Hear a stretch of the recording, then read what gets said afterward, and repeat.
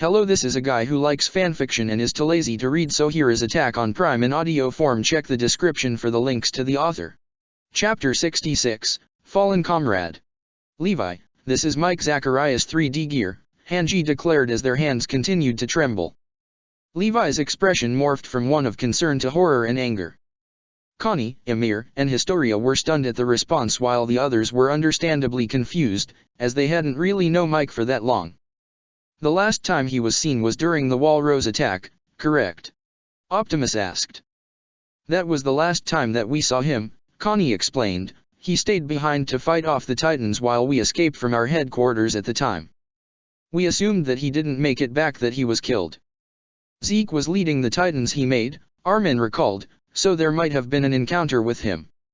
That doesn't explain. The Survey Corps grew tense as Levi clenched his fists. Why the fuck?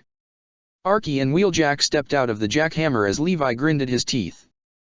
That fucking monkey has his shit, Levi yelled. Archie and Wheeljack could see the pure, unadulterated anger in Levi's face. Archie could see Levi instinctually making a reach for his 3D gear and grew concerned, while Wheeljack was confused as he saw hints of blue in Levi's eyes. Levi, not right now, Hanji whispered. Levi grimaced in anger and shut his eyes before managing to control his anger. It was still visible, but not as aggressive as before. Wheeljack saw the blue fade from his eyes, but decided not to say anything due to the sensitivity of the situation. Optimus, can you take us back to Walrose? Hanji asked him. Optimus wordlessly agreed as he transformed into his alt mode and opened the door. Hanji wordlessly climbed into the driver's seat while Levi walked around and sat in the passenger's seat. Optimus buckled their seat belts for them before driving to Walrose. So, does anyone want to ride to Walsena? Wheeljack asked the Survey Corps. I know that orphanage has an open field, so I was thinking of stopping there. I would very much like one, Emir said as she raised her hand. Something tells me it's going to be a tough day tomorrow. The Survey Corps migrated back onto the jackhammer and the two Autobots sat in their respective seats. Optimus could hear the jackhammer flying over them as it made its way towards the walls. Optimus turned his side view mirrors to see Hanji's despondent expression and Levi's angry one. No one talked. No one said a word. They all just sat in silence as they made their way to Walrose. Marley. Pike felt herself waking up from her daze when she felt a hand on her shoulder. Her head lolled over to her side to see that the shadow was gone. So then, who was the hand on her shoulder? Pike's gaze followed the direction of the hand and realized that it was Commander Magath. Commander, Pike spoke in a weak voice.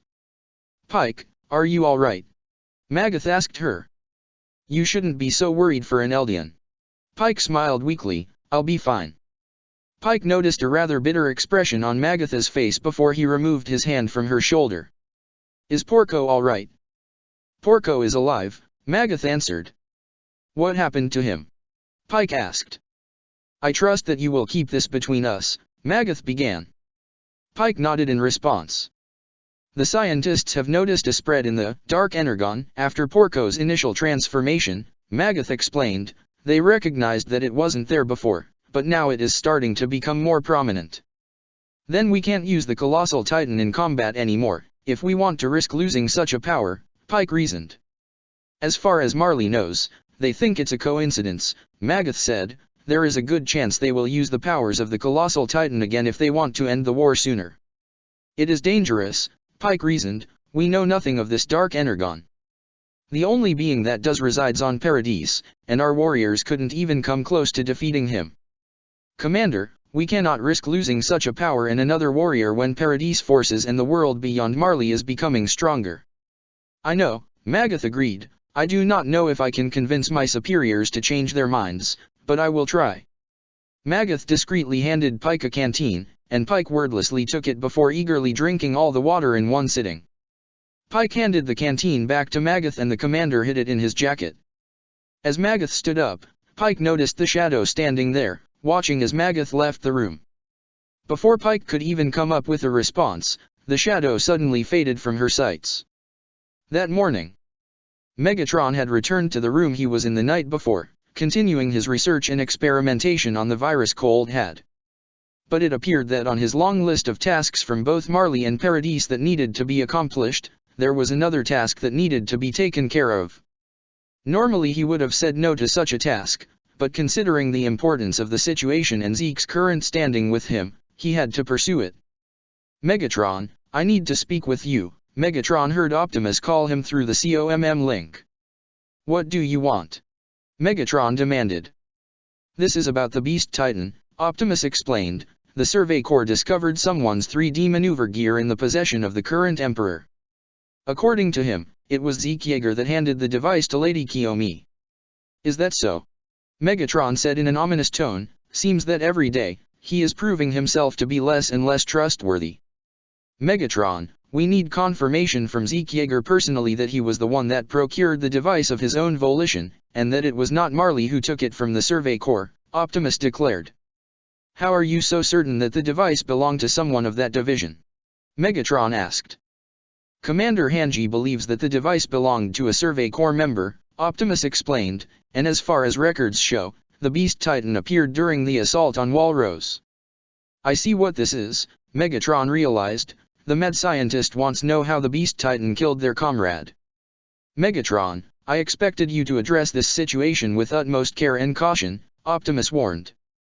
Megatron rolled his optics. "Fine. It gives me more of a reason to remain cautious of the Beast Titan anyway." He might have acted callous then, but Megatron wanted to see how the Beast Titan reacted in such a scenario. He reacted so distantly and cold towards his own comrades, his inheritor of the Beast Titan. It sounded like he wanted him to die. This was the perfect chance to determine the Beast Titan's true colors. How would that monkey react to a human who knew nothing of the outside world? Where there were no Merlians watching him? How would he react to the death of someone who was essentially innocent? Hanji and Levi were locked away in Hanji's office in Walrose. They haven't emerged since Optimus dropped them off there. Optimus asked them if they needed anything, but Hanji insisted that they would be fine. Levi knew that was a lie, all three of them knew it was, but Optimus decided to respect their wishes and leave them be. Now it was morning. They remained on the floor, Hanji keeping their arms wrapped around Mike's gear and holding it close to their chest. Levi stared at the floor with a despondent look on his face before turning his attention to the gear. "Did he have any family?" Levi asked Hanji. "A brother, but they were estranged," Hanji sighed. "Are you really sure that's his gear?" Levi asked. Hanji turned to Levi in anger. "I've been friends with Mike a lot longer than you have. I know damn well this is his 3D gear." Levi's expression didn't change in regards to their outburst, causing Hanji to turn back to the gear. "We have to be sure," Levi reminded. "I know," Hanji hissed, "but this is his. And the story does add up."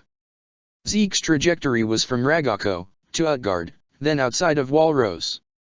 His path was straight according to the reports that we've put together, and he didn't veer off course. The Survey Corps were there at the time the Titans arrived. Connie stated that Mike stayed behind to hold them off. Mike had to be the last Survey Corps member there, because if he had someone else like Nanaba, he might have made it out. "Do you think that monkey killed him first before taking his gear?" Levi asked them. "I don't know," Hanji admitted. "Do you think Mike went down fighting?" Levi asked again.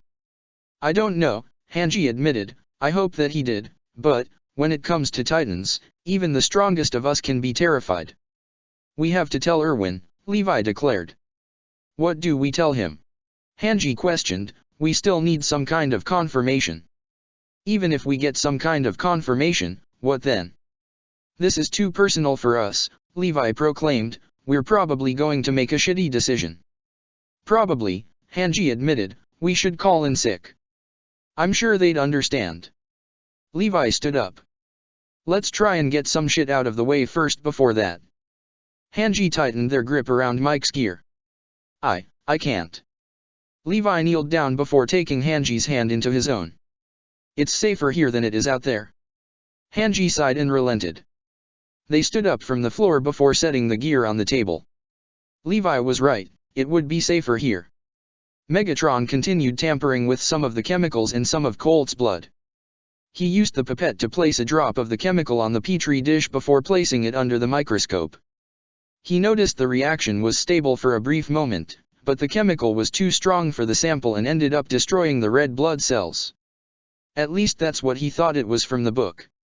Human anatomy was still confusing for him. Megatron heard the door open and lifted his head to see Zeke walking in the room before shutting the door behind him.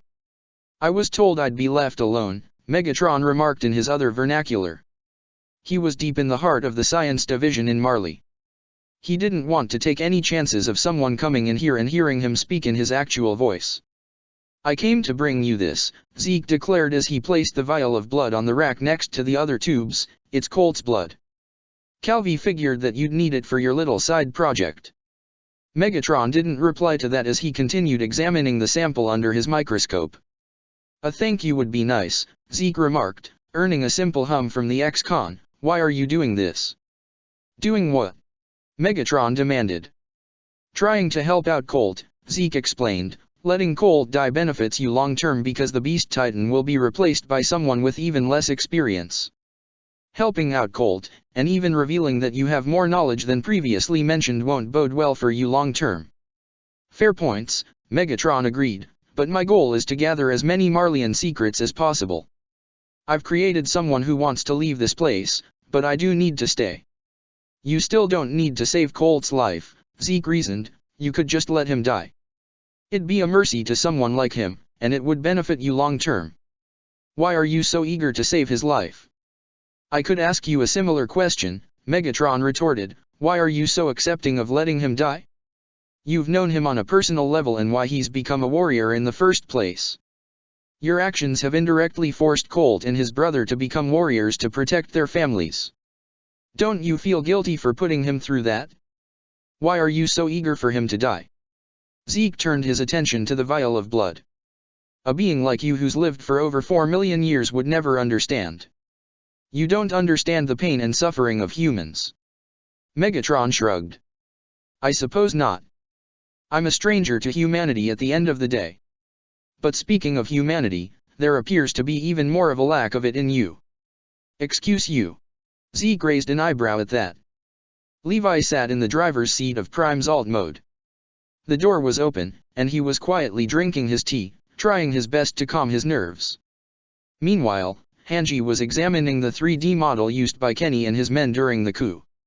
They were explaining the mechanics of it to Wheeljack, who sat quietly and took notes on his data pad. Arky wasn't present at the moment with them. She was teaching the other Survey Corps member how to better improve their shooting accuracy. Wheeljack continued typing away on the datapad, making notes on specific modification that he could make to the equipment. But he noticed that they weren't as energetic as they usually were. They were strict and to the point, like the project wasn't their top priority. Part of him wanted to ask about it. He wanted to ask about the equipment that they was holding yesterday, but he decided not to do it. He wasn't really good with emotions anyway. Levi was going to finish the rest of his tea, but stopped when he heard a strange noise coming from Optimus Radio. Levi turned to the noise before he managed to hear someone talking. "In case if you were wondering, the Survey Corps went to Hizuru in order to comply with the Emperor's demands," a strange voice explained. "They've decided to accept Optimus Prime's help instead of your proposal." "Wait, is that Buckethead?" Wheeljack asked in confusion. "Why the frag does he sound weird?" Hanji placed a finger over their mouth before running to Optimus alt mode. "I suppose that would benefit Paradise," another voice commented, "for the time being. You'd be surprised by how efficient we Cybertronians can be," Megatron declared. "In regards to Hizuru, however, the Survey Corps found something quite interesting. Something that you never brought up." "And what's that?" the other voice asked. "The fact that you had 3D maneuver gear that you handed to the Fox," Megatron replied, "and it was in perfect condition." "So," the voice shrugged, "Hizuru could have easily repaired it." "Probably," Megatron shrugged, "but you know that I've done my own investigation, and there was never any record of Marley having any 3D maneuver gear in storage.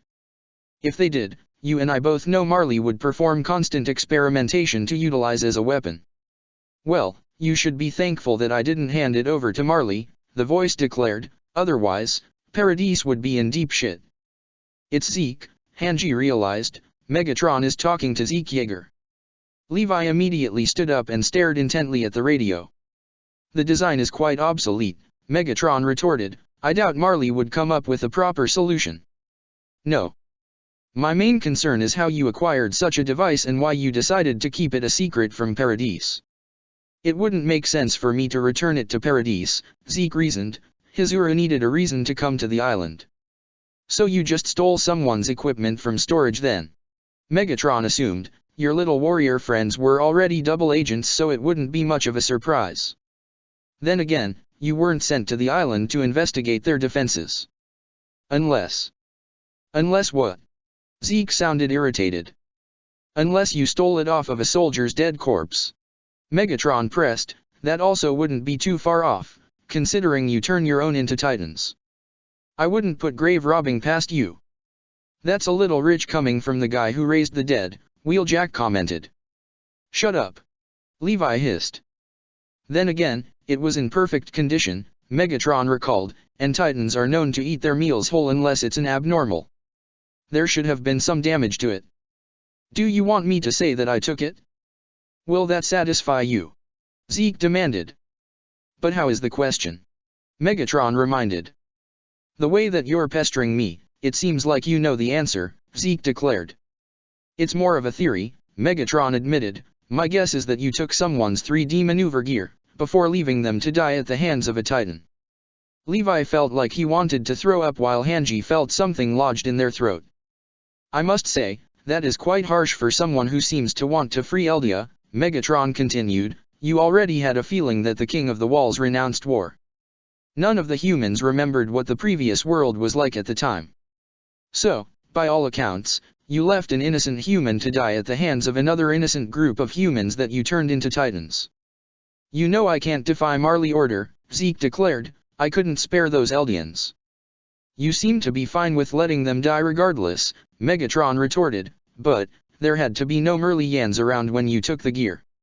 Otherwise it would have had to be reported. There'd be no way you could fix it on your own if it was damaged prior. So. Megatron chuckled. You really did leave an innocent human to die. Well, I'm certain he must have gone out valiantly, or at least tried to. Valiantly? Zeke questioned incredulously. He cowered in fear. Hanji felt their body trembling. At first, I thought it was because he didn't understand what I was saying, but he was just terrified. Levi clenched his fist around the teacup in his hands. He didn't even make an effort to fight back as I removed the gear from him. Megatron, turn off the COMM, Optimus ordered. That shit stays on. Levi shouted. I think he tried to make an effort afterward, but I told the Titans to devour him. He screamed and cried as the Titans tore him limb from limb. In the end, he died as a frail who dash dot. Optimus disconnected the COMM link as Hanji fell to their knees and covered their mouth in horror. Levi crushed the teacup in his fist. The shards were piercing his skin, and the remaining tea was mixing with his blood as it dripped down and hit the ground. Wheeljack looked over at Levi, saw his expression of vivid anger. The blue in his eyes growing until it completely erased the gray. Hey Dash! Levi screamed in anger and pain as he kicked a spare 3D gear left on the ground. The force was so strong that it broke the metal into pieces before it crashed into the tree, taking out a fairly large portion of the trunk. Wheeljack was shocked by the display as Levi stormed off. He wanted to call out to him, but he heard Hanji scream in sadness. Optimus quickly activated the hollow form and hugged Hanji tighter. Hanji sobbed into his shoulder, clutching the fake fabric of his clothing. Megatron heard the COMM link being disconnected on his end before turning his attention to Zeke. This is why I have trouble trusting you. Zeke was startled by Megatron's proclamation as the Titan straightened himself out. I have been helping you out since you arrived, Dash. And yet you don't care about your own comrades' health and safety while leaving someone innocent to die, Megatron cut off. For someone who claims to be helping Eldia out of the goodness of their spark, your actions are quite contradictory. Says the Titan who hates humanity helping humans that can turn into Titan, Zeke retorted. But it's not out of the goodness of my spark, it's an incentive, Megatron declared, and I've done too many terrible things to even consider doing something out of the goodness of my spark. I'm a monster, the lowest of the low. But for someone's goal being as altruistic as freeing Eldia, you don't have a problem with letting innocent Eldians die, and quite brutally mind you. It's a small price to pay, Zeke declared. If it means my end goal is achieved and Eldia is free, I'll have no issue doing whatever it takes to get there. Megatron stared blankly at Zeke before giving a sinister smirk, switching back to his regular voice for a brief moment. What passion and brutality! You would have made quite the Decepticon. Zeke grew fearful as the Titan returned to his work as if nothing happened. Zeke kept himself steady as he walked out of the room. Damn it, he was terrifying when he wanted to be. Later, Archie arrived at Wheeljack's location after she finished training the Survey Corps. She transformed into her bipedal mode and saw Wheeljack trying to be as delicate as possible with the tools on the tables. Archie noticed one of the 3D gear models shattered to pieces and parts of the tree trunk taken out. What happened? Archie asked. Experimentation go wrong. Worse, Wheeljack answered as he stood up. The commander and their captain found out what happened to their friend. What happened? Archie asked hesitantly. Their supposed ally in Marley, Zeke Yeager, stole their friend's gear and let him get eaten by the Titans he was controlling, Wheeljack explained, and he wasn't feeling sorry about it. Said it with such a careless attitude. How do you know? Archie asked. I heard that whole slagging conversation through Megatron's COMM, Wheeljack declared. All four of us did. So where are they now? Archie asked. Don't know, Wheeljack admitted. Captain just took off afterwards. Hanji couldn't stop him because they were completely distraught. Optimus had to help them up and take them to Walrose. We should tell the others, Archie finally said. The Survey Corps, I mean. What do we say in something like this? Wheeljack asked her. Their superiors are emotionally fragged. We have to explain something. I don't think there's anyone else available, Archie retorted. Chief's available, Wheeljack reasoned. Tell him to tell the others. He might still be dealing with Hanji, Archie reasoned before sighing to herself. I'll go tell them. Good luck with that, Wheeljack said to her. Archie didn't reply to that as she transformed and drove off. Wheeljack turned to the equipment and sighed to himself. He had to try something to make Hanji feel better. Wheeljack thought it over before an idea struck him. Erwin was writing in his home office, struggling to write down what he wanted to say. Erwin groaned as he messed up another letter, grabbing an eraser to fix it. Writing with his left hand was a pain in the ass. Suddenly, he heard a loud banging at his door. Erwin lifted his head from his work before standing and putting his pencil down. That's odd. It was the middle of the day. Kenny was out, and if he wanted to get in, he would sneak in. Erwin gave Kenny a key to his house at this point, but Kenny explained something along the lines of feeling exposed at the front door. Nile was at work and Megatron was in Marley. The banging on his door insisted as he walked out of the office. Erwin grew irritated as he opened the door. You're going to break my dash. Erwin stopped himself when he saw Levi staring at him, with a devastated and heartbroken expression. Levi. Erwin began, not sure on how to interpret this. What's wrong? Is Hanji hurt? I need a place to hide for a few hours, Levi quietly said. Erwin wanted to ask more about it, but knew doing it outside wouldn't be the best option. Erwin opened his door further, allowing Levi to step into his home. Erwin shut the door and locked it before turning to Levi. Levi had his back turned to Erwin, one hand was covering his eyes, and Erwin could see that he was trembling. Levi, what happened? Erwin demanded. It's Mike, Levi forced out. That monkey bastard killed Mike. Megatron was stumped. He tapped his finger against the table, trying to figure out what to do next. He knows that the chemical compound that he made should help Colt, at least in theory. He would still need to test it out on the boy, but the liquid wasn't enough. He didn't want to take a risk of using the Energon serum because there would have been a chance Colt could get transformed into a Titan. He would need a pure form. Megatron growled as he shut the notebook. This was ridiculous, there had to be something. Megatron grimaced before remembering the conversation his eavesdropped on. They mentioned the serum being released in a gas form. Maybe there was a way to convert this into gas form. It might be an extensive treatment, but it might save Colt's life. But the Energon needed to be counteracted, but how? Megatron looked among the shelves and noticed an old centrifuge machine.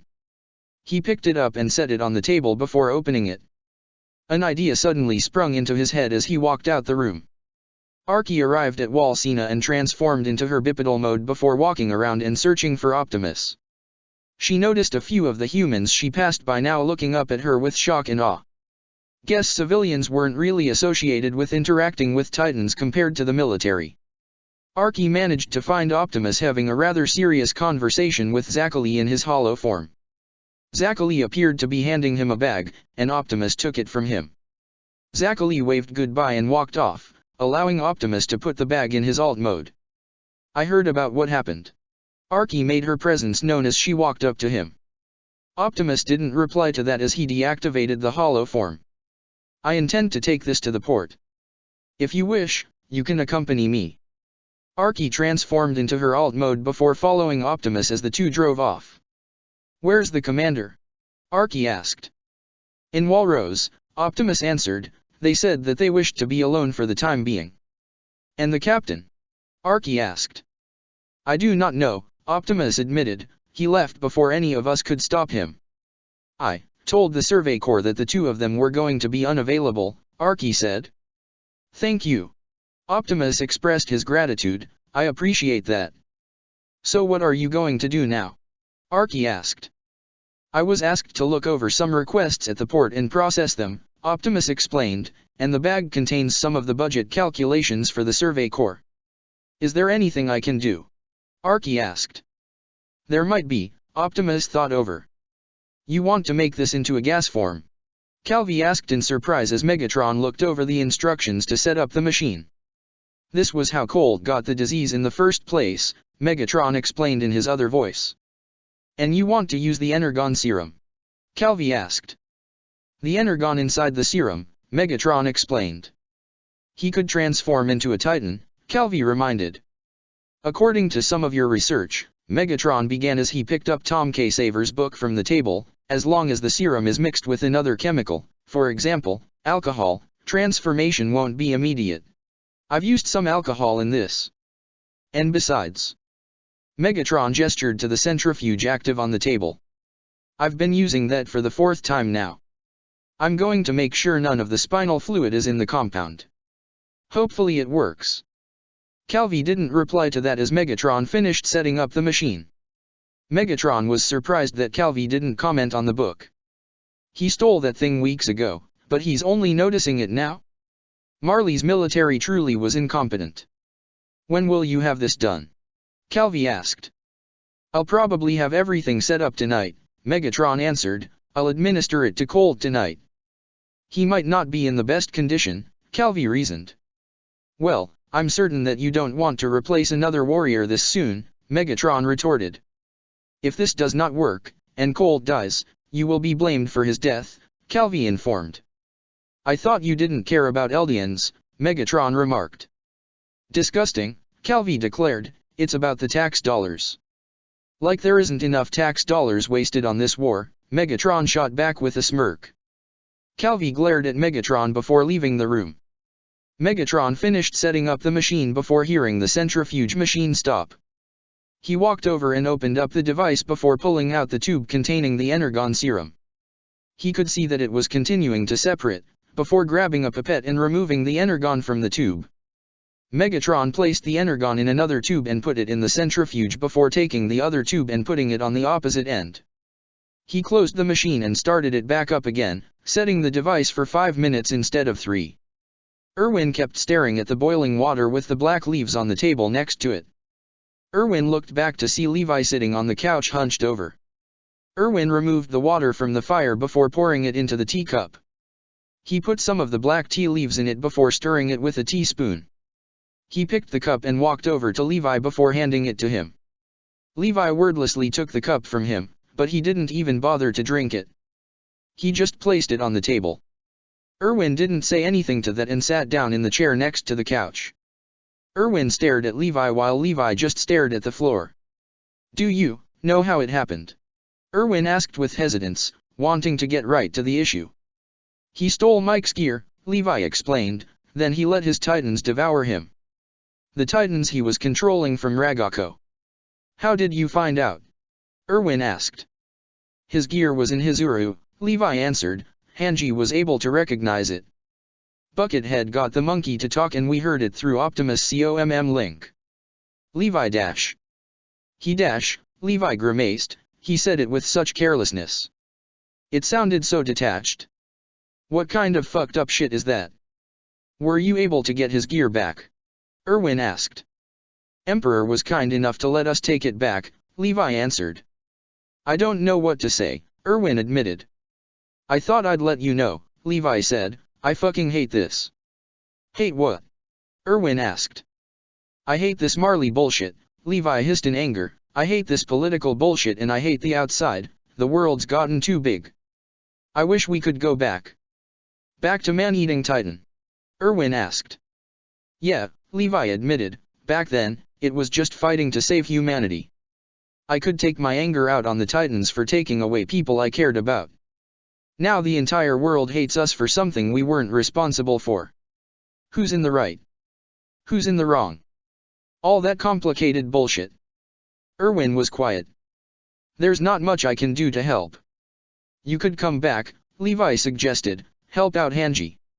A lot of the shit now doesn't need 3D gear. You know I can't do that, Erwin reminded. Hanji would love it, Levi pressed. Levi. Yeah, I know why you can't come back, Levi hissed, I miss the old days. I miss everyone. I thought that if we saved the walls, it'd be worth it. But, fuck. Levi ran his hand through his hair. Mike was a bastard, but he didn't deserve to die like that. Do you want to stay here? Erwin asked, for the night. Levi shook his head. I have to go back to Hanji. I left them in anger after that conversation. I can't still leave them alone. You can still take a nap here, Erwin suggested, before you go back. Levi thought it over. Okay, thanks. I'll go get some blankets, Erwin said as he stood up and walked towards the closet. When he reached it, he nearly threw up at Levi's proclamation. Mike was left to die? Damn it. Damn it. And Zeke had his spinal fluid distributed in the military. They were all going to get hurt or turned into Titans. He could tell Levi right now. Nothing was stopping him. Erwin collected himself and grabbed a blanket from the closet before walking over to the couch. No, he couldn't let his emotions win this out. He still had to be strategic about this. He was surprised to see Levi passed out on the couch, breathing softly as he turned over on his side. Erwin placed the blanks over Levi. Sleep well, Erwin whispered. He walked over to his office and shut the door before sliding down against it and quietly sobbed. Magath could only watch as Colt continued laying on that bed with his labored breathing. Colt's condition has slowly been getting worse. He doesn't know how long he's going to last. What does he say? What does he say to the other Titan warriors? What does he say to Falco? Magath suddenly heard the door open and turned to see Matthew walking into the room with a gas tank and gas mask in hand. Matthew didn't appear to acknowledge his presence as he began to set up the device. Matthew, what is that? Magath demanded. A way to save Colt, Matthew declared as he connected the tubes of the gas tank to the gas mask. He lifted Colt's head and placed the gas mask over Colt's nose and mouth. Matthew adjusted the knob on the tank, and a slow stream of gas went straight to Colt. Colt began coughing because of the tank, causing Magath to grow concerned. Matthew, stop it now. Magath ordered in anger. Matthew held his hand out, telling Magath to wait. Before Magath could yell at him more, Colt's breathing became smoother and less raspy. Colt's face began to relax, and he looked at ease. It was the first time he looked so at peace since this infection. Matthew sighed with relief as he stood up. Good, it seems to be working. What did you do? Magath asked in confusion. None of your business, Matthew answered as he took out a notebook and wrote something down. I'm going to monitor him for the time being. Who signed off on this? Magath demanded. Calvi, Matthew answered before smirking, so I can do whatever I want. Magath didn't know how to respond to that.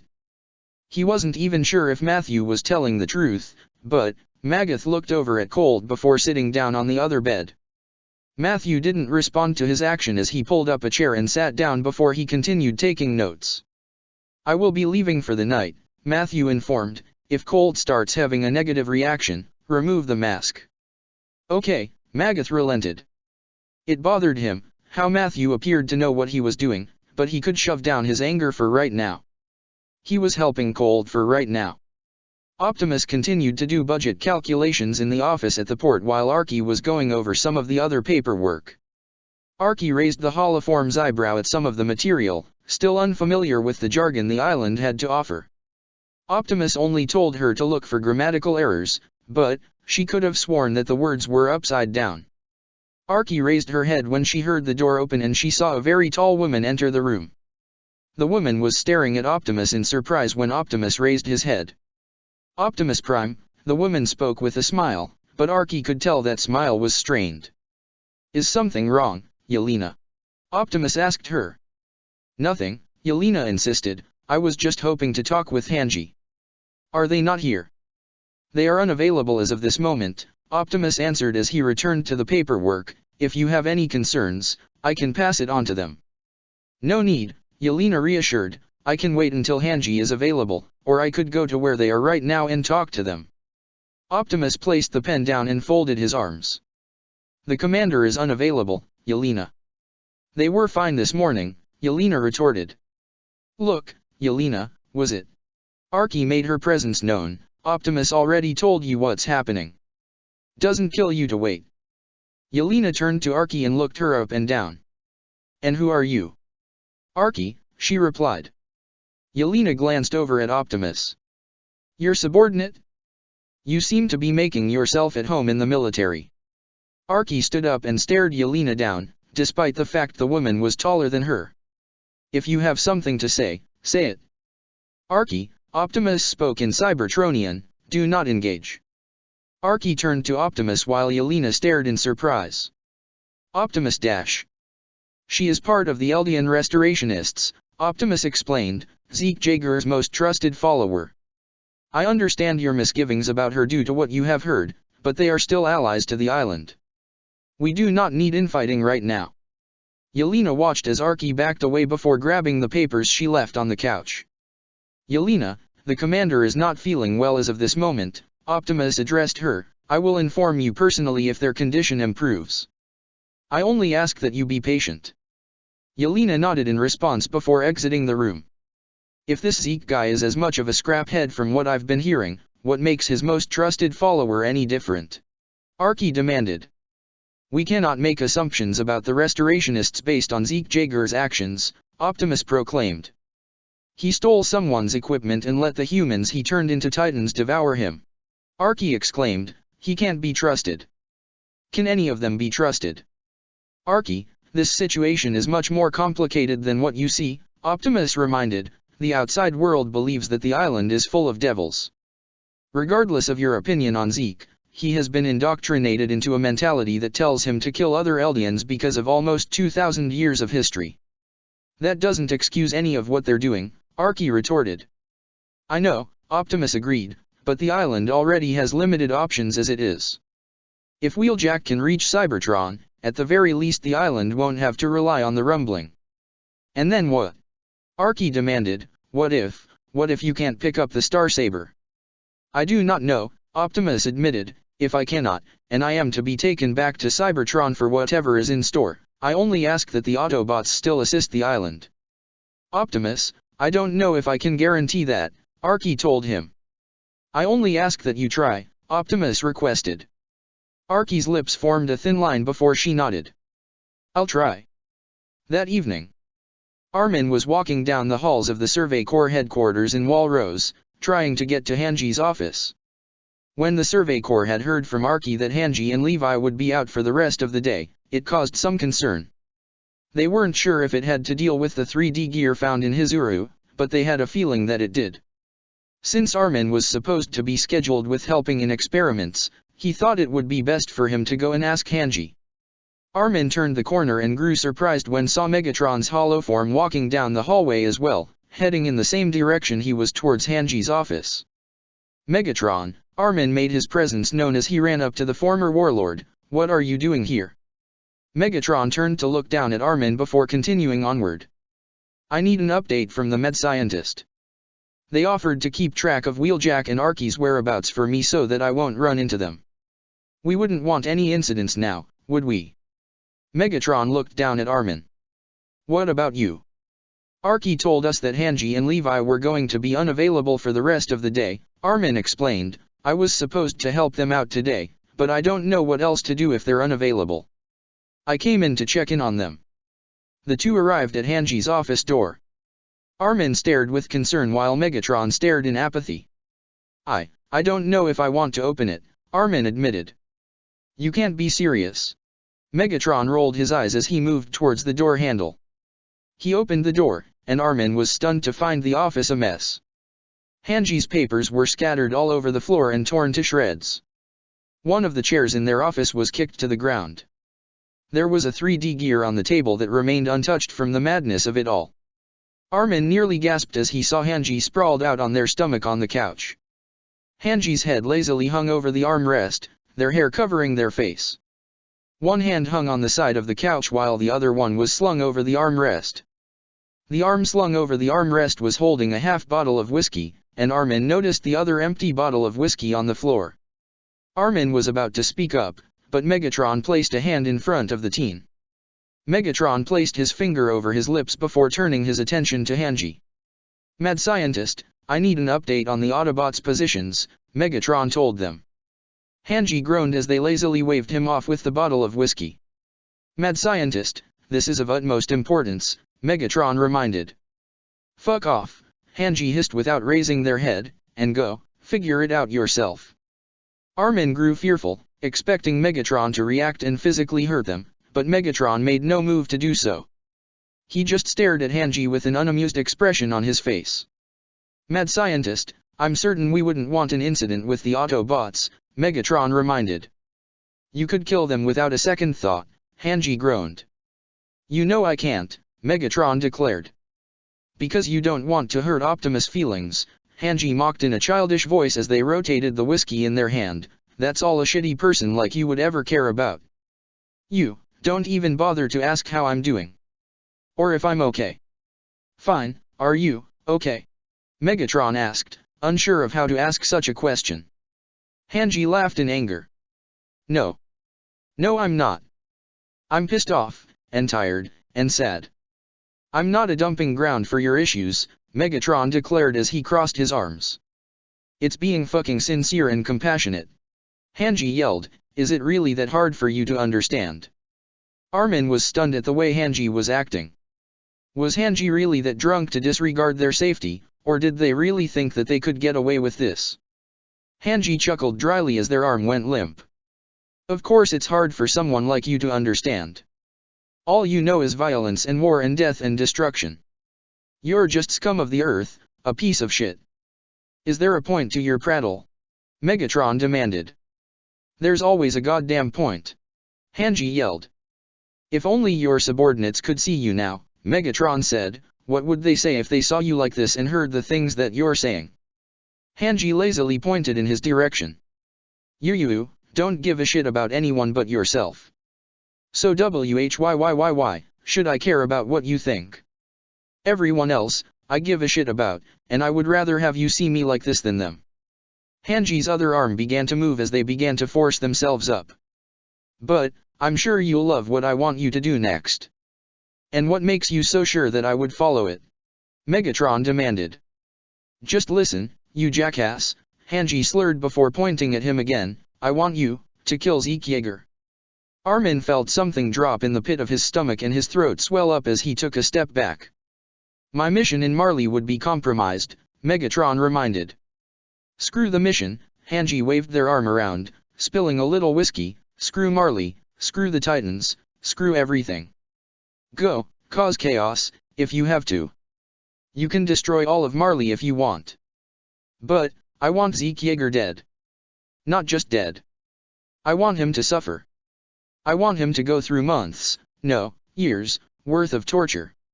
I want his limbs cut off, his tongue torn off, maybe skin or burn him alive. Whatever that twisted mind of yours can come up with. And finally, I want to hear his screams of agony before he's killed. Maybe, decapitating his head and putting it in a container would be a good place to start. Armin saw Megatron's bored and irritated expression turn into one of understanding and realization. Would that satisfy you if it did? Who knows? Hanji shouted as they slumped back down on the couch, but, I know you can do it. I've studied you long enough to know what you want. You want, no, you crave violence. Death. Destruction. A monster like you that hates humanity would just love to relish in that bastard's death. You can't escape your nature. So go ahead. Kill Zeke Yeager. There was silence in the room. It was cold and uneasy. Armin was scared about what would happen next. Armin looked up at Megatron, wondering what the Titan was thinking. Armin saw Megatron open his mouth, and an unexpected answer came out of his mouth. No. Before Armin could process Megatron's refusal at Hanji's request, Hanji shot up from the couch and lifted their head. Armin could see their gritted teeth and angry eyes, their cheeks dried from tears spent earlier. Hanji grunted as they threw the whiskey in their hand at the two. Megatron quickly got in front of Armin and the bottle hit Megatron directly on the side of his head. The bottle shattered to pieces, some of the glass falling onto the floor while some had pierced the holoform's fake skin. The contents of the drink spilled down the side of his face and the holoform's clothing. Are you, Hanji grabbed the other empty whiskey bottle, fucking serious? Hanji chucked the bottle with better accuracy, but Megatron was able to catch the bottle in time before throwing it aside. I'm telling you to kill Zeke. Hanji shouted as they stumbled towards him, you hate Marley. You hate humanity. I'm telling you to go insane. Do what you've been doing for the past 4 million fucking years. And you won't even take that chance.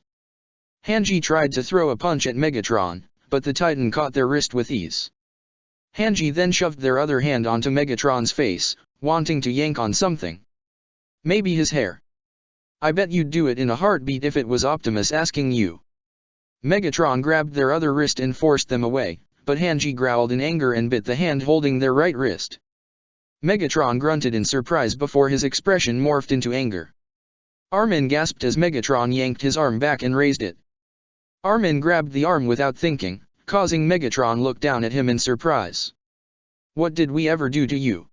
Hanji screamed, earning Megatron's attention once more. Humans didn't hurt you, or torture you, or do God knows what. What did humanity ever do to make you hate us so much? Do you just hate us because you can? Are you just that spiteful? Hanji grabbed the coat of the holoform as tears fell down their cheeks. We didn't do anything wrong. We didn't hurt you. We didn't hurt anyone out there. We just wanted humanity to be free. Maybe I tortured and killed people. So did Levi. But Mike didn't. Mobility didn't. Petra, Oluo, Eld, Gunther, none of them did. They were good people. They died for a noble dream. Hanji hung her head as their tears hit the floor. They died for a dream that never existed. For a lie. It was all a lie. God, I'm so tired, I just want to die. Armin stared in horror, feeling that his arms were trembling. The commander, he had no idea, Armin felt Megatron slowly lowering his arm as Hanji continued whimpering. Armin grew fearful as Megatron moved his hand towards Hanji. He grabbed their chin and forced the commander to look up at him with their teary and heartbroken face. Hanji, you know just as well as I do why the Beast Titan is still alive, Megatron said to them, he still has a use for the island. A resource like him cannot be so easily wasted. He also holds the power of the 9 Titans, and is of royal blood. I'm certain you don't want to put the Queen in danger so soon. When the Beast Titan's usefulness runs its course, which it will eventually, I will grant you your wish. I will make sure that human goes through unbearable and unspeakable torment to the point where he will be begging for death. Then I will force him to undergo something far worse than death itself. Until that day, you must wait and be patient. But I assure you that day will come sooner than later. Armin was shocked at Megatron's words, letting go of his arm in the process. He looked over at Hanji, but he could see on their face that they still weren't satisfied with Megatron's response. They forced themselves out of Megatron's hold before stumbling over to the table. They hunched over it before holding the 3D gear in their arms with the utmost care. "Get the fuck out of my office," Hanji ordered in a defeated voice. Megatron grabbed Armin's arm before pulling him out of Hanji's office, shutting the door behind him and dragging him away from it. When the two finally made it to a safe location in the halls, Megatron finally made the effort to wipe away the glass in his hair and in the holoform's skin. "Did the bottle hit you?" Megatron asked Armin. "No, you didn't hurt them," Armin spoke. "If I did, Optimus would come after me," Megatron proclaimed. "That doesn't help my case. However, that scientist sees it as an excuse to act however they want around me." Megatron noticed the disapproving look in Armin's eyes. They were also drunk and grieving over their comrade. Armin stared at Megatron. "They did bring up a fair point. About you only making any moves if Optimus asked you." "You know why I'm here, Alert," Megatron reminded. "I don't care enough about humans." "And you don't have to, but Hanji has a point," Armin proclaimed. "Why do you hate humanity so much? You hate humanity so much that you took your war to another planet full of innocent humans. But I can't comprehend why. What did humanity ever do to you?" Armin waited for Megatron to respond, but the ex-con didn't come up with one.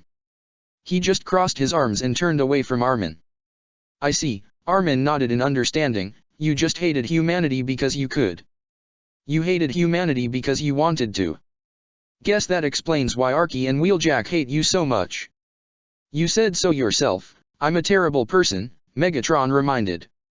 "Well, if you want to make amends with Optimus, you can't just show that unfettered hatred for humanity all the time," Armin retorted. "Do you really think Optimus is going to be okay with the way to treat his comrades?"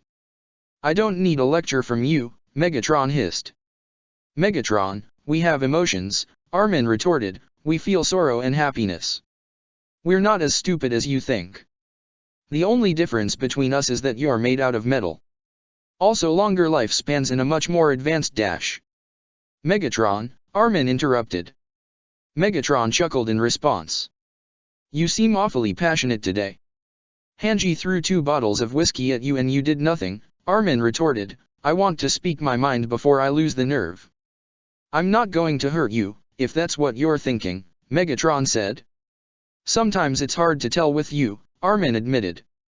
"If it brings you any reassurance, I don't have the same unfettered hatred I once had for humanity," Megatron explained. "I've been living among the humans and gaining an understanding of their lives and their struggles.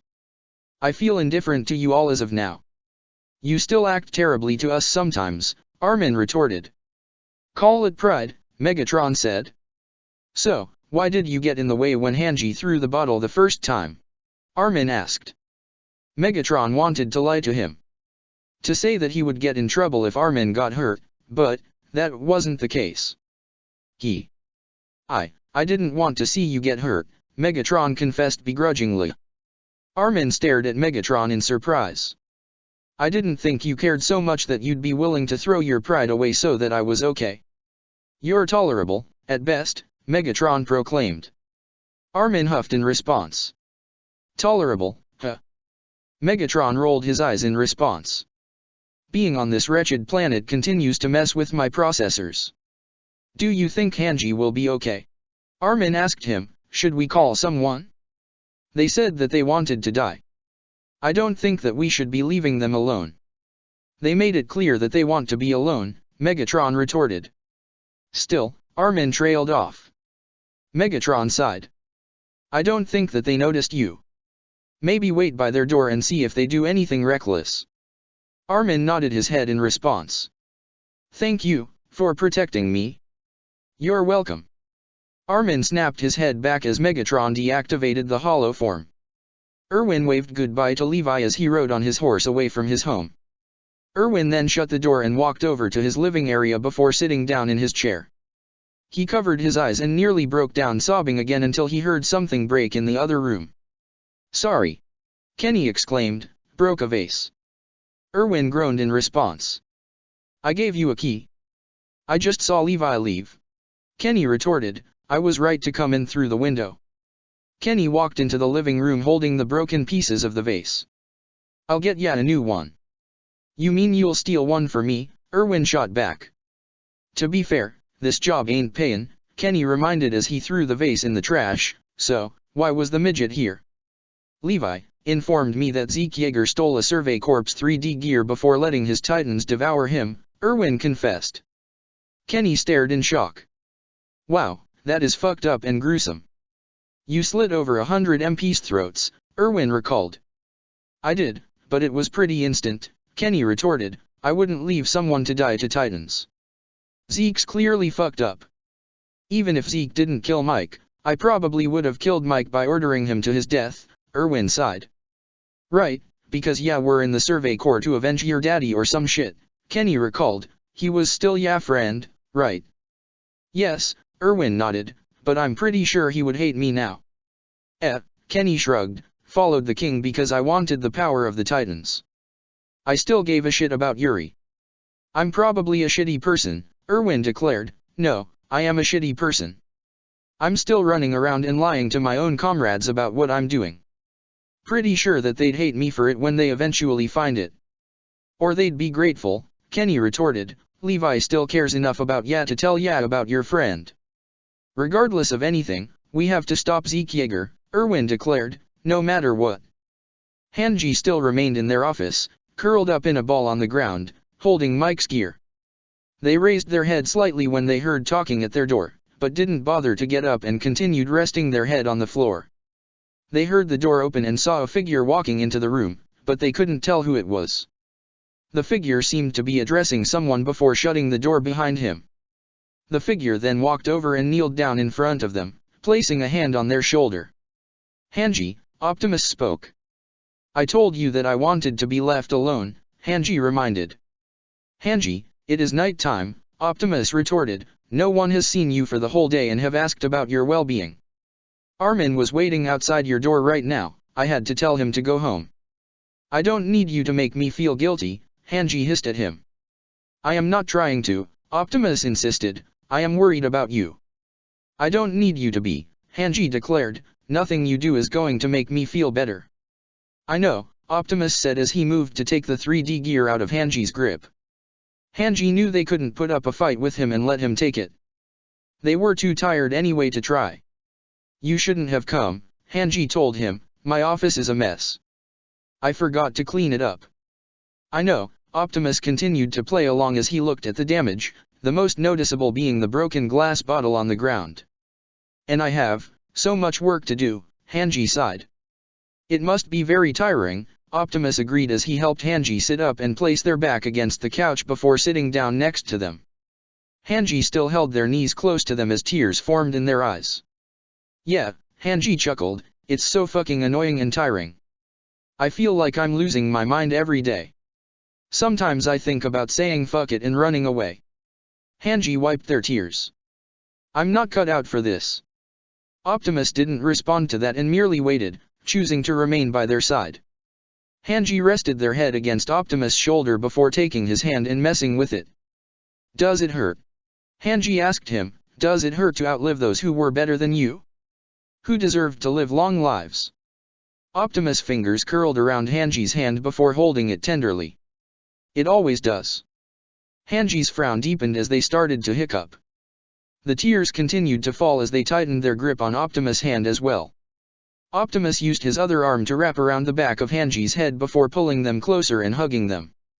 They continued to cry into his shoulder as Optimus cradled their head. Nothing else was said afterwards. Hanji continued to cry, while Optimus remained by their side.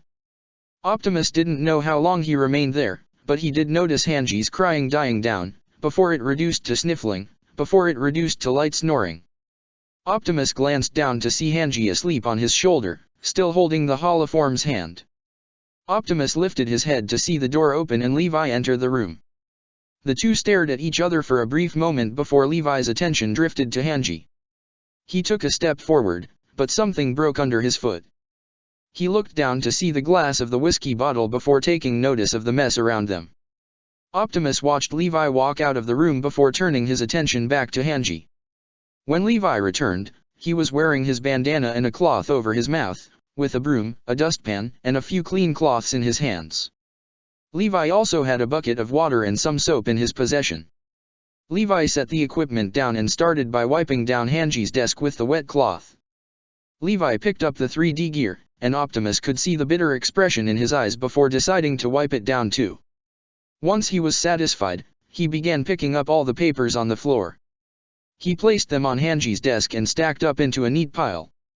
Levi was going to pick up the chair and set it upright, but noticed that Hanji had broken off one of the legs. Levi picked up the broken chair and placed it outside of Hanji's office. Levi proceeded to broom the floor. He wanted to broom under the couch, but he didn't want to disturb Hanji in any way. He hated having to sweep around the two of them, but he could deal with it later. Levi arrived at the scattered glass and carefully swept everything into one pile before picking it up with a dustpan. Levi then got on his knees and dipped another cloth in the water before scrubbing it with soap. He then used the cloth to scrub the whiskey out of the floor. It took a while, since the whiskey stained there for who knows how long. When Levi finished, he wiped down everything else that he could reach before picking up his equipment and taking it out of Hanji's office. Optimus heard scuffling and grunting before the sound faded. Levi returned in his regular uniform before gesturing for Optimus to follow him. Optimus nodded his head before picking up Hanji as gently and carefully as possible, hooking one arm under their knees while the other held their back. Optimus followed Levi out of the office and down the hall.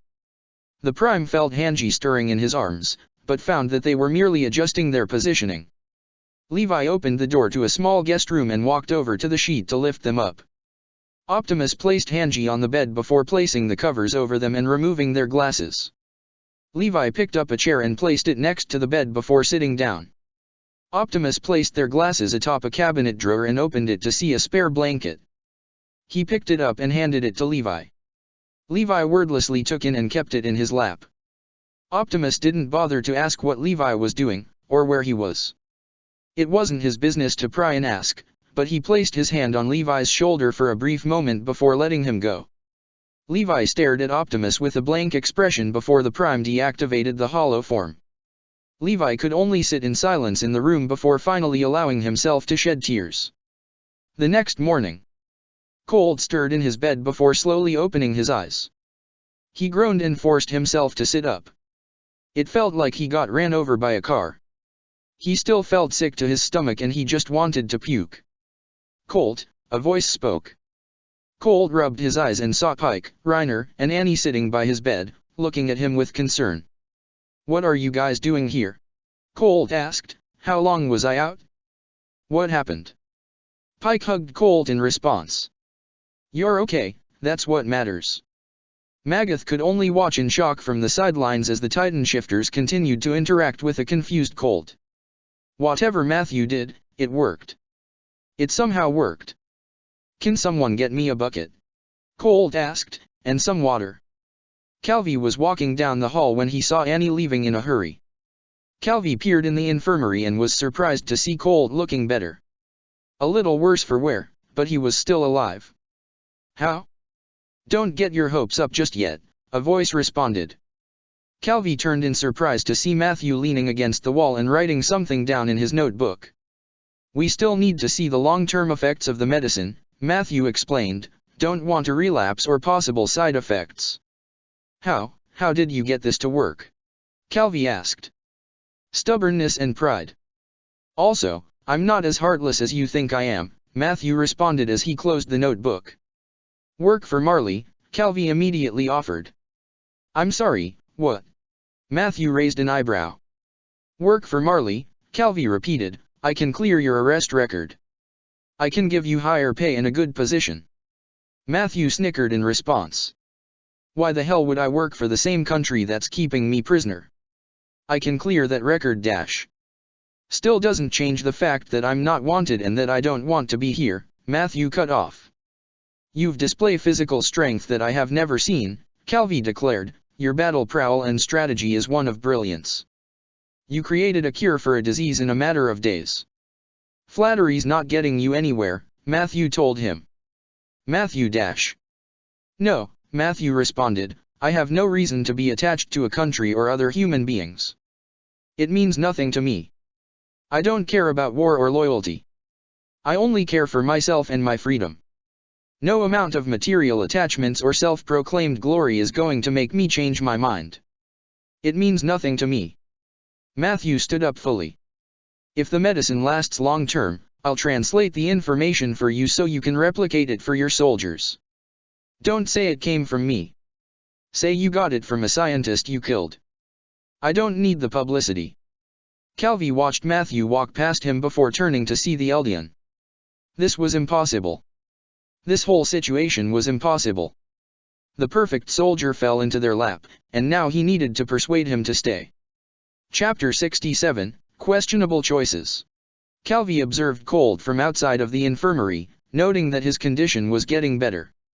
Color was returning to his skin, the bags under his eyes were becoming less and less, and he was managing to eat liquid food. I am impressed with your work, Matthew, Calvi remarked as Matthew continued writing in his notebook, my offer dash. No, Matthew shot down without looking up. There must be something we can offer you to stay, Calvi insisted, trying to persuade him. Not much you can give me, Matthew retorted. Calvi's mouth formed a thin line. Fine. Marley Military intends to head out to the front later today. I expect you to monitor the warrior for the time being. Matthew merely waved him off in response, causing Calvi to be a little bit irritated. Calvi walked away from Matthew and down the hall to his office. He needed to talk to Magath about this situation. They couldn't let him leave. Megatron smirked as he shut the notebook in his hand. This might work out better than he had hoped. Sure, saving Cold might call his background into question, but Calvi would be so desperate to keep him here that he might be willing to give him anything. Including state secrets. Meanwhile, neutral ship. It's honest to Primus insane, Archie ranted to Wheeljack as he had a magnifying glass placed over his little project for a better visual. The humans are literally working with other humans who display Decepticon behavior. Wheeljack began welding the metal together. Leaving someone to die without their gear and letting the humans they turned into titans devour them. Archie continued, they cannot be trusted. Wheeljack hummed absent-mindedly again. Not to mention, they're working with the actual deception, Archie added, and Megatron is living among humans. Totally insane, Wheeljack waved off. Wheeljack, Archie began. See, I'm in the middle of a process, Wheeljack reminded, I need to focus. You can't deny the absurdity of the situation, Archie proclaimed. I can't, Wheeljack agreed as he looked over the datapad displaying the 3D gear model, but we also can't deny that the island doesn't even have electricity. This is the most primitive group of humans we've ever met. No wonder they're accepting help wherever they can. Something just bothers me about Zeke and his group, Archie proclaimed, they can't be doing this because they want to do the right thing. Can they? The right thing for the humans would be to help Marley take the founding titan and destroy the island, Wheeljack proclaimed as he inspected a smaller piece he was welding, at least by this world's standards, destroying the island is the good and right thing because of the threat of the colossal titans. Since we're helping out the island, along with Optimus and Megatron, guess that makes us devils too. Archie was mortified at Wheeljack's explanation. Did that really mean that they were terrible people? For helping out a group of decent humans? But we know that's not right, Archie retorted, the people on the island didn't commit any war crimes that we know of. Doesn't matter what we think. That's just the way this world is, Wheeljack declared, the world is justified to do whatever the slag they want as long as the humans are Eldians. Nothing we can do about it. Archie's mouth formed a thin line as she crossed her arms. Right. We have to adapt, or we'll rust. That's the spark, Archie, Wheeljack said. What are you even working on, anyway? Archie asked, wanting to get her mind off the topic. Well, I was going to talk to Hanji, but since they're out, Wheeljack chose his words carefully, I'm creating a new model of the 3D gear. Kind of combining other aspects of the other models and using the metals from the ship to craft it. Using some of the old wiring the scraplets chewed through because they're more malleable. Looks good so far, Archie peered over at his work. You doing anything else today? Wheeljack asked. I'm going to help out at the shooting range, Archie explained, I have a new set of scouts I need to start training. Well, before you go, can you help me with another project? Wheeljack asked. Your servos are smaller and you have a hollow form. Sure, but what do you need my hollow form for? Arky asked. Need to work on a mini project, Wheeljack answered. Magath, my office. Calvi spoke to Magath as the other watched the Eldians prepare to leave for the train station. Sir, we are about to leave dash. Now, Calvi ordered. Magath raised an eyebrow in confusion as he followed Calvi back inside the building. When they arrived at Calvi's office, the head of Marley Military quickly shut the door behind him. Sir, what is wrong? Magath asked with caution. Have you discovered any new information regarding Matthew Hayes? Calvi asked as he opened a drawer and pulled out his file. Magath was surprised by the question, but that surprise quickly turned to slight irritation. Nothing new. He asked me about the Ackerman clan one time, and I tried to look into his background. It's nothing more than a dead end. Why should we even care about that bastard? Because that bastard needs to stay and become part of Marley Military, Calvi declared. Is this a joke? Magath asked in confusion. No, Calvi answered, we need him to stay here willingly and make him serve Marley Military. With all due respect, sir, Matthew does not want to stay here, Magath reminded. He's made that very clear that he wants his freedom. Not to mention his countless insubordinations, his disregard for Marley Military, his disrespect for commanding officers. He shows concern for Eldians. Devils, sir. We can't just let that slide dash. He cured Colt Grice of an unknown disease, Calvi informed him, an unknown disease caused by the colossal titan. Does that not bother you in the slightest? How a human with dangerous gladiatorial experience is somehow able to discover a treatment in a matter of days. He knows medicine. That can't be right. Magath shook his head. Then where's the information? His work. He said he wanted to wait for a longer period of time, Calvi explained. He said that he was going to translate the information and wanted his work to remain anonymous. I need to bargain with him to see if he'll translate it for the scientists so they can patent it and analyze it long term. Hold on, translate. Magath demanded. He speaks more than one language, Calvi declared. Among his fluency in other languages, his physical strength and battle prowl can't be ignored. He displays strategic intelligence far greater ever anticipated. We cannot deny the value this man has. If we let him go, Marley loses a valuable asset to this war. Asset? Magath exclaimed. He cares for Eldians. Morale amongst the Eldian warriors has gone up, Calvi proclaimed. The next batch of Eldian warriors have experienced higher morale and experience to the point where they could be the best set of warriors we have ever had.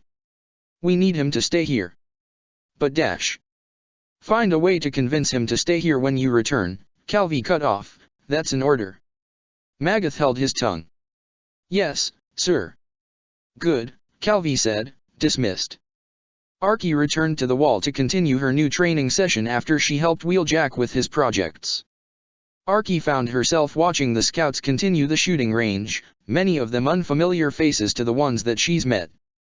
They were all rather uncomfortable with her, and one of them challenged her shooting ability. She didn't bother and merely put him in his place by shooting a bullseye 5 times. That automatically shut them up. She then explained the game plan that she explained to the earlier group and they started to practice. Still, she couldn't keep her mind off of everything that's been happening. This world has been so chaotic. The humans on the island were being blamed for what their ancestors did. But they weren't responsible for it. They didn't even know the truth. The only thing that they wanted to do was survive. They weren't like Megatron or any other Decepticons who actively played a role in Cybertron's death. But, on this world it didn't even matter. Being an Eldian alone was a literal death warrant. Being a denizen of the island was worse. Arky shook her head. No. They were victims too. They did nothing. It wasn't like the Decepticons. It wasn't. I don't feel comfortable, Arky admitted, welcoming the Decepticons back into Cybertronian society. A lot of them should be locked up, or punished for what they did. Arky grimaced at her own words, feeling guilty for saying such a thing when she now was in a much more complicated situation than that. Well then what's the point of ending the war, if we're still going to have that same mentality? Bumblebee asked her rhetorically. Sure, we'll put the major criminals on trial, but the rest are probably just tired and want to stop getting involved in this war. We didn't put Starscream on trial, Archie reminded. Bumblebee looked down in shame. We already agreed that he's suffered enough because of predaking. That's more than enough punishment. Starscream aside, they were responsible for violent crimes, Archie retorted, brutal ones. So were we, Bumblebee retorted, we did pretty messed up things too in order to survive the war. Looking back on it, we could be pretty hypocritical. You can't be serious, Archie demanded. Hey, I'm not having blasters fired at me anymore. I've had some time to actually think, Bumblebee shrugged. Besides, do you really think that Optimus would want to be hostile towards them? To still have that bitterness and rivalry until the end of the universe? Guess not, Archie sighed, we should still be cautious. We can't trust them. I know, Bumblebee agreed as Wheeljack gave Bumblebee a thumbs up to use the new landing gear, but it doesn't hurt to try something new. This is a new age after all. And, I want to experience what a life of peace is like. Archie continued to watch the Survey Corps practice. Here she was, throwing herself into another war. Throwing herself into a dangerous fight that is causing her morality to be compromised. All because she couldn't handle a life of peace on Cybertron. Megatron surveyed the fairly empty compound. All military personnel were taken to the front, including the Titan shifter. Megatron was left with medical staff, a few low-ranking soldiers, and a still sickly Colt on the bed. He knew he had to keep a fair eye on Colt, but what was he supposed to do for the rest of the day? He could investigate the compound, possibly find any information pertaining to the attack Titan. He was still struggling to actually find information on the Titan. There was extensive information on all the other Titan shifters except for the attack Titan. Did Marley just feel embarrassed for losing one of their Titans that they're keeping information about it buried? It really bothered him. Megatron leaned his back against the railing of the balcony as a thought occurred to him. He could investigate Zeke's office. See if he could find anything that would reveal Zeke's actual motive for aligning with the island. The wine was still infecting the military, that had to be addressed, and he needed some sort of solid evidence to stop the Eldian restorationists in their tracks. One where he could be believed. Matthew, a voice called out, causing Megatron to lift his head in surprise. He stood up fully before turning and looking down to see a woman wearing a long, tailored, skirt suit walking into the compound. She was wearing a hat that covered her face, and Megatron could tell that her hair was in a low ponytail. Megatron jumped over the railing and slid down the pole before landing on the ground, gaining the woman's attention. Megatron stood up fully and was surprised to see that it was Lara. Megatron noted the blue in her eyes, no doubt due to the Energon serum. You seem better, Megatron remarked in his other voice. I've been feeling much better, Lara nodded. Where is everyone? Off to war, Megatron answered. And you are here because? Lara trailed off. Being on the front lines wasn't part of our agreement, Megatron explained. I see, Lara said. Well, I came because Willy wanted his books back. I volunteered to retrieve them. I think I might still need them, Megatron admitted. Matthew, you did promise Willy that it would be returned to him in a few days, Lara reminded. I know, but what I'm working on is very delicate, and I need to make sure that I haven't made any mistakes, or else I will get in trouble for it, Megatron explained. Trouble for what? Lara asked in confusion. Megatron beckoned Lara to follow him, and the two of them walked into the compound and to the infirmary. Megatron opened the door to the room, and Lara was surprised to see Colt lying down in bed, trying to get some sleep. What happened? Lara whispered. The colossal Titan unleashed its power and infected Colt with the Energon inside of it, Megatron explained as he shut the door. I've been utilizing all of Marley's resources and the books from your brother to make a cure. I have no idea if it will work long time. I created this from scratch over the span of a few days. If anything happens to him from here on out, his life and mine are both in jeopardy. Megatron looked down at Lara. I'm going to need to keep the books for a little bit longer. I can't return to my brother empty-handed, Lara reasoned.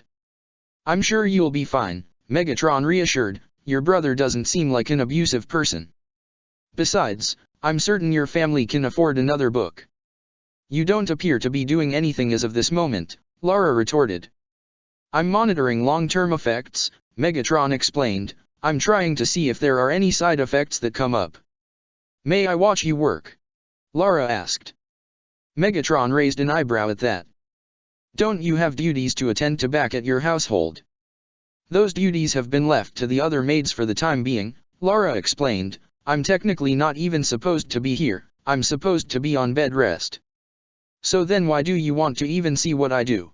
Megatron asked. Curious, Lara admitted. Megatron stared at her for a moment before shrugging. Do what you want.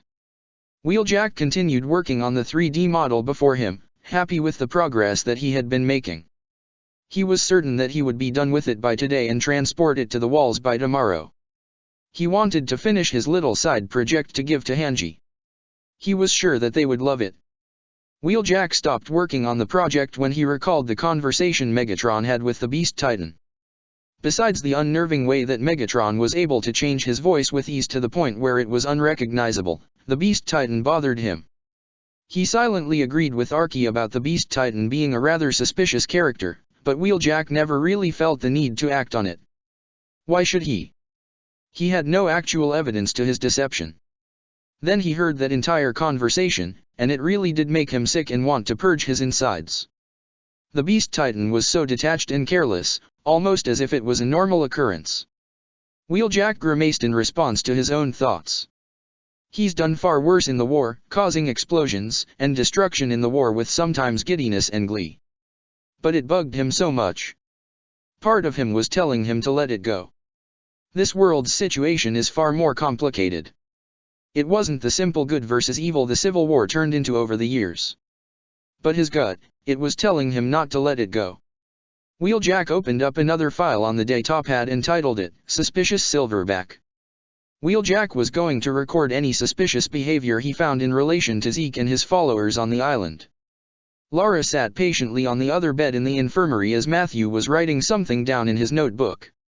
Lara tapped her fingers on the bed as Matthew shut the notebook and sat down in a chair. She was expecting more today.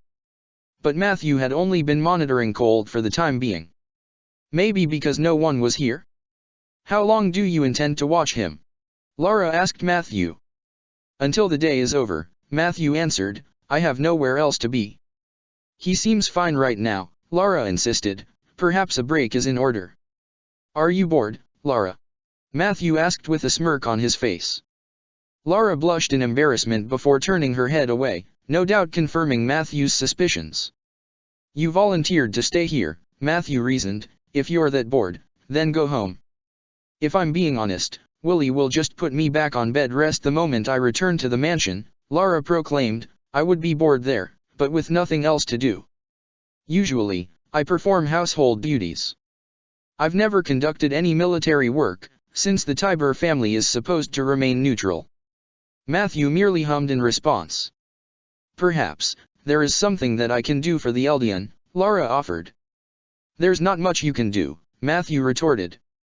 Can I get some soup? Colt croaked, causing Matthew to sharply turn his head. How long have you been awake? Matthew demanded. Woke up just now, Colt groaned. My stomach hurts, I need to eat. I would be more than happy to help, Lara volunteered as she stood up. Lara, you don't have to, Matthew advised. I want to, Lara declared before stepping out of the room. She stopped in her tracks and walked back to the infirmary. Where would the cafeteria be? Lara asked. First floor, Matthew answered. Lara nodded as she made her way down to the cafeteria. Megatron then turned his attention back to Colt, who was now forcing himself to sit up in his bed. Where are the others? Colt asked. They went to the front, Megatron answered. How are Falco and the others doing? Colt asked. Wouldn't know, Megatron answered. They haven't been permitted to see you in the event of a possible transmission. And I've been busy monitoring your health. Oh, Colt said despondently before realizing something. Did you find a cure for me? I wouldn't call it a cure, Megatron admitted. We still haven't seen long-term effects of the substance I've made. I have been working non-stop to come up with something however. Colt shook his head in disbelief. I don't understand. Understand what? Megatron began as he reopened his notebook. Why would you go through that much effort to find a cure for me? Colt asked him, why are you going through that much effort to save my life? I'm an Eldian, a devil. I shouldn't be worth your time. And it's not even now. The first day we met, the treats, the acts of kindness. I don't understand why you're doing all of this. Do I really need a reason? Megatron asked him as he read his notes. I've lived in an environment where Eldia and Marley don't matter. While everyone around you see you as a devil, I just see a little kid. When you realize that Eldian and Marley don't matter, the world is your oyster. Megatron looked up at Colt, and the ex-con could see the somewhat sad and tired expression on his face. Megatron shut the notebook and leaned forward. I also think that you're a good kid, Megatron confessed. You don't buy into the Marley propaganda, and you just want to keep your family and brother safe. It'd be disappointing to see someone like you die so early. Colt was genuinely touched by Megatron's proclamation. Before Colt could speak his mind, Lara returned to the room with a bowl of soup in hand. Megatron stood up and offered his seat to Lara. Lara sat down and was ready to feed him, but Colt slowly shook his head. I can do it, Colt insisted as he took the bowl from Lara's hands. Thank you for bringing this to me. Lara nodded as Megatron turned his attention to the door. Lara, I need to take care of something, Megatron began. Can you watch him for a bit? Of course, Lara answered. Megatron walked out of the infirmary and headed towards Zeke's office. He was going to investigate that monkey's office to determine what he was hiding. Megatron arrived at Zeke's office and opened the door with ease. Megatron shut the door and locked it before taking a look around the neat space. It was fairly small, but the fact that Zeke was allowed to have books and others items demonstrated that Marley military must trust him completely. They probably wouldn't expect him to make such a heinous and irrational move that would lead to his betrayal. Megatron immediately got to work. He began scanning the bookshelves, opening a few of them and placing them back in their exact location. He inspected behind the bookshelves and on the floor. He took careful steps on the wood, trying to determine whether or not there was an uneven floorboard. He then looked behind some of the picture frames on the wall, but he found nothing. Megatron then took his attention to the desk and opened the drawers, but all he found were documents and reports for Marley. The former warlord sighed to himself as he stood up. He should have expected this much. Zeke wouldn't be foolish enough to leave a trail of evidence in his own office about his inevitable betrayal. Eldians were still subjected to searches and had a lack of actual privacy. Megatron opened up the cabinet drawer where the globe remained on top. There had to be something that he could utilize. Megatron picked up the baseball glove inside to see if there was a false bottom when a note fell out of the glove. Megatron was surprised by that and picked up the note. Megatron stared at the note before smirking. It seems he had some sort of lead. He just didn't think that Zeke would have a connection with the scientist, Tom K. Saver. But the glove was a gift, so it would make sense for him to cherish something special, right? Hanji continued writing up paperwork as Optimus handed them another set of documents they've been asked to go over. They sighed as they took the papers from the Prime and set in on the table. I always have shitty hangovers, Hanji groaned. Is there anything else that I can do for you? Optimus asked. No, Hanji immediately shot down, you've done enough. This is my mess. I have to fix this. Hanji, you have been grieving, Optimus retorted. Yeah, but I can't just sit on my ass, right? Hanji chuckled. Was there anything else that came in? Yelena wished to meet with you, Optimus answered. I'll meet with her tomorrow, Hanji declared. I can't deal with her right now. What about Wheeljack? I know that I ditched him, so. Wheeljack is currently at the neutral ship, and Arky is attending to the Survey Corps at the shooting range, Optimus explained. How are things between you and them? Hanji asked. Quite well, Optimus admitted. There has not been much hostility between us. That's good, Hanji smiled with a tired expression on their face. I just want you to be safe. I will be, Optimus reassured. You have my word.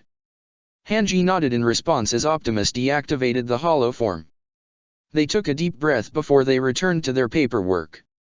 Thank you, ma'am, Colt smiled gratefully as he set the now empty bowl on the table next to him. "You're welcome," Lara nodded. "I have to ask, what's your relationship with Matthew?" Colt asked before stuttering, "If it's not too personal." "I understand you're not an Eldian dash. I'm here on behalf of the Tibers," Lara explained before placing her fingers over her mouth, "so I would prefer that you keep that to yourself." "Oh!" Colt exclaimed in surprise before whispering, "I'm sorry, but I've never met anyone from the Tibers before." "It's all right," Lara reassured. "But, that still doesn't explain why you're here," Colt admitted. "Actually, I'm even more confused." "Well, Matthew borrowed some books, and I was asked to retrieve them," Lara explained. "Oh, okay," Colt said, seemingly satisfied with the answer. The door opened and Matthew returned to the room. "Matthew, you've been gone for a while," Lara remarked. "I needed to eat," Matthew replied in a curt tone. "Oh," Lara replied, understanding what that meant. "So," Matthew addressed Colt as he pulled out his notebook, "how are you feeling?" "Better," Colt insisted, "I'm not in pain all the time." "Have you been feeling anything else because of the medicine?" Matthew asked. "Not that I know of," Colt answered. Matthew finished writing down what Colt said before shutting the notebook. "Good to know. Is there anything else I can help with?" Lara asked him. "No," Matthew replied, "you should probably head home, Lara." Lara sighed to herself. "I still don't wish to return to him empty-handed." Matthew thought it over before beckoning Lara. "I think I can give you one of the books." Lara followed Matthew out of the infirmary down the unfamiliar halls of the military. They arrived at a door and Matthew opened it, reveal a small room with books scattered all over the floor. "Sorry about the mess," Matthew apologized, "I was compiling notes." Matthew kneeled down and picked up the books he received from Willie. He flipped through the pages of each of them before handing one of them to Lara. "I don't need this one anymore," Matthew informed as he stood up and handed her the book, "the rest I still need." "Hopefully, Willie can understand." "And if he doesn't?" Lara asked. "Which I highly doubt," Matthew proclaimed, "tell him that he still owe me more than one life debt." Lara took the book from his hand. "Thank you. I'll walk you out," Matthew offered. Lara smiled at that as the two walked in tandem to the courtyard and towards the gate. Matthew stopped at the gate while Lara paused in her track. "I have to make sure that Colt is okay," Matthew reasoned, "this is as far as I go." "Will you return to the Tiber compound?" Lara asked him. "After knowing the truth, and nearly risking your life because of me again, it would be understandable if you wouldn't return." "I'm sure if I violated our agreement, I would be in trouble," Matthew assumed, "but I have a lot going on, and I need some time." Lara saw Matthew's hand at his side and slowly reached out to take it. When Lara's fingers touched the back of his hand, Matthew flinched and quickly retracted. "Sorry," Lara apologized, If you need anything, then." "I'll be fine," Matthew declared, "I can deal with my issues on my own." "But you don't have to," Lara declared, "there are people who care for you and your well-being." Matthew chuckled at that. "Oh really? Like who?" "Me," Lara confessed. Matthew stared at her in bewilderment while Lara looked away in embarrassment. "Go home," Matthew ordered coldly. Lara stared heartbroken as he turned and walked back into the compound. She should have expected this much. Matthew doesn't like the elite. Of course he would react in such a negative way. Meanwhile, Megatron was mortified. He should be wiser. He knows what would happen if any of these humans found out who he was, the damage he's caused, and the lives he's taken. So what was this feeling? Why did all of these acts of kindness make him feel odd? Why did he return it? What was going on with him? He needed to go back to Paradise, and figure out what to do next. He thought about returning to the neutral ship, but realized that the wrecker and the two-wheeler might be there. The med scientist never gave him a proper update because... God, I'm so tired, I just want to die. Megatron grimaced and shut his eyes. It wasn't his business. He had no reason to be involved. If something happened to them, Optimus would have informed him. He had no reason to be concerned over some pitiful, invasive human that wouldn't leave him be for 5 seconds. But, they were the only human that. Megatron groaned as he leaned against the wall of the hallway and covered his eyes with his hands. This world really was messing with his mind. It was just about Optimus. He had no reason to deny it anymore. The problem now was how should he address it? Denying it was making him even more conflicted, and running, even with the Autobots, wouldn't help his situation with Optimus. Don't push. See what our world has to offer. Megatron felt the scowl forming on his face. He could not believe he was taking that advice out of all things. He really hated this planet. That night, Hanji yawned as they finished another stack of papers before resting their head against the desk. They groaned in irritation as they turned their head to see the other, unfinished paperwork. The commander raised their head and slapped themselves in the face before pumping themselves up. They could do this. They could do this. It was just paperwork, boring, paperwork. Hanji grunted as they slammed their head into the desk. Fuck my life. Hanji heard the door opened and groaned. They really should have locked it in the first place. They raised their head to tell the person to be quick, but was surprised to see Megatron walking in and shutting the door behind him. Hanji's surprise turned into mild irritation before they straightened themselves out in their seat. Look, Buckethead, I'm clearly in the middle of catching up on work I've been missing, Hanji gestured to the stacks of papers, so whatever grievance bullshit you got to deal with, make it quick. Megatron narrowed his eyes at Hanji, looking like he was debating his options before he walked out of the room. Hanji found that weird.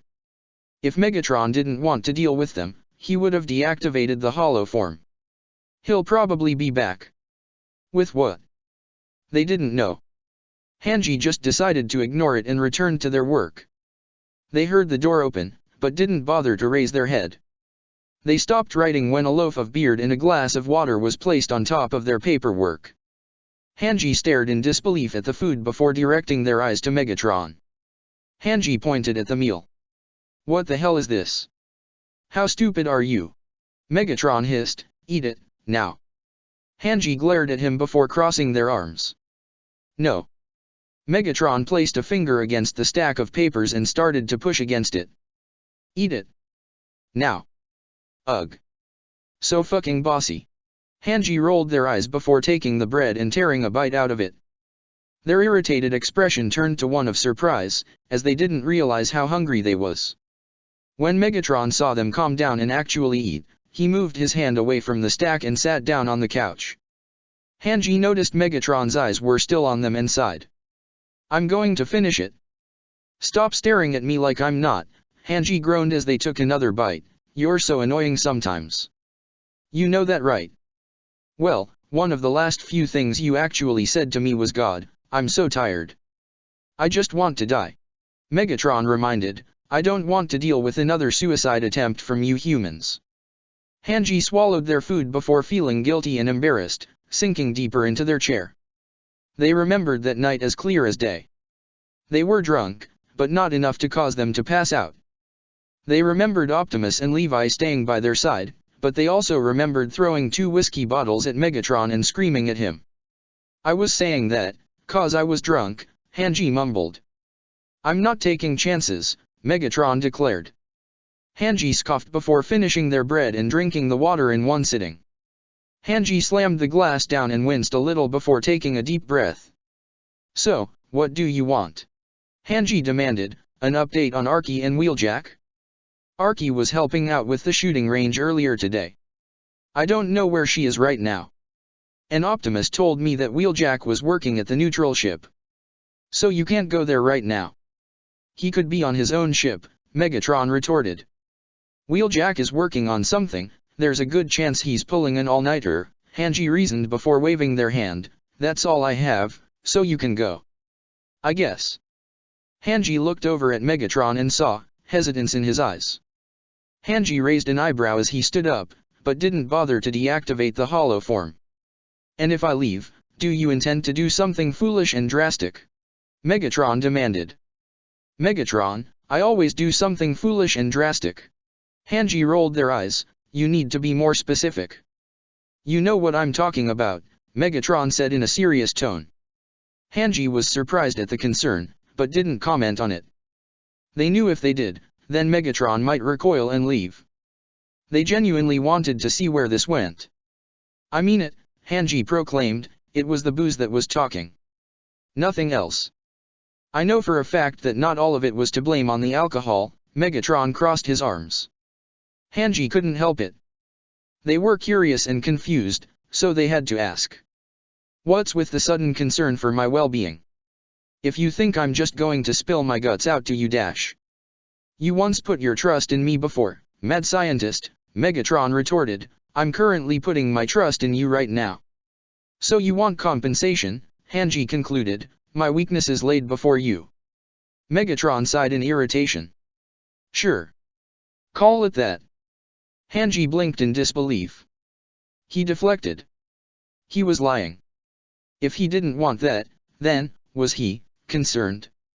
Well, how would you feel after everything you've ever known and grown up to believe was a lie, and all your friends essentially died for nothing? Hanji confessed, and that one of your closest friends since your trainee years was brutally murdered by a stupid monkey. Whatever that is. How about being an instigator for that situation? Megatron challenged. Hanji thought it over. Fair, but this is what I've grown up to believe. What everyone in the walls has grown up to believe. What we told Optimus because it's what we've been told our whole lives. I thought that getting the information out of the basement would lead to an end to the Titans. That all the suffering, the death, the ridicule coming from our own people, would be worth it. Hanji felt tear coming into their eyes and quickly wiped them away. I already felt guilty for being the last one alive in many situations, but knowing that I survived and coming back to the same town we left. Having them degrade, yell at us, spit in our faces, it always hurt. It just fucking sucked. I take it you haven't told Optimus about this, Megatron assumed.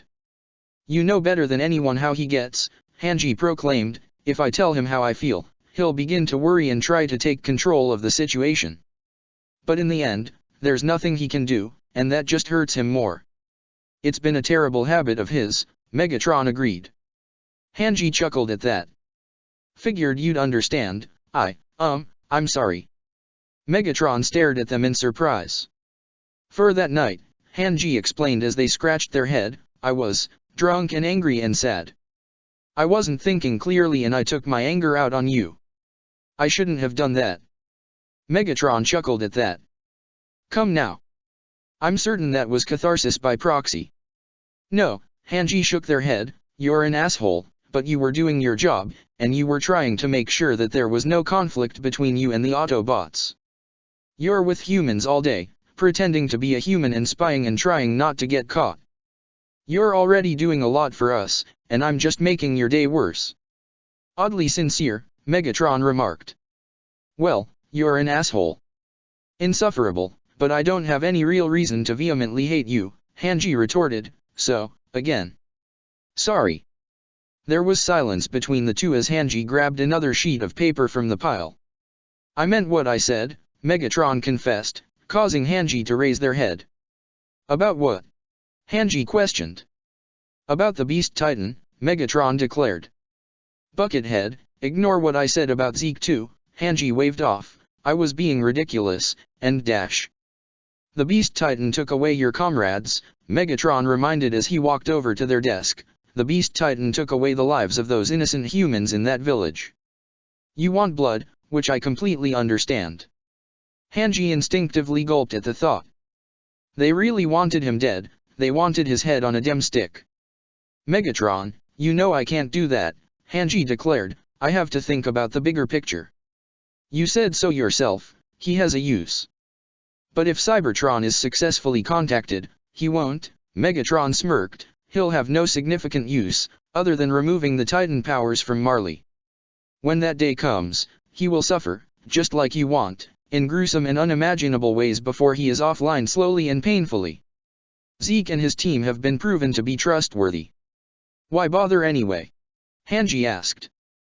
I never considered him trustworthy, Megatron answered, I found his actions to be contradictory, so I've been monitoring him to find anything suspicious.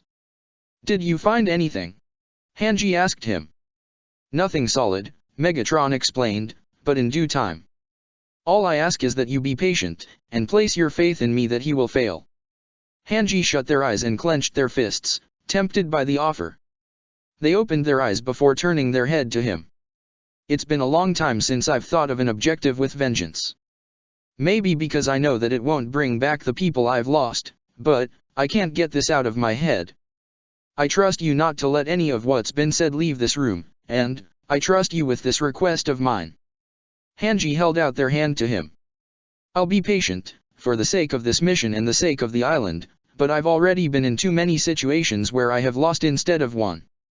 So, no matter if we succeed or fail, and no matter how you get it done, I need you to promise me that Zeke Yeager ends up dead by the end of this. Act on my sin, on my behalf, and make sure his blood spills. Megatron took their hand with little hesitance and tightened his grip. You have my word, Hanji Zoe. Hanji smirked at that. That's the second time you've addressed me by my actual name. Don't get used to it, scientist, Megatron declared as he deactivated the hollow form. Hanji felt a little more motivated to complete their tasks as they returned to the paper on the table. Guess Megatron wasn't a complete asshole after all. Megatron arrived at a northern section of the island and transformed into his bipedal mode. Megatron thought about what happened today and the actions he did, and contemplated on it. He genuinely thought that Colt was a decent human. Lara, he felt like he needed to explain himself to her. Maybe he was too harsh. With Hanji, it wasn't terrible. He didn't push, Megatron saw the aberration of his younger self out of the corner of his optics, staring at him with concern and warning. Be careful, he warned before fading. Megatron stared down at the ground before realizing his situation. He couldn't get attached. He had to push, because he would no doubt suffer if he did. It was going to be too much to handle, but he still wanted it. Even so. Megatron sighed to himself. He was going to destroy himself. Morning. Optimus, you said that Wheeljack was going to be here, but Hanji trailed off as Jean and Armin were beginning to set up the equipment for some of today's experimentation. He's late, Levi proclaimed. He said that he was on his way, Optimus insisted in his bipedal mode. No. Jean, put the device over there. It's not supposed to go on the ground. Hanji shouted as they pointed at the table. Commander, I don't even know what this is. Jean retorted. Everyone heard tires screeching across the ground as Wheeljack arrived in his alt mode, making a hard turn in the process. He narrowly missed Hanji as he did a donut, but Levi managed to pull them out of the way in time. Wheeljack, you need to be more careful, Optimus scolded. Sorry, Wheeljack apologized, as he transformed into his bipedal mode holding something in his servo. I was making some last-minute modifications. Wheeljack kneeled down and held out his servo to show Hanji the updated model of the 3D gear. Hanji marveled at the sight while Levi stared in confusion. They could tell it was a combination of the 3D gear used during the coup and the most popular model, but the metal was completely black, and it looked like the wires and the grappling hook were placed on the guns themselves, and the boxes that held the swords were angled more vertically than diagonally. It's a good look, Hanji smiled. It's so much, Levi commented. Do we really need all this shit? This is just a prototype, Wheeljack explained as Hanji picked up the equipment. I know you guys are good at fighting titans, but pretty sure you guys will need to fight humans too. So long and short-range materials might come in handy. Hanji took off their jacket before they began to put the 3D gear on her body. Jean and Armin were surprised to see that they were putting it on with little struggle, extending and adjusting their fingers as they placed the metal wires over their arms. Commander, how are you putting it on so easily? Armin asked. It looks complicated, Jean added. I've messed with the models that the MPs used, Hanji explained as they placed the straps and metal wires on their leg before attaching the sheaths to their legs.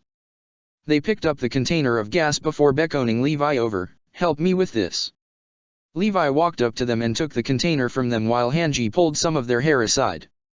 Levi placed the container on the straps set up on their back before locking it in place. Levi stepped back as Hanji marveled at the finished product. They raised an eyebrow as they noticed armored plating on their chest. This seems unnecessary, Hanji remarked as they tapped their chest. We're dealing with humans with guns, right? Wheeljack asked them. Fair point, Hanji said as they lifted their legs up and down, noting the weight of the sheaths feeling odd on their legs. They did a few squats before lifting one of their legs. Feels a little heavy. Better than having it smack you in the aft, Wheeljack retorted. Hanji bent backwards and did a handstand, holding the pose for about 3 seconds before landing back on their feet. Still surprisingly flexible. I was worried the metal was going to impede mobility. Of course, we're going to need to test it during actual combat. Hanji picked up the gun on their side and noticed that the switches and triggers were the same as that of the sword handles. Hanji aimed the gun at the tree nearby before activating the grappling hook. The hook shot out and piercing the tree with ease. This is a great start, Hanji smiled as they pulled the grappling hook back. Thank you, Wheeljack. All in a day's work, Wheeljack smirked. I also got you something else. This took a little bit more time. Hanji raised an eyebrow in confusion as Wheeljack pulled out an extremely tiny device and handed it to them in his servo. Hanji picked the device, noting the small, rectangular, black box and the plastic hook attached to it. What is it? Hanji asked in confusion. Put it in your audio receptors, Wheeljack told them as he gestured to his own. The hook will keep it in place.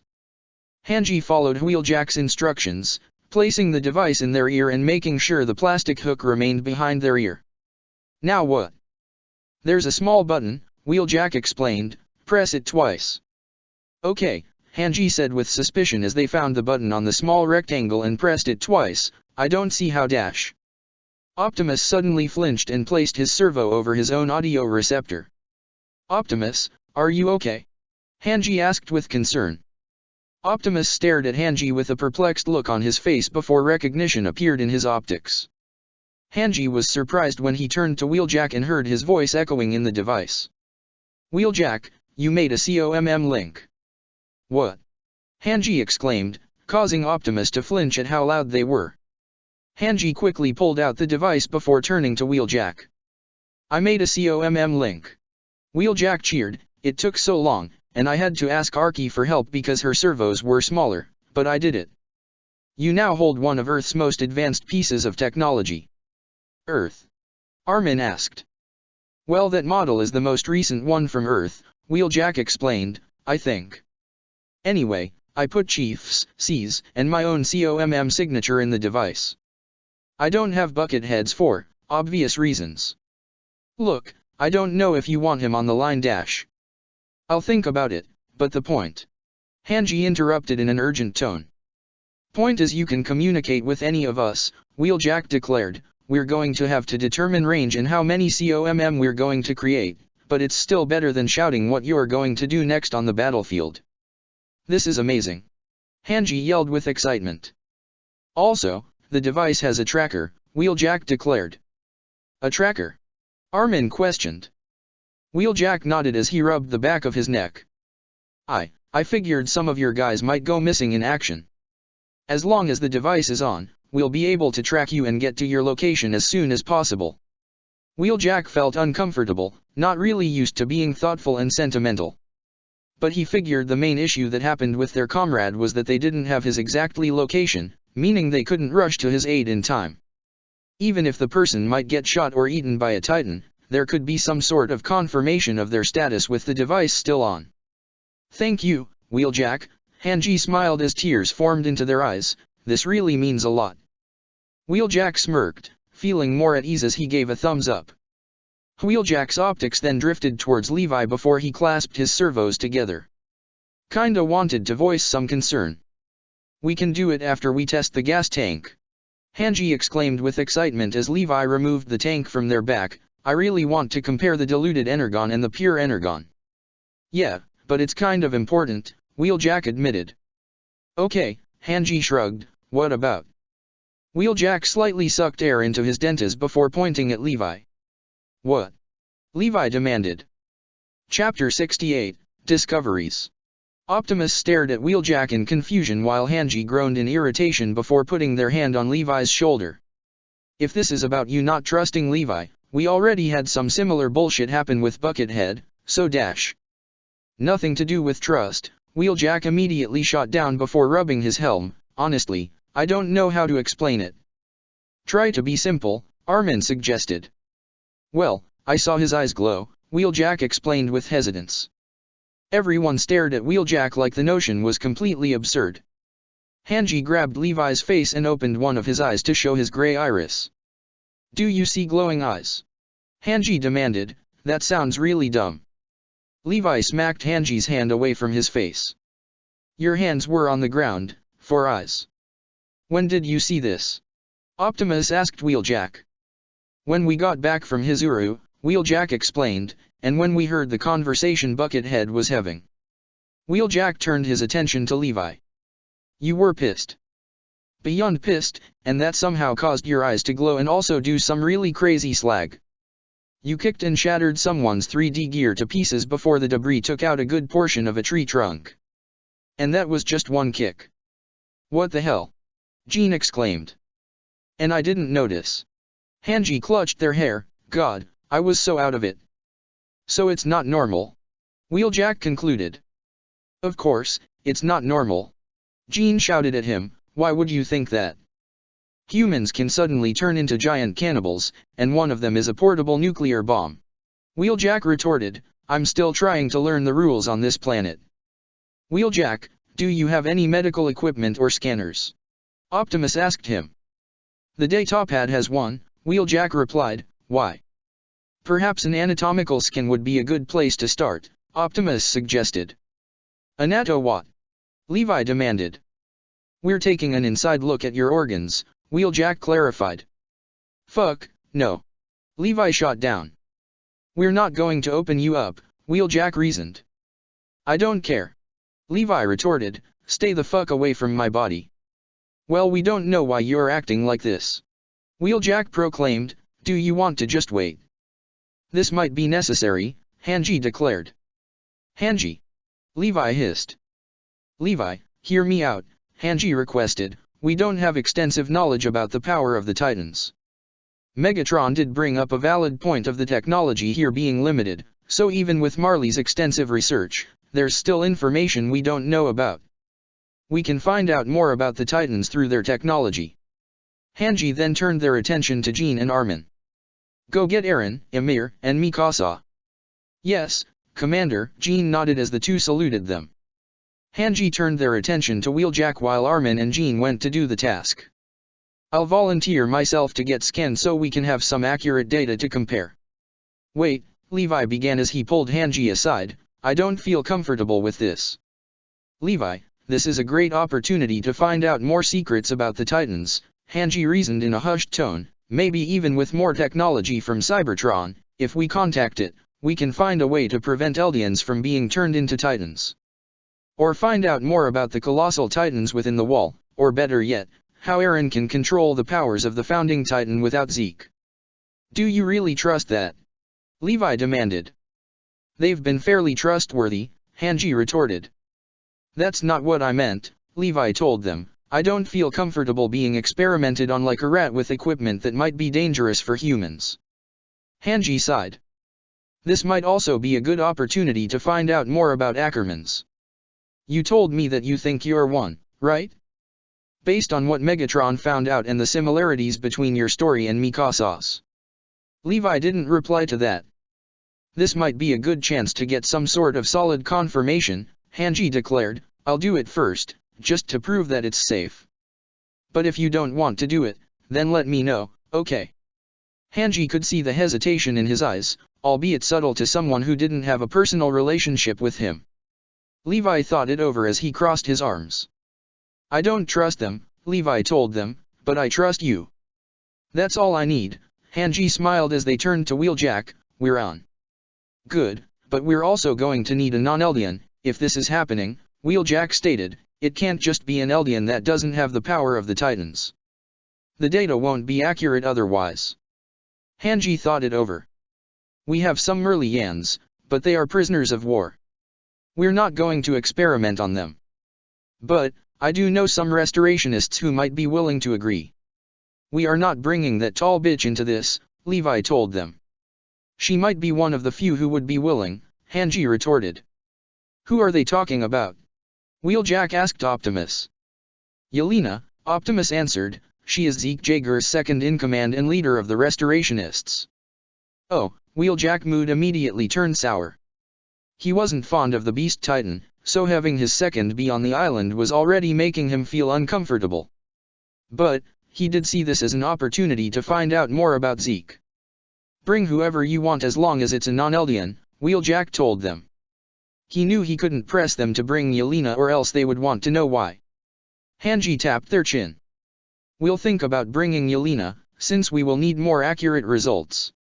But, I know someone else who might be willing to volunteer. Onyanko Pon was quietly drawing out sketches for a new flying vehicle for the Alliance. He's been keeping heavy contact with Hizuru, as requested by Hanji and Yelena, and they requested a flying machine that could be powered by the Ice Burst Stone.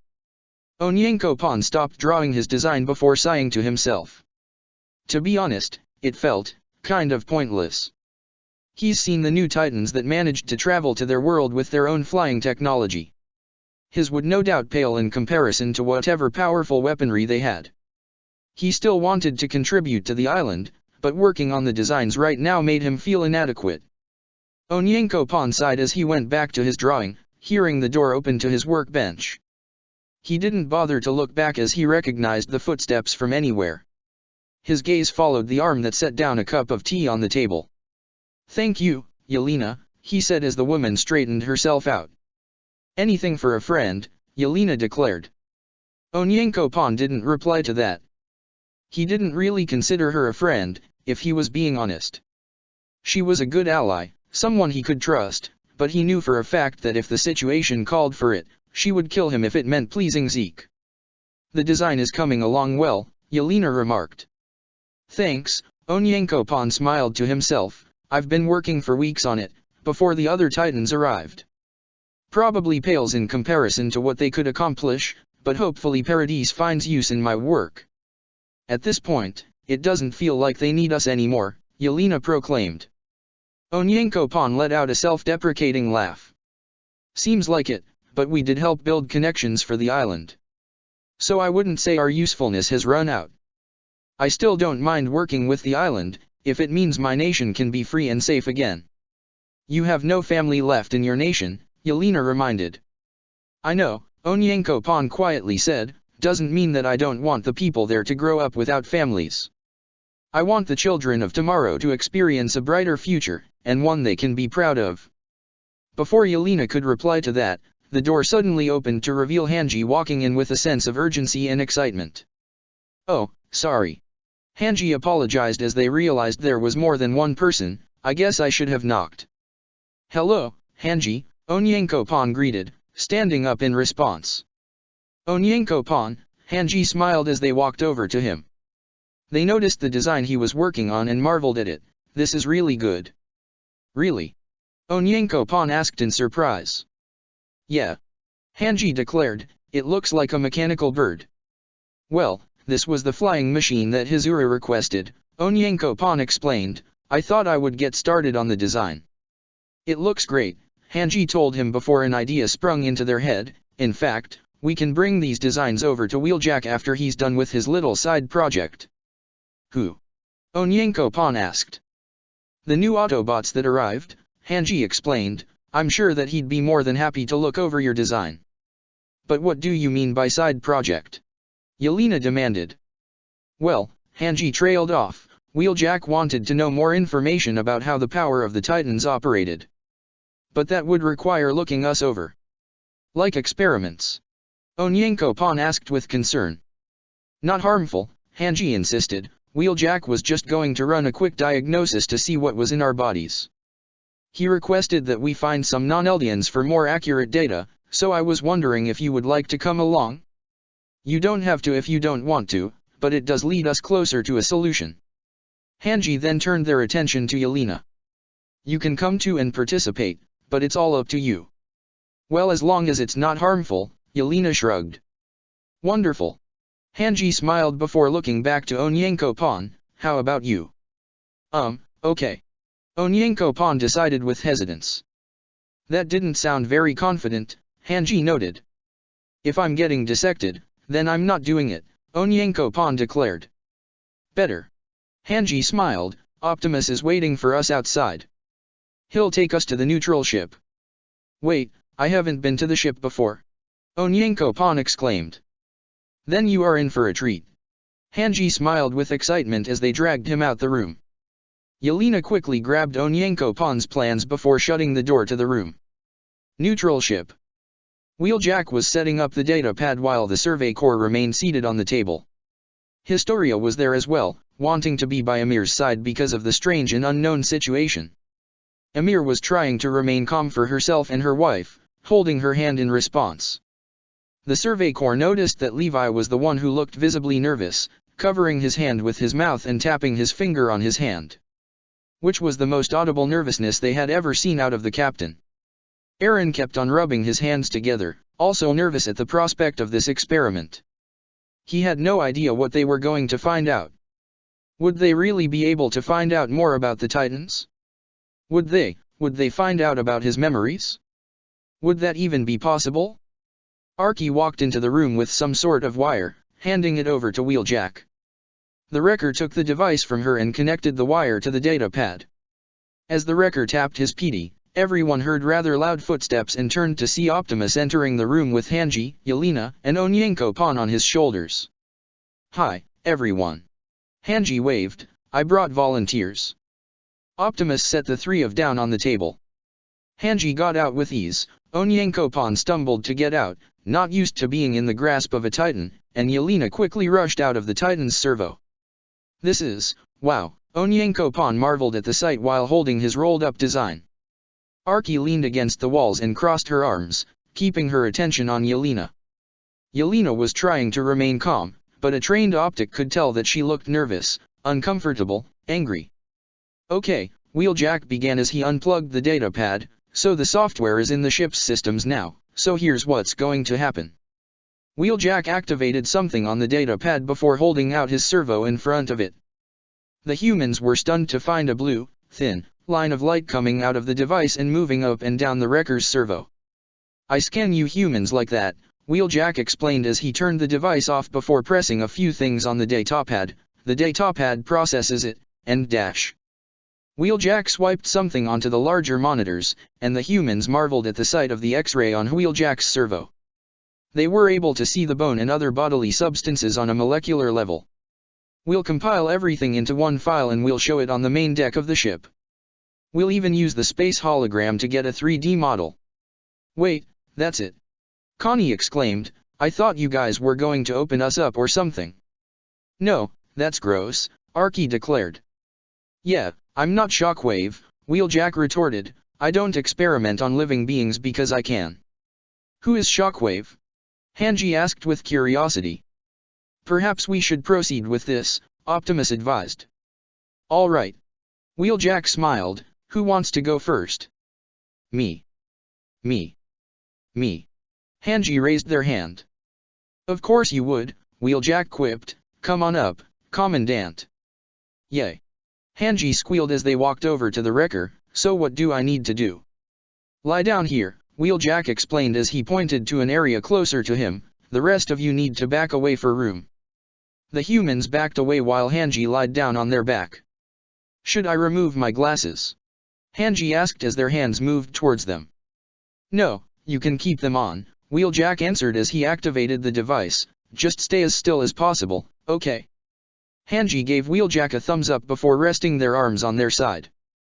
Wheeljack placed the data pad above them, and the blue line began to scan Hanji's body up and down.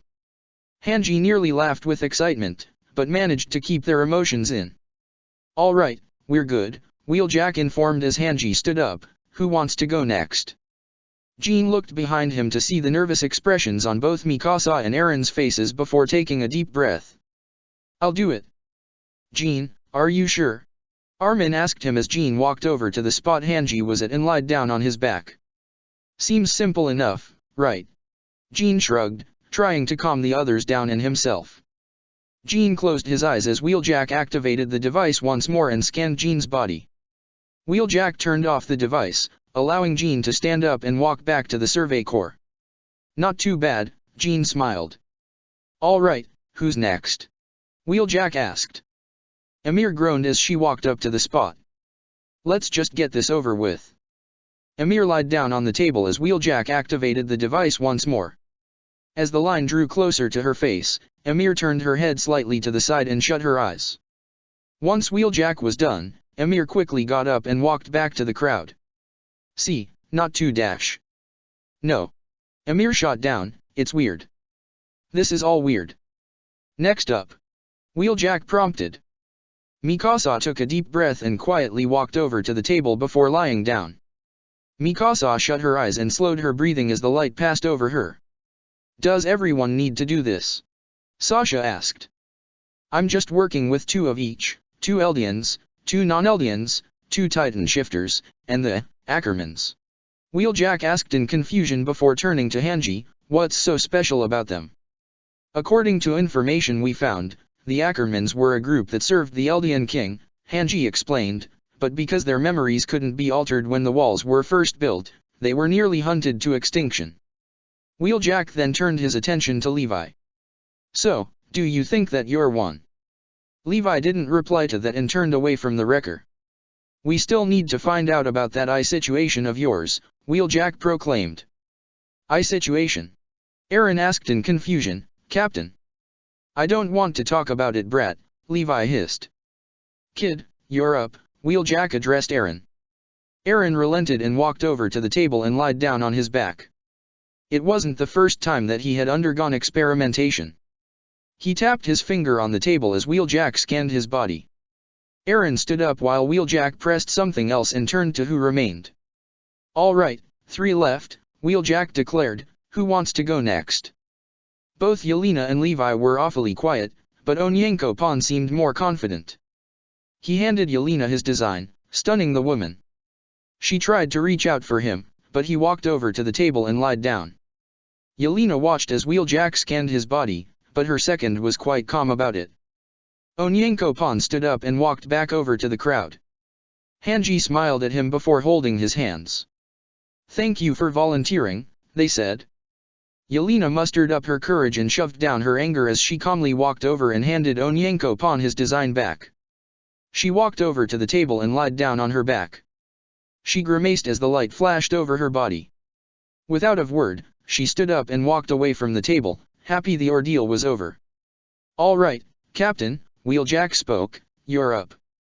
Levi quietly groaned as he walked over to the table and lied down on his back. He felt pretty pathetic, being the last person to go.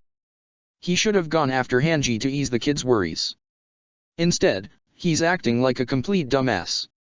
Levi shut his eyes as the light passed over his face. When Wheeljack finished, Levi got up and walked over to Hanji. The commander smiled at him before patting him on the back, making Levi feel a little better. Okay, so I need these files to load so I can analyze it, Wheeljack proclaimed. You guys can wait on the main deck, and I'll bring the files over so we can look at it on the hologram. Later. Onyanko-pan stared at his surroundings, marveling at the main deck on the ship's floor.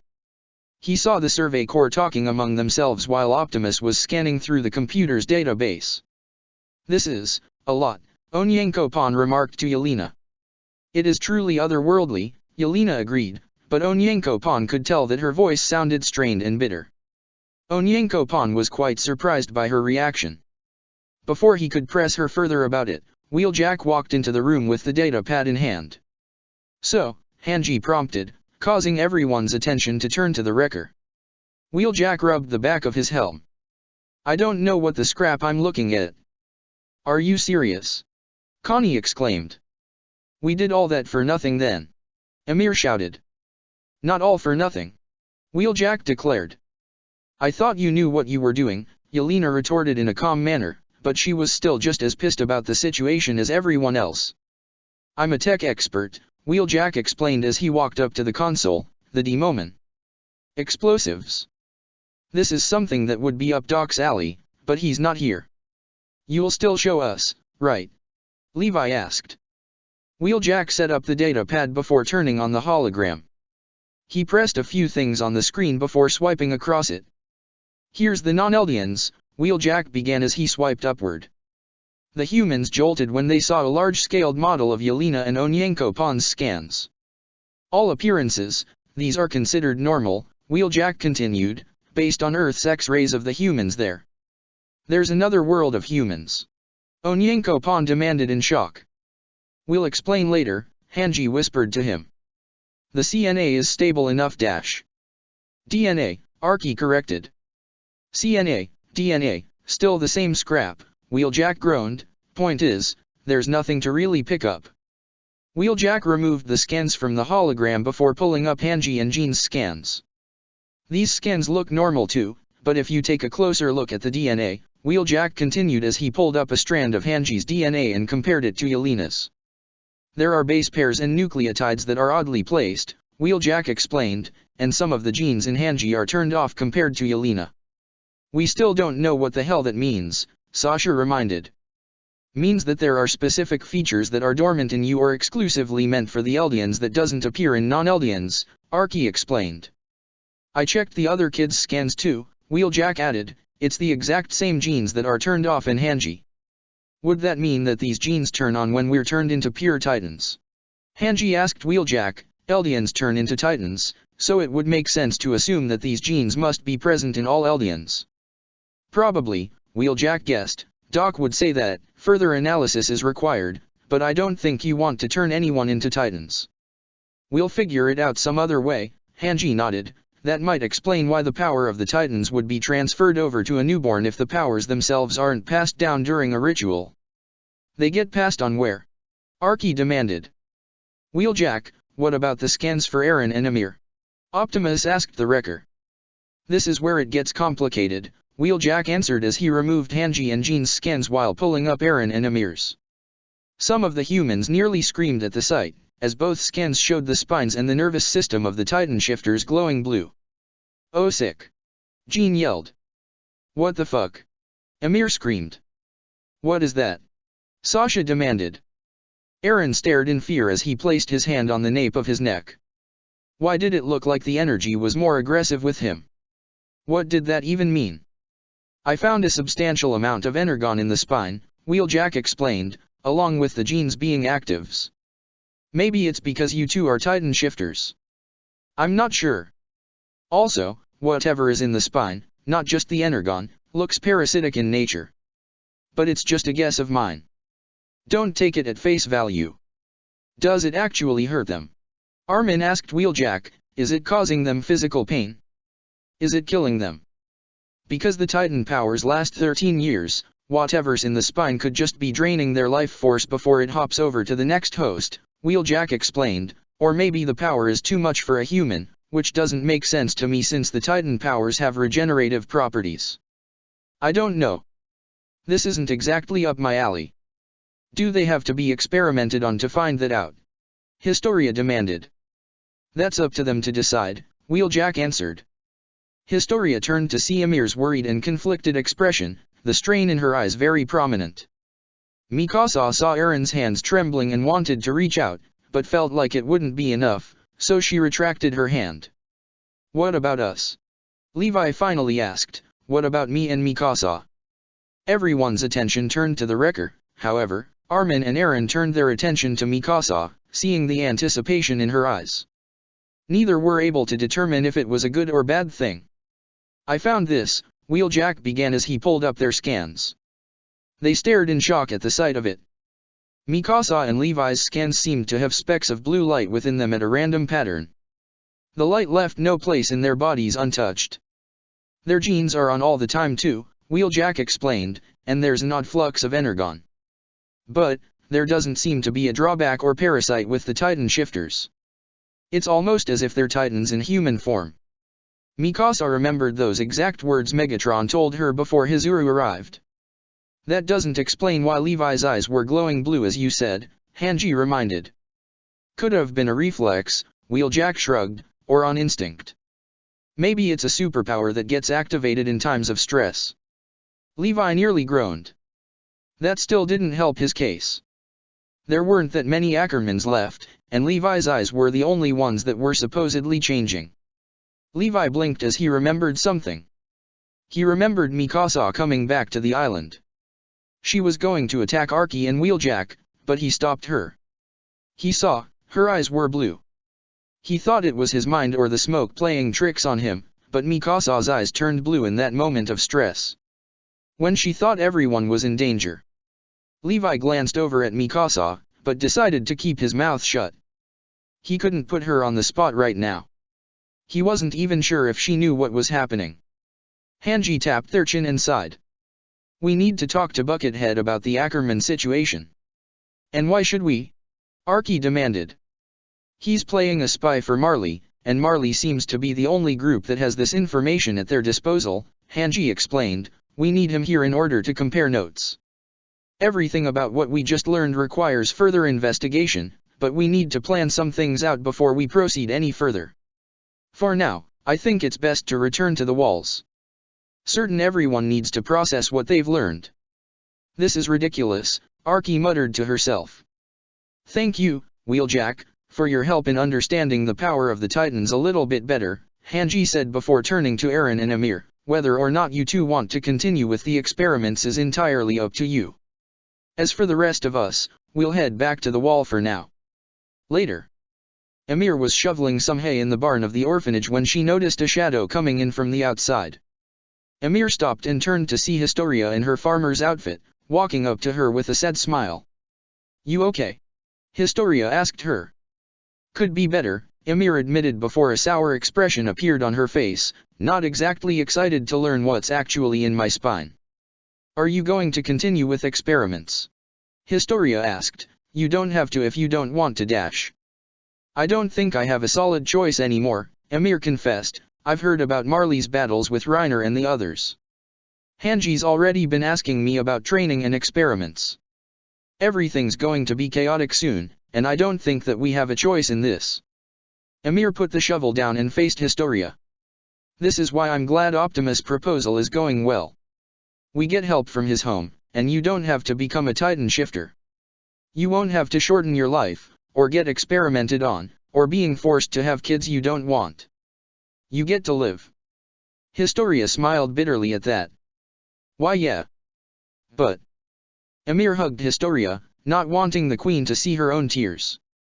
Don't worry about me. I'll be okay, and you'll be safe. Let's just make the most of it. Historia hugged her back as lingering thoughts invaded her mind. She didn't know if she should tell her. She didn't know if she should tell her about what the higher-up have been talking about. She wasn't sure if she should tell her that they were still thinking about having her take the powers of the Beast Titan. It still scared her. Can't believe that Energon stuff is inside of you too, Mikasa, Connie remarked as the Survey Corps ate outside and admired the sunset. I had no idea that it was inside of me, Mikasa said. I'm not even a Titan shifter. Wheeljack said that you and the captain might be Titans in human form, Armin recalled. Maybe that means the serum won't work on you and you can't become a Titan shifter.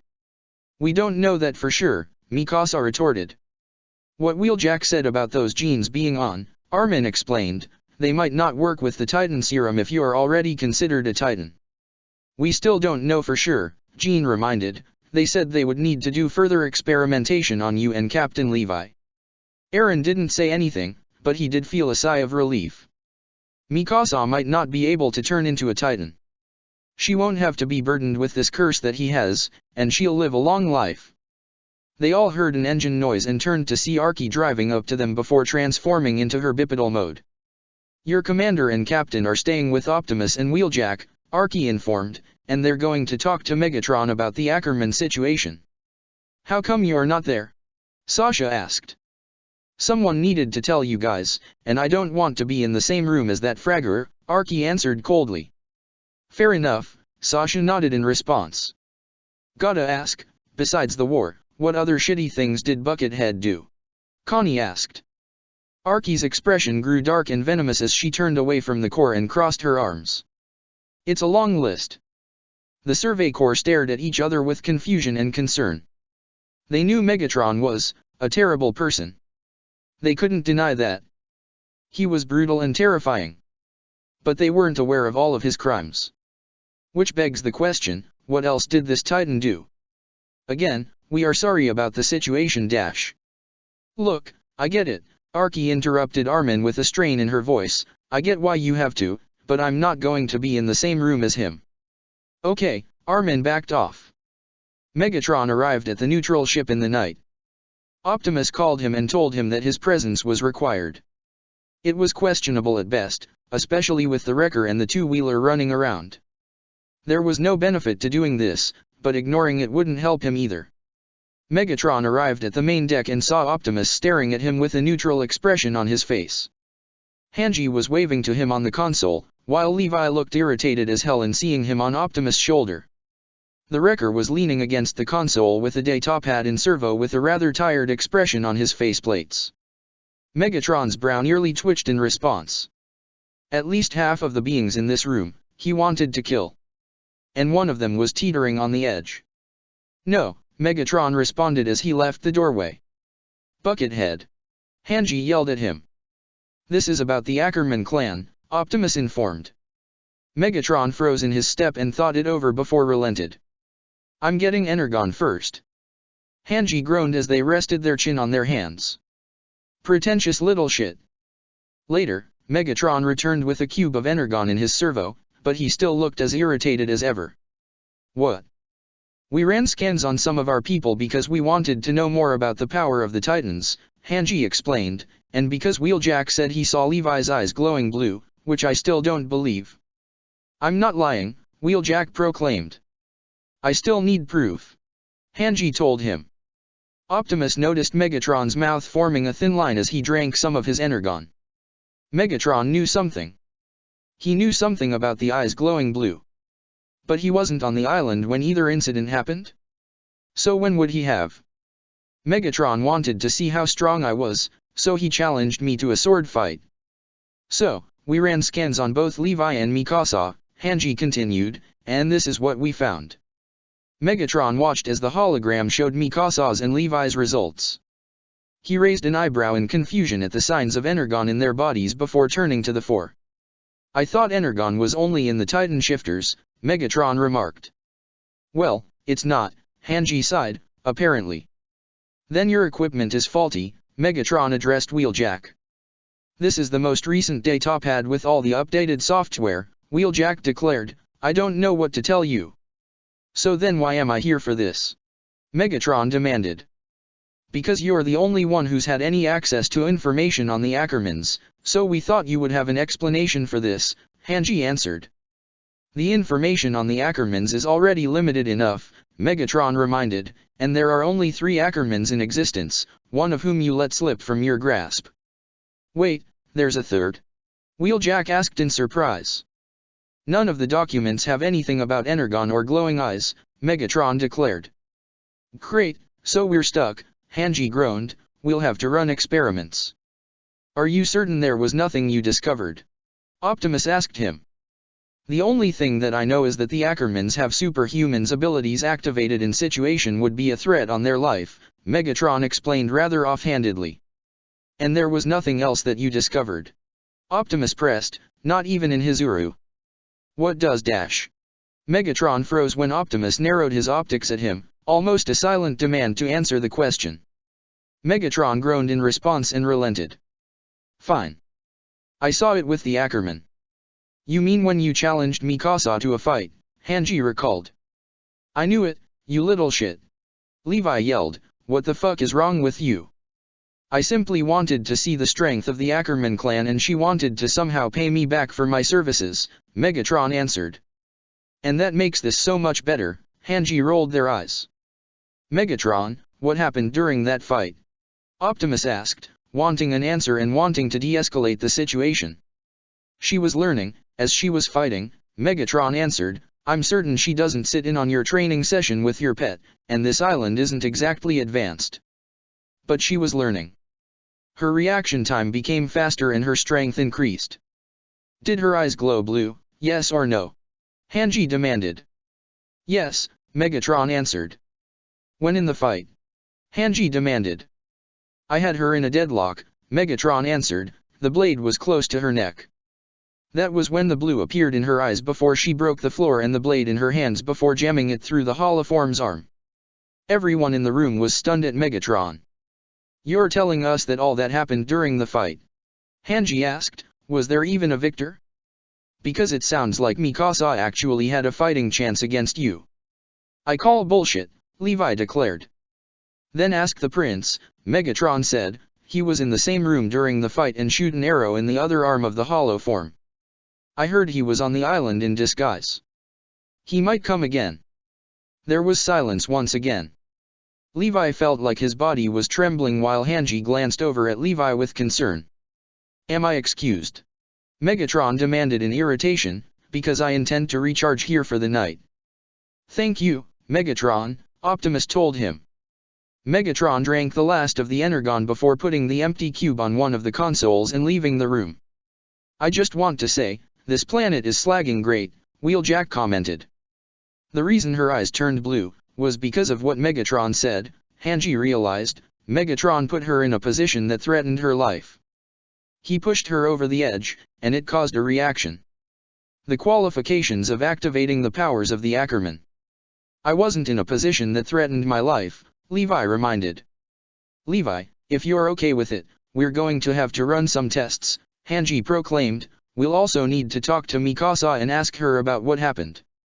I did see her eyes glow too, Levi confessed. Wait, what? Wheeljack spoke. When was this? Optimus asked.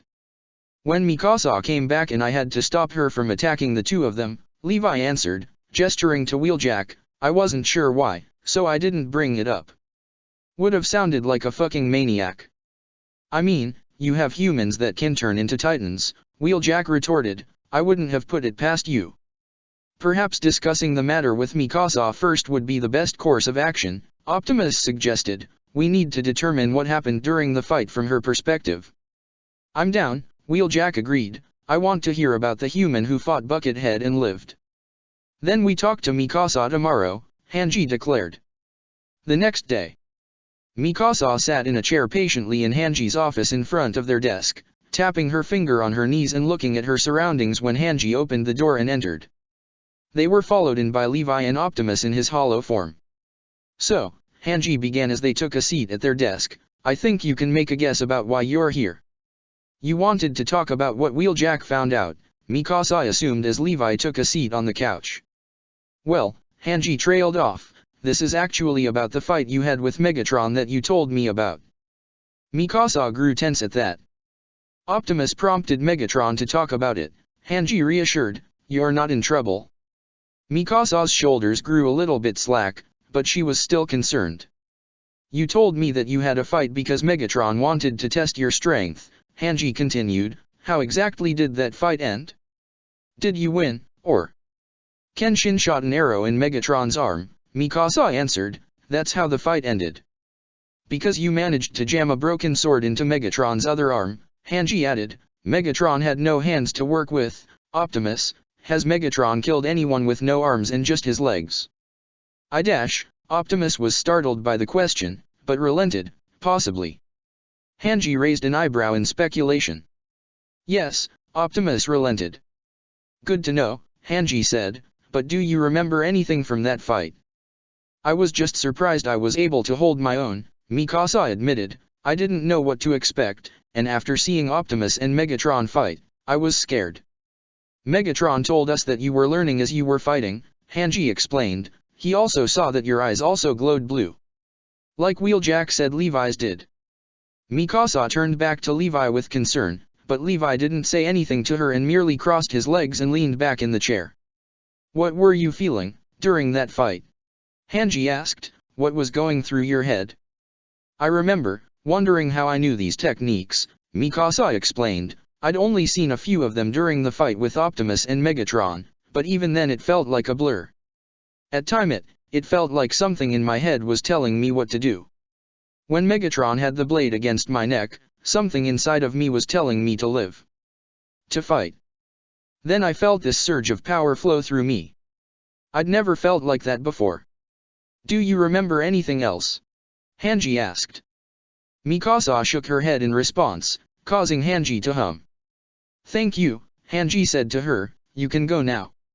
Mikasa stood up and saluted Hanji before exiting the room. When the door was closed, Levi stood up and walked over to Hanji. What do you want to do now? Levi asked them. Hanji shrugged. It's complicated. It seems like the Ackerman abilities respond to survival instincts. Life and death, and once it's activated, it's permanent. However, it is only theory, Optimus reminded, and there are only 3 Ackermans in existence that we know of. It would be hard to test it. Levi, do you want to find a way to test it? Hanji asked, maybe we can find a way to better control it. I don't know, Levi answered. Hanji nodded in response. If you are up for it, let me know and I'll set up some stuff. Levi nodded before exiting the room. Commander, Optimus began. I don't want to put Levi and Mikasa in danger over a theory, Hanji declared. I want them to agree first before I come up with anything. With Cybertronian technology, we can discover more about the Titans, Optimus proclaimed, more than what Marley has ever come across. And I'm excited for it, Hanji declared, but for some reason, I'm also scared. Maybe it's because I don't know what we would even find. Levi held the Cybertronian blade in his hand, staring at his reflection and focusing on his eyes. Megatron said that Mikasa's eyes turned blue when he had her backed into a corner. He saw her eyes turn blue when she came back. When she thought that everyone was in danger. Wheeljack said his eyes turned blue when he grew angry at Zeke. He needed to understand his bloodline. His power. He needed to know what exactly it was. Levi's hand tightened around the handle. There must be something he can do. Rough few days, a voice asked. Levi turned to see Archie walking up to him in her bipedal mode. It's not the worst few days I've had, Levi admitted, but it's up there. I heard about what happened with your comrade, Archie proclaimed. I'm sorry. Levi grimaced at that as he stabbed the blade into the ground. Not as sorry as that monkey is going to be once we actually come after him. I'm guessing you never trusted him, Archie assumed, Zeke Yeager. I trust him about as much as you trust Buckethead, Levi told her. I see the dirty looks you give even when his name is dropped. Megatron deserves to be rotting at the bottom of Earth's ocean, she declared bitterly, for all the pain he caused everyone. Agreed, Levi said, I don't exactly like the guy, and he blackmailed me and threatened to kill me. Did you tell anyone about that? Archie asked. Hanji, Levi answered, he blackmailed me because I had a connection with an enemy, and he threatened to kill me because I insulted him. Surprised you're still standing, Archie said. He has unfinished business with Prime, Levi declared, so Buckethead won't be following through on his threats to anyone allied with him. I'll be more at ease when your home is contacted and Buckethead is shipped off to be executed. Or he decides to run. I don't care which.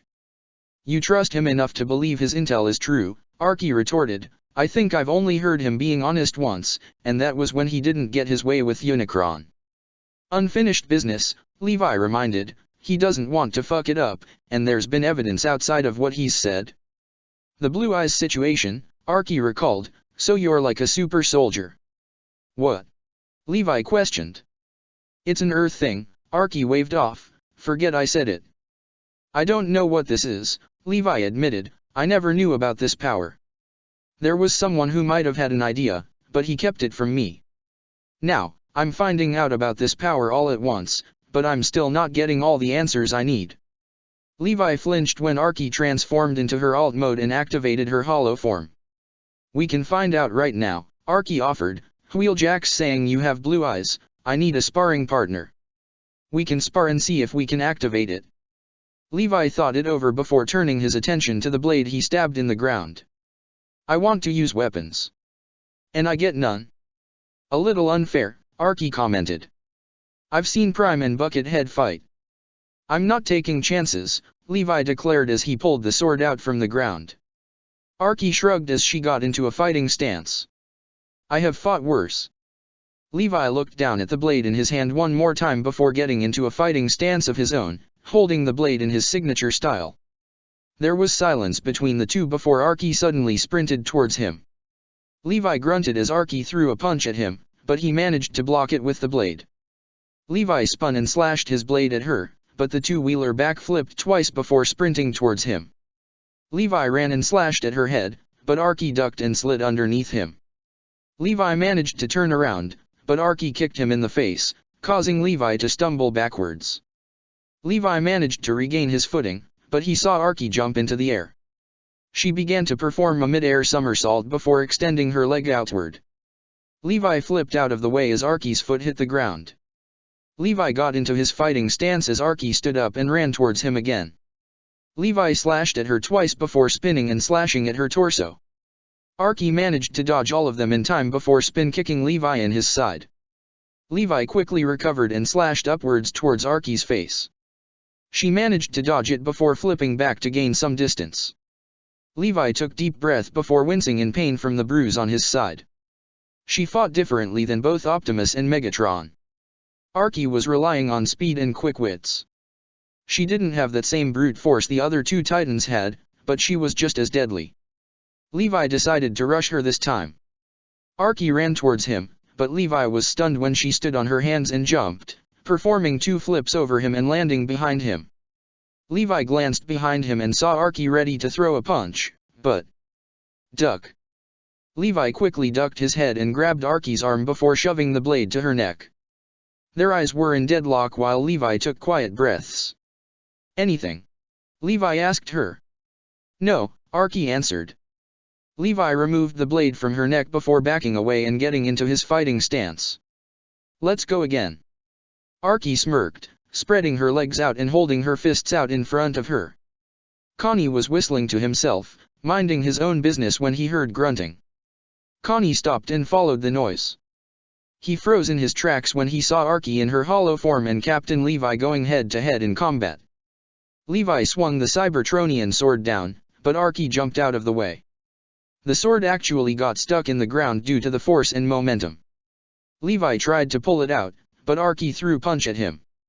Levi quickly ducked and kicked her in the stomach, sending her backwards. Levi abandoned the sword entirely and rushed towards the hollow form. Levi jumped and kicked Archie, but Archie used both arms to block the attack. Levi landed on his feet as Archie threw 2 punches at him. Levi managed to catch one of her punches and twist her arm. Archie responded by grabbing his jacket and pulling him down and flipping herself, throwing Levi across the grass. Holy shit, Connie swore as he bolted to get some help. Hanji began tampering with the 3D gear Wheeljack made modifications to, examining the armored plating for the chest. Is there a chance that we can make this thinner? Hanji asked. I still feel like this would be too heavy in regards to mobility. Maybe, Wheeljack answered, Cybertronian metal is stronger, so we wouldn't need to use that many layers for human weapons. Hanji nodded in response before they remembered something. I almost forgot due to what we've been learning. I wanted you to meet with Onyanko-pan to talk about his aircraft design. He brought it with him when he came by and it completely slipped my mind. Bring him over with his design and we'll have a look at it, Wheeljack told them. Hanji raised their head when they suddenly heard chatter. They saw a few military personnel running in a certain direction. They were confused, but they were going to let it go, until they heard faint cheering noise. They placed down the weapons and followed the noise of the crowd. What's going on? Hanji muttered as Wheeljack decided to follow them. Hanji saw a crowd cheering. Wheeljack, who had the higher vantage point, cackled at what the crowd was looking at. No slagging way. Wheeljack laughed. What? Hanji exclaimed. Wheeljack gently picked them up and lifted them off the ground. Hanji gawked as they saw Levi and Archie battling each other. They noticed one of the updated blades in the ground, but neither opponent seemed to care as they battled with their fists. What the hell? Hanji practically screeched. Hanji saw their scouts watching the fight with concern and told Wheeljack to put them down there. Wheeljack placed them over the crowd, startling a few of them in there, and Hanji jumped out to talk to their men. What's going on? Hanji demanded. I don't know. Connie admitted, I saw them fighting. I tried to get help to get them to stop dash. This doesn't constitute as help. Hanji declared, gesturing to the crowd around them. Hanji turned their attention to Levi and Archie, but they were too caught up in their fight. Levi, stop. This isn't the fucking underground. Damn it, 4 Eyes. I need to focus. Levi shouted at them, causing Archie to duck down and trip him with her leg. Levi quickly landed on his hands before flipping backwards twice, startling Hanji. Levi then ran towards her and performed a roundhouse kick to Archie's face. Archie responded by taking the hit and grabbing Levi's ankle. She spun the both of them around, taking Levi off his feet and to the floor while Archie crouched down to regain her footing. Levi recovered and kicked Archie in the face once again before hooking his foot around her neck and pulling her to the floor. Archie forced Levi's foot off of her before the two of them gained some distance away from each other. "Archie, stop," Hanji ordered. "We're sparring," Archie told them as Levi rushed her. "Damn it. Over what?" Hanji demanded, before groaning and putting the COMM. Wheeljack gave them in their ear. They tapped it twice to pick up Optimus' signal. "Optimus, get your ass over here right now. Levi and Archie are in a fight." He could feel it. He felt like he was moving faster. His reaction time was better. It was painful, Levi couldn't deny that, but it was working. The two threw jabs at each other that kept on getting blocked. But his eyes weren't glowing blue. If they were, then Archie would have brought it up. There had to be something. From below, Levi used his hands to block a knee kick aimed for his gut. Archie threw a punch for his face, but Levi quickly dodged it and grabbed Archie's arm before throwing her across the grass. Archie skidded back to a stop, noticing the pierced blade in the ground behind her. She grabbed the blade and yanked it out of the ground before coming to a complete stop. Levi internally swore as Archie ran towards him and flipped into the air before coming down on him with a slash. Dodge. Levi rolled out of the way as the blade hit the ground. Archie picked it up and slashed upwards, but Levi managed to dodge that too. Levi kicked upward, trying to knock the blade out of her hands, but Archie was quick and flipped backwards to gain some distance. Archie took a look at the handle of the blade, recognizing that the blade was detachable. Levi was running towards her again as Archie was trying to figure out the mechanics. Once she figured out the switch to detach the blade, Archie swung her arm. She pushed on the switch and the blade detached from the handle, spinning towards Levi. "Catch it." Levi didn't know how fast he was able to react, but he suddenly found himself catching the blade between clasped hands, nearly taking out his eye. Levi panted with relief, all the tension suddenly leaving his body. He dropped the blade, still trying to process what happened. Suddenly Hanji was in his space, opening his eyes to examine them.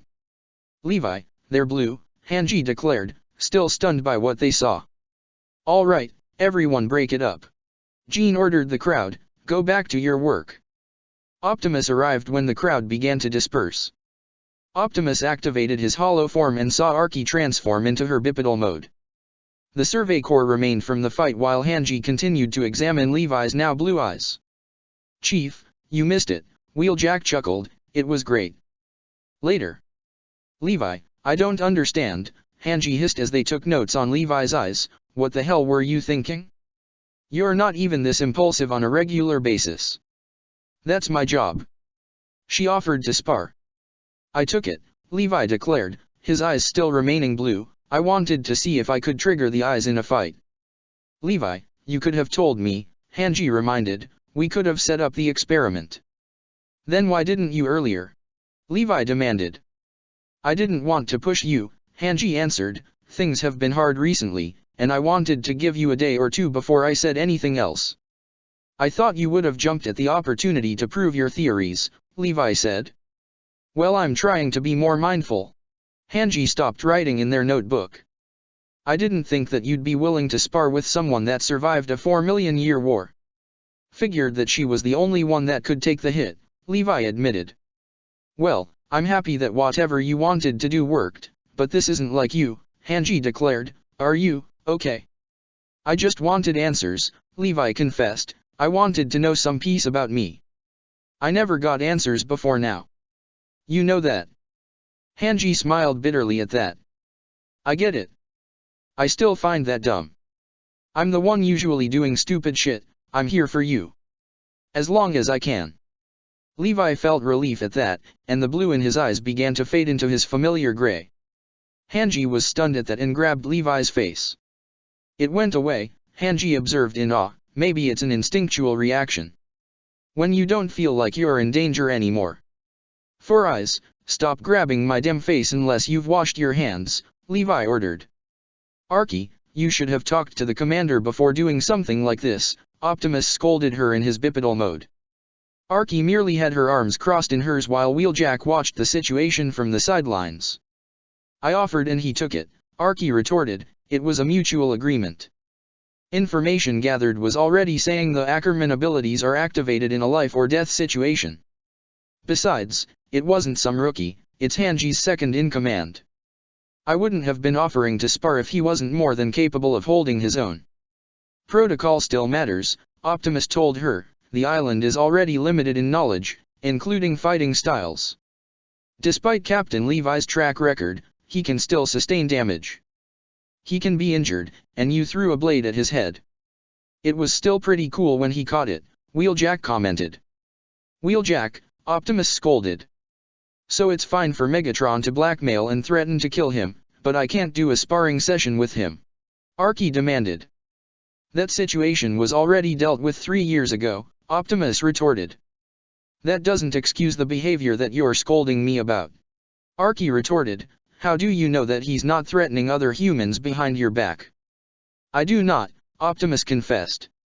Optimus, this is Megatron, Archie emphasized, the Khan who destroyed our home and tried to burn Earth to the ground and nearly succeeded. Archie, this is a complicated situation, Optimus retorted. Megatron shouldn't be, Archie declared, so unless you can justify that, you have no right to lecture me about what I do. At the very least, you should be grateful. You have some confirmation about the Ackerman powers. Before Optimus could say another word, Archie transformed into her alt mode and drove off. I mean, you don't really have any military command over us, Wheeljack added. Yes, I am aware, Optimus said to him. You working with Buckethead and not keeping tabs on him is also not a good look for you, Wheeljack advised. Can you really trust him? Because there's a lot of people he's screwed over. Not just bots. I do trust him with this task, Optimus answered, but I do not forgive him for what he has done. I just want to know about the trust part, Wheeljack declared. I know you two used to be pals, and he wanted to destroy the caste system which I was for. We've seen what he can do. You wouldn't want a friend turned enemy again, would you? No, Optimus replied, I know you do not trust me and I know you cannot trust Megatron, but all I want is to ensure the island's safety and future. And what does Buckethead want? Wheeljack asked. Confront him on that. Wheeljack waved goodbye to the Prime before transforming and chasing after Archie. He needed to make sure that she was okay. Meanwhile Optimus rubbed the side of his temple and let out a vent. Wheeljack was right. Archie was right. Optimus needed to find a way to follow up on Megatron and confront him. Chapter 69, Growing Fears. Colt grunted as he forced himself to stand up and put his hands on the bars. He forced himself to take one agonizing step after the other, trying to get himself to walk properly. His legs have been shot since he's been bedridden, and whatever infected him caused his body to completely shut down. So walking has been a pain in the ass. Colt took another step, but his legs gave out again and he collapsed to the ground. Colt groaned and nearly slumped in defeat, but gasped when someone pulled him to his feet before sitting him down in a chair. Colt rubbed his legs before looking up to see Matthew offering his canteen to him. Thank you, Colt said as he took the canteen from him and opened it. You shouldn't push yourself too hard, Matthew advised. I know, Colt nodded as he drank some water, but I have to make up for lost time. I'm a warrior candidate, and my position might be in jeopardy. I doubt they'd waste their tax dollars on you, Matthew retorted. But their time is wasted, Colt reminded as he handed the canteen back, and I would rather it be me inheriting one of the Titans instead of Falco. Matthew didn't respond as he took the canteen back and closed it. I hear that the warriors are coming back, Colt remarked, and I heard chatter that I'm getting better to go home again. I can't wait to see them. I can't wait to tell them that you helped Dash. No, Matthew ordered as he put his hand in front of him, keep your mouth shut about that. About, you helping me?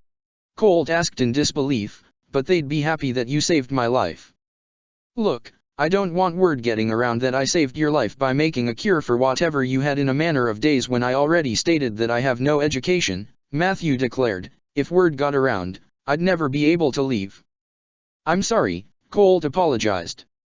You should get some rest, Matthew advised. Don't want you dropping to the floor when the warriors come to see you. Colt nodded as Matthew walked away from him.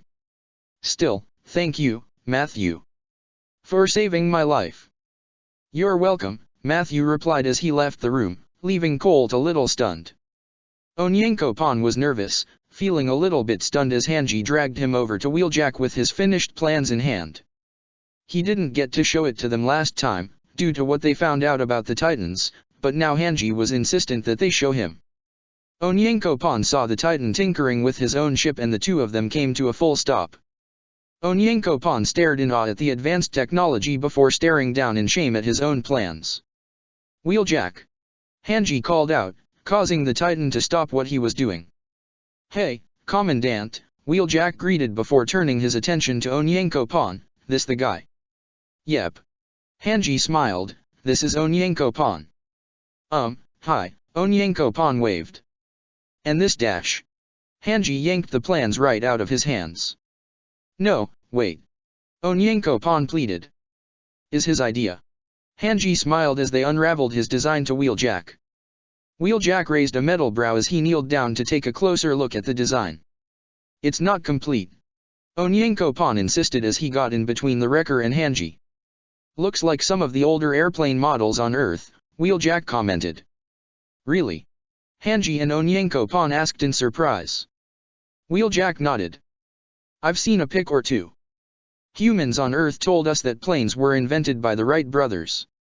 I think. That's what this is called, Hanji mused as they turned the paper to look at the design themselves. Wait, so it's possible to build this? Onyanko-pan asked. Sure, Wheeljack declared as he stood up, we'll need some supplies. We'll need to make an engine. Do you want to power it with energon or with the ice burst stone? The ice burst stone, Onyanko-pan answered, I think that energon would be rather aggressive, and I know that it is the thing that gives you beings life. Well, we still have to mine the energon we found in Hizuru, Wheeljack reminded, and part of that agreement was that 65% of the energon went to us. Yes, Hanji smiled. So we can get started on some of the extra schematics, make a list of other parts we need, and we can test efficiency with both the ice burst stone and energon, Wheeljack listed. In a few days, we do have to mine for the energon, so Arky and I need to head over there to get started. Do you need extra hands? Hanji asked, that mine was pretty big. Oh. We can send Eren and Amir with you. We probably just need one of them, Wheeljack declared, maybe Eren. I will talk to Eren about this, Hanji informed. Alright, but now, let's get to work, Wheeljack declared with a smile as he pulled out his data pad. Colt was lying in bed once more, taking a break after the strenuous exercises that he had been doing. The door to his room opened and Colt saw Matthew looking at him with a neutral expression. Before Colt could respond, the other warrior candidates rushed into the room, quickly going around Matthew to reach him. Colt! Falco cried as he ran towards his brother and tackled him onto the bed. Gabby, Zofia, and Udo rushed in with relief and tears in their eyes. Colt, you're okay? Falco cried, Mom and Dad were so worried about you. I thought you weren't going to make it. And dash. I'm okay, Colt reassured as he patted his brother's head. Marley's medicine must have really come a long way. Gabby exclaimed with a smile.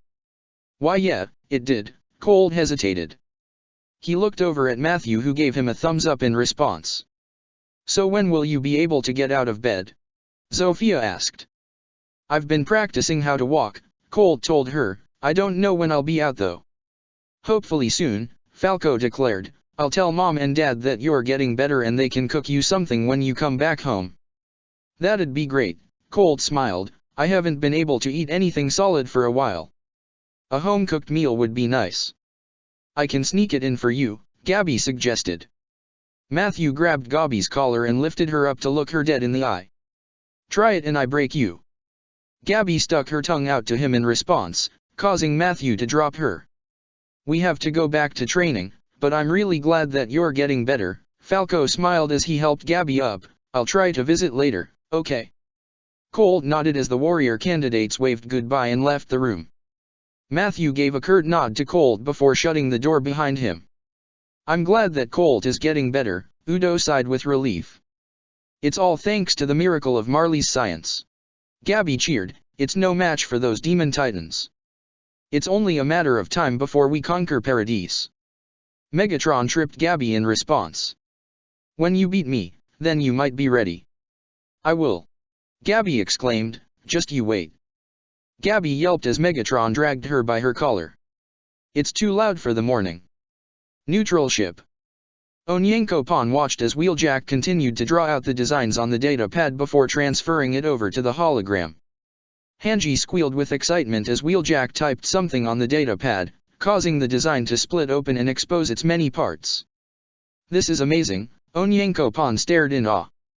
Power of Cybertronian technology, Wheeljack declared. If we could get into contact with Cybertron sooner than later, the island can have access to all sorts of equipment. We can still make some of these items with our world's technology, Onyanko-pan retorted. That's true, Wheeljack didn't deny, it's just dealing with the Energon Titans, that's the problem. Are the Titans in the walls filled with Energon? No, but they are colossal Titans, Hanji reasoned. Even though we've never fought a pure colossal Titan, we do know from fighting the previous colossal Titan shifter that it emits bounds of steams. It would be hard to conduct close-range combat. Good to know, Wheeljack nodded as he compressed the design to the final product. Good news is that we can melt other parts of the ship down. I just hope that we can find a ship in Hizuru. There should be other places with little human contact, Onyanko-pan reasoned. The only place that we do know that would have it without doing an investigation is the Arctic, Wheeljack responded, and Arky doesn't like the Arctic. What's wrong with the Arctic? Hanji asked. Something about freezing weather, Wheeljack replied offhandedly. I'm going to take some parts of the ship off. Want to join? Yes. Hanji cheered as they pulled Onyanko-pan with them to follow Wheeljack.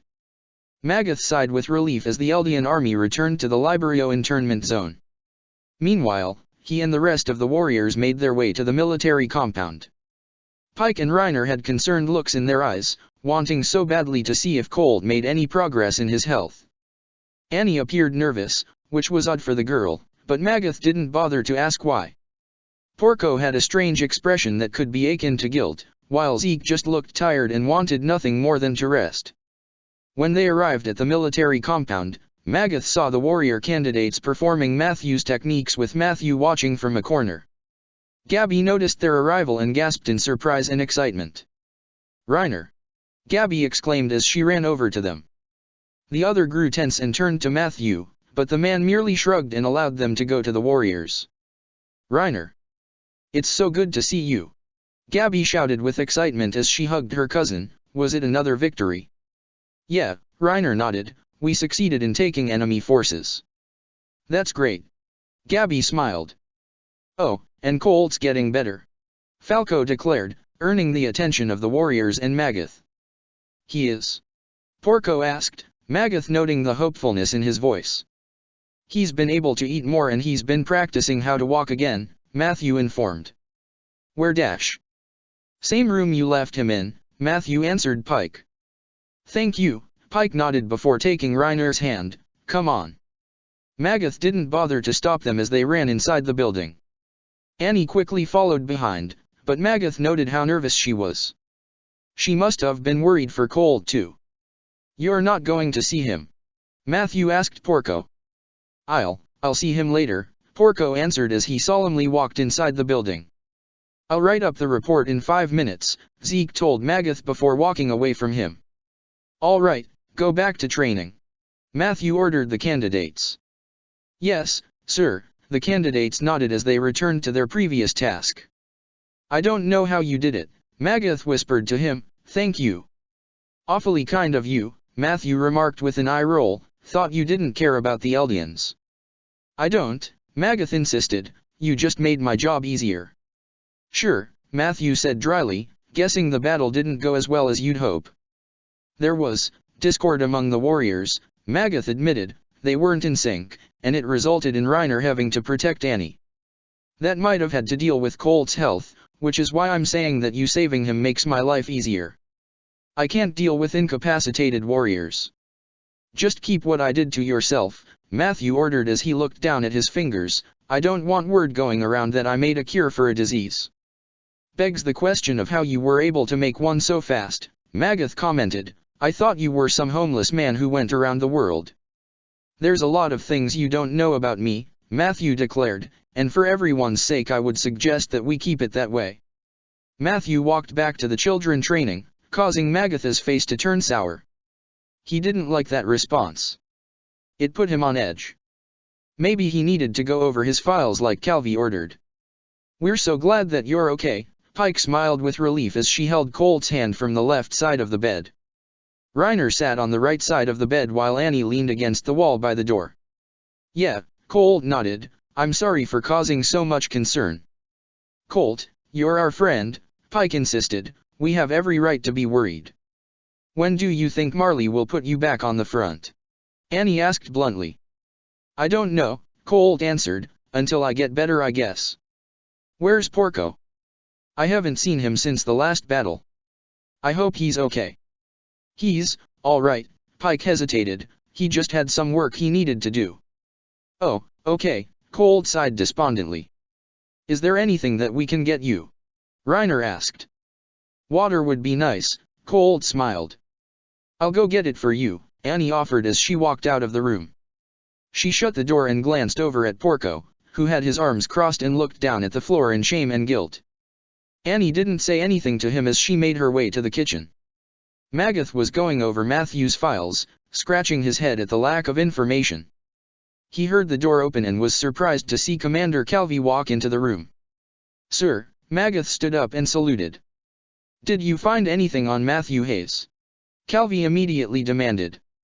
"I've been looking over his files, but there's little to no information about him," Magath explained. "It's like he doesn't even exist. This is a man who's cheated death multiple times, held his own multiple times, and made a cure in the span of a week." Calvi exclaimed, "How are you not able to find anything on him?" "When Zeke handed me his file the first time around, it checked out," Magath reasoned. "Even if it is the Wonder Child, this is someone who's somehow managed to make an impact in Marley military," Calvi reminded. "There should be some record of him somewhere." "Matthews always had an insistency on leaving," Magath recalled. "Maybe there's a reason for that." "I will talk to him personally," Calvi declared. "Sir, I don't think that's wise," Magath advised. "You know what I don't think is wise," Calvi began, "bringing a man with a checkered past into Marley military. A reminder that this was your deal with him." Magath immediately shut up as Calvi walked out of the room. It was his fault for bringing him in. He just wasn't expecting all of this to happen. Later, Megatron was translating his notes for the cure into 2 notebooks in his room. He knew that Calvi would want a cure written out in the language, so he wrote it word by word. He was also writing it in a second notebook so that he could return it to the island for the Survey Corps to get their hands.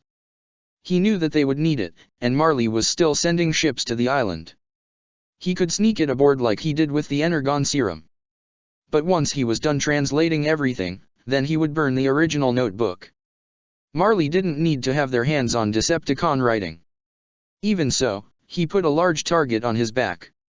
He drew the attention of Marley's top military officials. They were no doubt digging into his past, and he had to create another cover story and fast. One that would be plausible for the character of Matthew Hayes. Megatron stopped writing and rubbed the side of his head in irritation. Maybe he should indulge in the scientist's revenge. Maybe he should just kill the Beast Titan and be done with this stupid mission. But the Autobots still remained on the island. They were scavenging around, doing Primus knows what. The neutral ship was once a safe haven for him. Now he had to rely on the scientist in order to avoid them at all costs. It was either stay in Marley, and run a risk of being caught, or return to the island and deal with the Autobots. Deal with his crimes. His regrets. His shame. Megatron covered his eyes with one of his hands. Nothing he did would change his mistakes, and he wasn't really doing much to better himself. He was still a pathetic being, yet he wanted something. Was it a connection? Acceptance?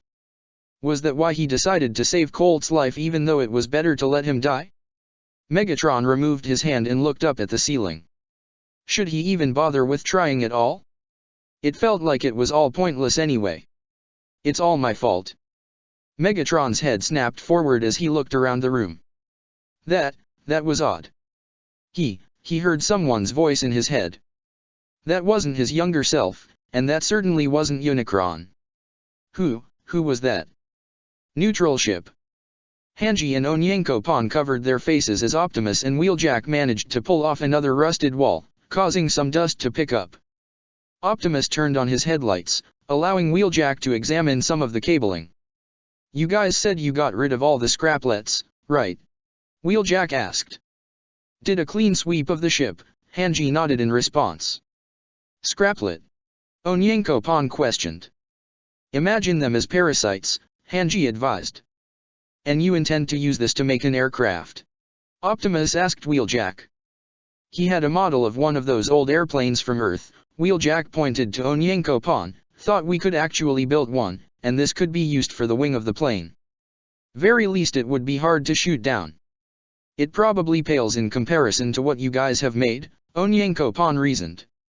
You were able to create the design of the plane by yourself, Optimus retorted, you have a brilliant mind.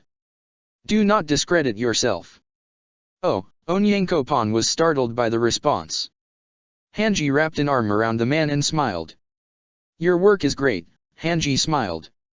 Thank you, Onyankopon said. Megatron watched the warrior cadets train from the balcony, noting the improvements in their training due to their better mood. Supposed he was, a little relieved to see that they were more motivated. Last time, they thought that Colt was going to die. So, it wasn't so bad seeing them like this.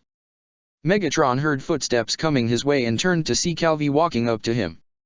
We need to talk, Calvi declared. I'm sure we do, Megatron replied in his other voice. In my office, Calvi prompted. Megatron quietly followed Calvi down the halls until they reached his office door. Calvi opened the door, allowing Megatron to walk inside. Calvi shut the door after he entered the room before sitting down at his desk. What do you want? Megatron demanded. Matthew Hayes, who are you? Calvi demanded as he pushed the fake files forward towards him. Megatron didn't answer, didn't bother to pick up the files. He stared at them for a few moments before turning his attention back to Calvi. Why should I tell you? You've held your own against a 5-meter Titan. You fought in illegal death matches. You've told us that you've cheated death. Now you were somehow able to create a cure for a disease, despite having no solid education, Calvi listed. Besides this, there's no other record of you that exists. So Marley actually wants to be competent for once, Megatron commented. I'm guessing it's because you want me to stay. Even though I've made it clear that all I want is my freedom. Matthew, I'm serious. Serious? Megatron chuckled. If you were actually serious, you would have found out a way of keeping me here. Or are you just too scared to find out what would happen if I decided to resist? You are too valuable of an asset to give up, Calvi declared. I liked it better when I was just scum, Megatron declared. Then can you explain why there's no record of you? Calvi demanded, why you're so insistent on gaining your freedom. Even if I did, you won't stop asking me all this bullshit, Megatron said, this conversation is just redundant. Well, I know that threatening your life will do nothing, Calvi began, but it would be a shame to see all your hard work on Colt go to waste. Megatron narrowed his eyes, knowing damn well what this human was implying. And I thought the Eldians were devils. The Eldians will always be devils at the end of the day, Calvi reminded. The cure you've made is 10 times more valuable than Colt will ever be. I haven't translated it yet, Megatron lied, you won't know a damn thing of what I've written down. So if Colt is gone, and I'm gone as a result, you can kiss the cure goodbye. And it will be your fault, Calvi proclaimed. Your cure has a side effect and kills Colt, and you'd be sent to prison without any chance of gaining your freedom ever again. The warriors and warrior cadets would be devastated and they would blame you. All this, just to get me to stay, Megatron mused. How stupid of you. Calvi merely crossed his arms and waited. Megatron knew that Calvi had nothing on him, but if he didn't say something now, Calvi would no doubt continue to investigate. He couldn't let that happen. Fine, Megatron began, the reason I don't have a record was because I was never meant to exist. Calvi was surprised by the statement. I only saw the sun once before I was forced to work in the underground of mines, Megatron continued. He found himself disgusted at talking about his early years. He didn't want to talk about it, but he had to. We weren't given names because we were so easily replaceable. If one died, another took their place. I did something that was illegal then, and I was thrown into those illegal death matches as a result. I was forced to fight and survive because that was the only option available to me. I managed to start a revolution in those illegal death matches to get everyone out. We burned the entire place to the ground. Then why run? Calvi asked, if you managed to burn everything to the ground. Many people want me dead, Megatron answered, there's too much blood on my hands to even ask for forgiveness. I've done terrible things in order to survive. Everywhere I go, I leave as little impact as possible. If I make a big impact, then I kill whoever is in my way. It didn't matter if they were innocent or not. I needed to survive like I've always done. I let my guard down once. I tried to lead that normal life once, but it didn't work. And it got someone I cared about killed when he saved my life. A debt I will never be able to pay back. My only option is to do what I can to survive. Megatron pointed at Calvi. And you are just a small stepping stone to get it back. Where is this place? Calvi asked, where you were born. I don't know, Megatron answered, it was many years ago, and it's a place I would prefer to forget. There's many things that I wish I could forget. Megatron glared at Calvi in anger. Stop getting into my business, or I will have to kill you. I want to discuss your contract, Calvi declared. Now there's a discussion. Megatron openly mocked, placing a hand on his chest. You'll be given 3 days off, Calvi declared, earning Megatron's attention. You will be paid full-time for your services. And in return? Megatron prompted, knowing this human would have wanted something. I want you to play a more active role in Marley military, Calvi insisted, someone that works in the shadows. I have no reason to trust you, Megatron retorted, or for you to trust me. Your response was rather honest, Calvi retorted, and I don't want to lose such a valuable asset just yet. You will get your freedom, but I need you here until the end of this war. Megatron pushed the fake files back over to Calvi. I'll think about it. You have until tomorrow to make up your mind, Calvi informed. Megatron hummed in response as he left Calvi's office. As he made his way down the halls, he was suddenly overcome with a sense of irritation, followed by anger, followed by blame and insecurities. What was this? Where was it coming from? Meanwhile, I understand you were all uncoordinated in the last battle, and that was mainly because of Colt, Magath began as he addressed the warriors in his office, but now that Colt is better, I expect that not to happen again. Will Colt be brought onto the battlefield again in his condition? Pike asked. The decision is not up to me in this scenario, Magath declared. He was sick, Porco hissed. Colt is still in line for being one of the warriors, and he will be required to make up for lost time, Magath told him. With all due respect Dash. I'm only letting this situation go once, Magath declared, it was a miracle that none of you were injured or your powers had been compromised. If this happens again, there will be consequences. All the warriors nodded before getting up and leaving his office. Zeke sighed, still tried from everything that had been happening, but the others all looked despondent. I didn't need you to protect me back there, Annie spoke to Reiner, I would have been fine. I do have the armor, Reiner reminded. Doesn't matter, Annie hissed. Annie, I just wanted to make sure that you were okay, Reiner insisted. Like how you ensured Marcel was okay, Porco growled at Reiner. Porco. Pike was stunned. That was something that we couldn't have predicted, Reiner reminded. The battle is always something that we can't predict, but you don't have a problem running headfirst into danger now, Porco declared. Can we not do this right now and just head home? Zeke pleaded with a tired voice. Where was that attitude back on the island? Porco demanded, ignoring Zeke's request. You already know what happened. Reiner exclaimed, how many times do we have to say it? Not enough. Porco declared as he got in Reiner's face. Porco, this isn't like you. Pike exclaimed, trying to pull him back. She watched with concern as the purple veins in his hand began to spread. We're all worried about Colt, but he's fine now. And this isn't the way to handle things. This wouldn't have happened if I went to the island in the first place. Porco yelled. Stop blaming me for things that weren't my fault. Reiner shouted, letting his anger take control, and I'm not the one who infected Colt in the first place anyway. Porco punched Reiner in anger, causing the Titan shifter to hit the ground hard. Zeke turned his head and grew concerned when he saw the purple veins in his hand begin to spread. Annie backed away as purple shone in Porco's eyes. Before Porco could throw another punch, someone ran past Zeke and grabbed Porco's infected hand. Zeke realized it was Matthew as he pulled the hand back and grabbed Porco by his throat. Matthew stared into Porco's eyes as the teen struggled in the Titan's grip. Zeke saw that Matthew's calm eyes morphed into one of fear and horror. Matthew's fear-stricken gaze drifted towards the infected hand, seeing that the spread had stopped, but the dark energon was still present. Zeke could tell Matthew was going to kill him in that instance, but before Matthew could tighten his grip around his throat, Magath had stormed out of his office. "What the hell's going on?" Magath demanded. Matthew's gaze drifted to Magath before he practically threw Porco over to him. Magath was going to reply, but noticed the infection in his hand, his undivided attention on that. "Pike, we're taking him to the science division," Magath ordered. Pike nodded as she followed the two down the hall. Zeke noticed Annie's now fearful gaze drifting to Matthew's angered expression directed at Porco. She immediately excused herself, no doubt scared of what just happened.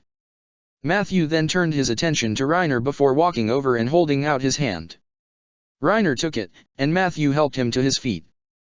"Sorry," Reiner apologized, "I let my anger get the better of me." "I don't think that was all you," Matthew proclaimed in a monotone voice. "Go visit Colt. He asked about you." Reiner nodded before walking down the hall. Zeke grew tense as Matthew directed his cold gaze to him. "He needs to die," Matthew declared coldly in his regular voice. "Paradis." Onyanko Pan smiled as he continued discussing his ideas with Hanji and Wheeljack on the jackhammer. They discussed plans about making the engine first in order to test a proper fuel source. That would require gathering as much energon from the mine in Hizuru and bringing it back as soon as possible. He really was excited to be working on this idea of his. To create another flying machine that would benefit the island, and in turn his homeland. "Thank you," Onyanko Pan spoke, earning the attention of both members. "I really do appreciate this." "Of course," Hanji nodded, "anything for a friend." Onyanko Pan chuckled in response. "Oh, I just need to grab something really quick," Hanji explained as they jumped off the ramp and ran to where they left their items. "Hope this isn't going to take up too much time for you," Wheeljack remarked. "Sure you're busy with other things." "I help with communications in Hizuru," Onyanko Pan explained, "but it's usually Yelena that handles all the hard stuff. She'll call me over if she needs anything additional." "So then she must be pretty busy," Wheeljack commented. "Yeah," Onyanko Pan admitted, "she's been trying to make sure the Marleyan prisoners are more acclimated to life on the island. She ends up visiting them at the restaurants that they've been assigned to. A little bit weird of her to do that though, since she's never cared about Merlians in the first place. She hates them actually." Before Wheeljack could even ask a follow-up question, Hanji had returned with more of their notes. Wheeljack decided to drop the topic at hand as Hanji continued rambling on about their suggestions. "Guess he had something to file under suspicious silverback. You cannot go and kill the colossal titan," Zeke exclaimed in his office. "We already had to transfer the powers of the titans to Porco. We can't just kill him without a successor." "The successor doesn't matter," Matthew declared coldly in his normal voice, "not anymore. The colossal titan needs to die. It's better for the titan powers to be sent at random instead of having dark energon be passed on from one human to another. This could ruin our plans." Zeke retorted, "Marley will be sent into disarray with too many enemies to keep track of. I won't be able to go to Paradis to secure the found dash."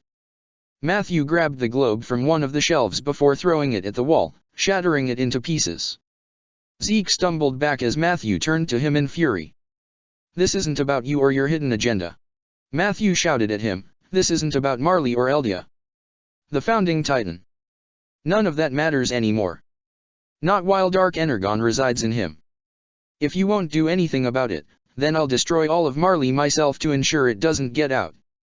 Zeke could see anger, but he could also see fear in the titan's eyes.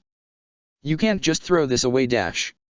Zeke grunted as Matthew grabbed him by his throat and began to choke him. Do you really want to test that theory? Matthew demanded ominously as he forced Zeke to look him in the eye. Do you really want to see how far I'll be willing to go in order to get what I want? You know I don't have influence in dash. Zeke clawed at the hand that was tightening around his neck. Your usefulness to me is starting to wane, Matthew warned, and there are many on Paradise that want your death, which I would be more than happy to grant. Zeke began choking on his own spit as Matthew slammed his back into his desk. Either agree to Porco Galliard's death, Matthew began his ultimatum, or I kill both him and you. Aye, can't, Zeke couldn't breathe. 5, Matthew began counting down. Zeke felt tears brimming in his eyes. 4. Zeke saw black spots in his vision. 3. Zeke felt his movements getting slower. 2. Fine. Zeke managed to force out. Zeke gasped as Matthew released his hold on his neck. Zeke took large breaths as Matthew appeared to calm down just a little bit. Why? Zeke managed to force out, why are you so scared of Dark Energon? What exactly is it? And don't give me a bullshit excuse of not telling me. I deserve to know. Matthew turned away from Zeke as the Titan shifter stood up. Zeke saw Matthew cover part of his face with one hand before leaning forward against one of the chairs. Unicron, Matthew spoke a word, a name into existence, the Chaos Bringer. And that is, Zeke said with hesitance. You could call him the devil of the world I am from, Matthew quietly explained, evil incarnate. If he were to ever be fully awakened, chaos would rain down on the whole universe. Your world, mine, countless others, would be destroyed in his wrath, with no one else standing against him. His blood courses through my veins, severing me from eternal peace. And now that blood courses through Porco's veins, it's only a matter of time before it corrupts and destroys him. Zeke shook his head. I don't believe you. You've seen it, Matthew reminded, you've seen Dark Energon corrupt Berthold Hoover and take over his soul. Porco does not have a strong mind or a strong will. It is only a matter of time before Dark Energon corrupts him too. Zeke was stunned to see Matthew beginning to shake. Berthold Hoover is gone forever. That much I know. Porco will be destroyed. Killing him now while he still retains his humanity is an act of mercy at this point. Zeke still wasn't sure if this Titan was telling the truth, but the trembling, the fear in his voice was very apparent. Even if you were telling me the truth, it's not going to be easy, Zeke reminded. Marley needs their weapon and dash. Matthew's hand practically covered Zeke's face as the Titan yanked him over to face him. I am not, nor will ever fall under Unicron's control, ever again, Matthew declared. I will do what I must to stop him. I would rather die before that happened. I will do whatever it takes to ensure that Unicron stays buried. Get it done. Or I will. Zeke meekly nodded, allowing Matthew to let go of him. Matthew then deactivated the hollow form, allowing Zeke to breathe a sigh of relief. Meanwhile, outside of the room, Annie covered her mouth in horror at the information she heard. She ran down the halls not knowing what else to do. She had no one to tell. They had no idea how to defeat the Flying Titan, and Zeke appeared to be on Paradise's side, completely taking her off guard. There was no one she could trust. What would she be able to do? Megatron flew back to the neutral ship and landed on the ground in his bipedal mode. He didn't care if the two-wheeler or the wrecker were on the ship. He'll ignore him. That wasn't the top priority right now. What mattered was the fact of Dark Energon still being present. It still remained inside the current holder of the Colossal Titan. That anger, those thoughts, and emotions, he was hearing Porco Galliard's thoughts. He had millions of questions. Did the Dark Energon create a mental link with the power of the Titans? Could he kill Porco Galliard without losing his standing? What would he say to Optimus? Would this jeopardize everything? Would he fall under Unicron's control again? Megatron entered the birth room and slammed his fist on the keypad, shutting the door to the room and leaving him isolated. He slumped down against the door and sat on the floor before resting his servos on his helm. He gritted his dentures in anger and fear. He didn't know what else to do, and he had no one else to turn to. No matter where he went, his sins would always come back to destroy him. That night. Pike, my little warrior, what's wrong? Pike raised her hunched back from the couch in her home to see her father looking at her with concern. Nothing, Pike answered, the battle was rather tiring. I'm just happy that I'm back. Hope. Mr. Finger kneeled down and placed a hand on her own. Do you want anything? No, father, Pike reassured, this is something that I can handle. Go rest, and I'll be sure to make breakfast for you tomorrow. If you need anything, I'm here, Mr. Finger reassured as he stood up. Pike kept her small smile as her father went to his room. When she was certain that she heard the door to his room close, she hunched her back over once more. It was getting worse. Porco was getting worse, and none of the scientists or warriors knew what to do. Was she going to lose another comrade, just like they lost Berthold? Pike raised her head slightly, and noticed shoes in her vision. That was odd, she didn't hear her father coming down the stairs. She raised her head upward and froze when she saw the shadow. She grew tense when the shadow appeared to be looking down at her with unbridled anger. There was such ferocity in those bright, blue eyes, and she didn't know why. Was this being angry with her? Pike trailed off. The shadow appeared to have heard her voice, as the anger faded from its eyes and turned into brief confusion. It slowly turned its head, examining its surroundings and realizing that it was in a different location than where it previously was. Pike crawled up on the couch when the shadow suddenly fell to its knees. Pike still wasn't sure what this shadow was. Was it an aberration of her own conscience? Pike was stunned as tears suddenly formed in the eyes of the shadow. The shoulder began to shake and the hands began to tremble. The shadow then covered its eyes with its hands, and Pike could hear the wrecked and emotional whimpers coming from the being. The shadow then wrapped its arms around itself in an attempt of comfort, but it didn't seem to help. Pike didn't know what even willed her to move, but she managed to move her trembling hands towards the being. She reached out, and retracted it the moment her hand almost touched its shoulder. Pike took a deep breath before placing her hand on its shoulder. The shadow turned its head sharply to stare at her, the tears still coming down its face. What happened? Pike asked with hesitation. The shadow kept its eyes on her for a moment before resting its head on Pike's shoulder. Suddenly Pike was overcome with grief and agony that she almost burst into tears. She blinked to try and wipe the tears, but she ended up seeing something.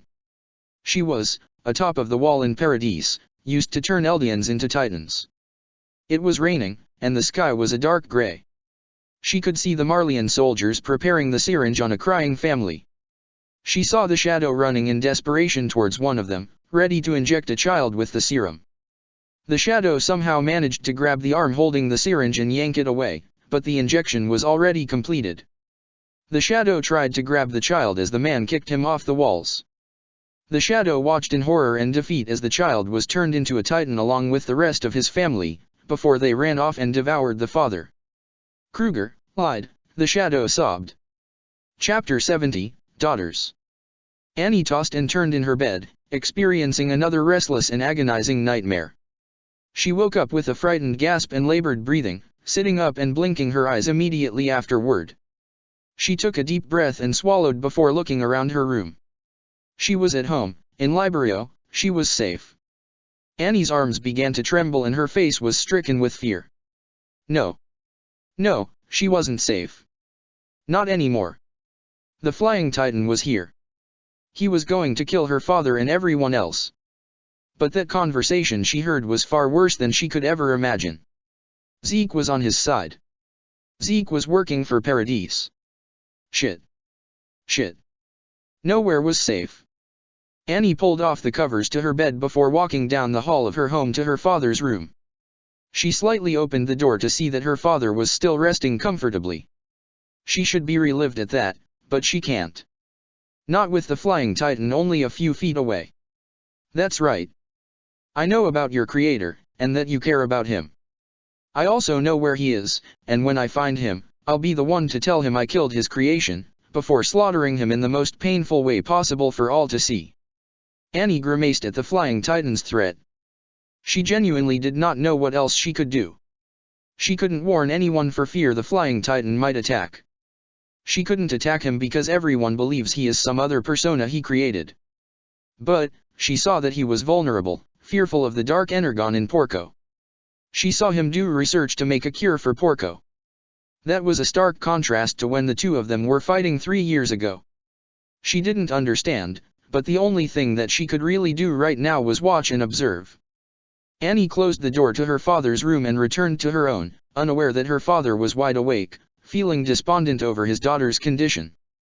Morning.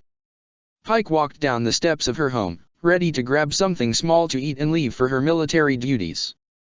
After what happened the night prior, Pike was rather shaken and didn't know what to do. In all honesty, it felt like a blur. Maybe the shadow let go of her and she wordlessly walked to her room? Maybe she put the shadow on the couch? She wasn't sure. She remembered feeling agonizing pain, loneliness, and heartache. Pike rubbed her eyes with her hand. What'd she say? That memory, she never expected to see. She never saw when the Merlians transformed the Eldians into Titans. It was heartbreaking. It was a family, children, transformed into Titans. She wasn't sure what they did, but it didn't matter. If Marley saw any hint of deception and devil-like behavior, they were off to the island. Pike made it down the stairs and heard the rattling of plates. Pike was surprised to see that her father was wide awake, putting a small meal on a plate for her. It was oatmeal with a small loaf of bread. Dad, Pike began, but stopped when she noticed the shadow lying down on the couch with its back facing them. Her father didn't appear to notice as he turned his attention to her. Pike, Mr. Finger began, setting the plate down on the table and walking over to her. He cradled her face and examined her eyes. Why are your eyes blue? Oh, Pike spoke, unaware that the shadow began to stir. It's a side effect of the energon.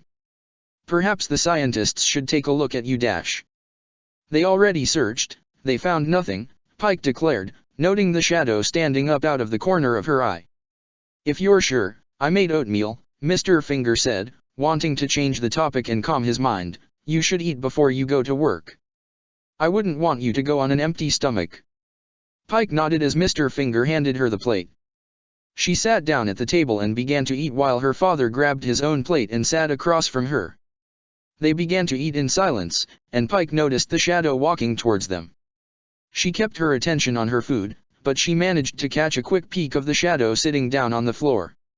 It crossed its legs and began to stare at them with those bright, but rather solemn blue eyes. When will you be heading to the next battlefront? Mr. Finger asked. I'm not so sure, Pike answered. We have to devise another battle strategy, and that will take some time. Then, you will be able to stay home for a little longer, Mr. Finger quietly said. Father dash.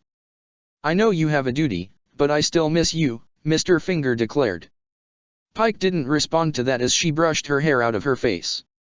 Mr. Finger noticed as he got up and went upstairs, confusing the warrior. Pike was going to ask, but remember the shadow that was still sitting down, now leaning back to see where her father had gone. Why am I the only person that can see you? Pike quietly demanded, earning the attention of the shadow. What did you show me last night? Who is Kruger? Pike had no choice but to straighten her back and go back to her meal as she heard her father's footsteps coming down the steps. She turned to him and saw him holding a brush and a thin hair tie. Perhaps I could fix your hair, like I used to, Mr. Finger offered. Dad, you don't have to do that, Pike insisted. I'm not training anymore, you know that. I know, Mr. Finger said, but I think it would help the both of us. Pike looked back at her meal before quickly turning her gaze to the shadow.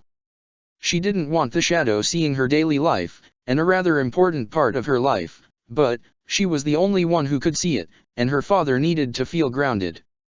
Okay, Pike said as she got up from the table and sat by the couch, noticing the shadow's eyes following her move. Pike managed to catch a glance at her father's relieved expression as he sat down behind her and began to comb her hair. He treated it with care, the brush barely yanking on her scalp. She remembered when she was younger, before she joined the warrior program, how she was sit in the chair in the bathroom. She swung her legs back and forth and watched her father do her hair. It was a pleasant memory. She felt her father's hands shake as he began to use the hair tie to tie her hair into a ponytail. She knew how messy it would be, and how her father would get upset that he couldn't do it right, but Pike cherished it nonetheless. Her father finished fixing her hair, and Pike knew how messy it was, but she turned to her father and smiled. "Thank you," Pike told him as she hugged him. Mr. Finger hugged her back and held her tight. Pike let go of him before standing up and walking over to the table. She grabbed the bread that she didn't eat before heading to the door. "Make sure to take your medicine," Pike advised. "I will," Mr. Finger smiled, "take care."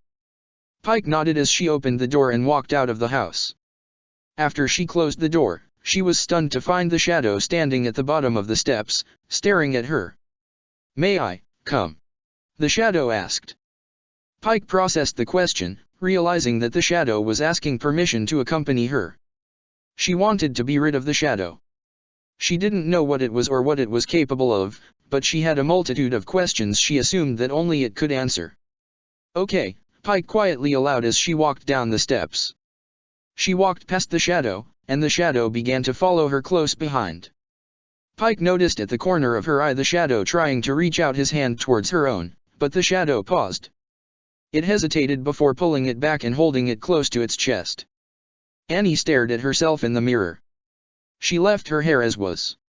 She didn't bother to tie it up, and it went past her neck. Some of it spilled past her ear and covered her left eye. She didn't care. There were bags under her eyes, so she didn't mind that her hair covered at least one of them. She wasn't able to sleep at all after she woke up from her nightmare that night. She wanted to crawl away. She wanted to die or disappear, she didn't care which one. She couldn't go to the military compound and be near that monster. But she had no choice. She could never fight the nature of things and win. She could only go with the flow. Annie exited the bathroom and walked down the stairs. She saw her father sitting down and eating, and that there was a meal placed for her. But she ignored it. She walked over to the counter and grabbed the freshest apple that she could. "Annie," Mr. Leonhardt spoke as she made her way to the door, "you need to eat dash." "I'll be fine," Annie declared coldly, "bye." Annie wordlessly opened the door before slamming it shut behind her. She took a bite out of her apple as she made her way down the steps, onto the street, and to the gate. She wordlessly handed her papers to the guard before they let her out. She could hear the snide comments they made at her appearance, but she ignored it. She continued making her way to the compound when she heard someone calling her name. She turned to see Pike grabbing her papers from the guard, surprised that her hair was in a low, messy ponytail and that her eyes were blue. "Annie, hi," Pike greeted with a warm smile before noticing the bags under her eyes. "Annie, are you okay?" "I'm fine," Annie answered in a rather tired tone. Is Porco okay?" Pike's smile faded to a rather bitter one. "I don't know. The scientists in Marley don't know what to do, and Porco was never really one for pronged outbursts." "Where are they holding him?" Annie asked. "Deep in the catacombs of the Science Division," Pike answered sadly. "They won't be using him from the rest of the war. However long that will be." Annie almost breathed a sigh of relief. Then the Flying Titan wouldn't be able to get to him. Porco would be safe for now, but for how long? The Flying Titan had it out for him. How long would it be before he made an active effort to hunt Porco down and kill him? The two Titan shifters arrived on the military compound, and Annie froze in fear when she saw the Flying Titan training the warrior cadets. Pike noticed her apprehension and turned to her. "Annie, I've been meaning to ask you something," Pike began. "Why did you punch Matthew when you saw him?" I thought I saw a ghost," Annie lied before quickly heading inside. Pike watched her walk away before turning to the shadow. Annie didn't see the shadow, or she might have seen it but didn't make a comment. But she was confused. The shadow was staring at Matthew Hayes with suspicion and confusion. Almost as if it was trying to identify who Matthew was. Pike couldn't ask about it, and if she did, it would make her look like a fool. Pike walked inside the military compound, and the shadow followed, noticing that it still kept its attention on Matthew. Later, Pike quietly sat in on the meeting with the Marleyan officials. Reiner was explaining something in a rather monotone manner, with a few comments from Zeke here and there. As they continued to talk to the Marleyan officials without being berated, Pike's gaze began to wander to the shadow. The shadow walked around the room, looking at the papers on some of the Marlians' desk, walking through some of the desks without a care in the world, sitting directly in front of Reiner as he pointed to something on the tables. Reiner's hand went directly through the shadow, but the shadow wasn't even fazed by it. It was almost as if it happened all the time. No one could see the shadow. No one, not even the warriors, could see the humanoid shadow making a rather notable appearance in the room. Only she was able to see it, interact with it, talk to it. Why? Why was this happening? Pike noticed the shadow staring at Reiner with curiosity. It moved from the table before sitting down on the floor with crossed legs. It tilted its head as Reiner continued talking, trying to explain his plan, but the Merlians weren't having it. The shadow then turned its attention to Zeke, and the reaction was more prominent. It stared at Zeke with remorse and sadness, almost pity. She was going to reach out and grab the shadow, but the meeting was over before she could even make a move that wouldn't seem suspicious. She got up from her chair and followed Zeke, Reiner, and Annie out the room. "Seems that Porco will be taken out of commission for the time being," Zeke declared, "until they can figure out a solution." "They won't figure out a solution," Annie muttered. "Annie," Reiner hissed. "The only one who may know of a solution is the Flying Titan," Pike spoke, "but the Flying Titan is aligned with Paradis. I doubt that he would be willing to help us." "An excellent point, Pike," Zeke declared. "Based on reports, he'll most likely find a way to eliminate Porco and the powers of the Colossal Titan." "So we'll find a solution on our own," Reiner declared. "We still have a piece of the Flying Titan in our possession." "But it wasn't a vital organ, according to reports," Pike commented before turning to Annie. "It was part of his armor, right?" Annie meekly nodded. "Dwelling on Porco right now won't benefit us," Zeke declared. "We have other duties to perform." All the warriors went their separate ways, and as Pike was going to return to her duties, the shadow placed a hand on her shoulder. "Why am I the only one that can see you?" Pike demanded out of it. "I do not know," the shadow answered. "What do you want from me?" Pike demanded. "You could get me killed." "Why?" the shadow asked. "I'm an Eldian," Pike answered, "a spawn of the devil. You'll have me stripped of my power if I'm seen talking to thin air." "But, you are human," the shadow insisted. Pike wanted to reply to that, but couldn't. She couldn't really see herself as a human, not anymore. She didn't want to think about it, and she was tired from the thought. She remembered what she saw from last night and turned to the shadow. "Who's Kruger?" Pike asked it. "Was he the man that you tried to stop on the wall?" The shadow looked away sadly and nodded its head. "He was in Marlian uniform," Pike surmised. "Why were you able to touch him?" "He should be a Marlian." "But I'm an Eldian, and I'm able to see you."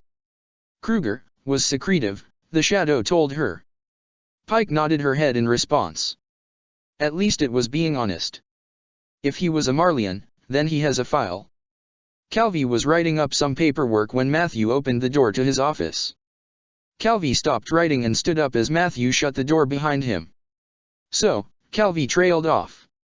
"I'll accept your offer," Matthew stated. "Wonderful," Calvi smirked. "You can make it official by filling out this."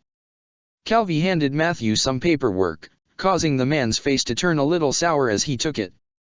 "You'll have to pick a set date you want your break," Calvi informed. "Does this mean that if I do this, that I'll be given more honest responses to the questions I ask?" Matthew asked. "Of course," Calvi answered. "I'll inform you of when your first real assignment will be." "Fine," Matthew shrugged as he walked towards the door.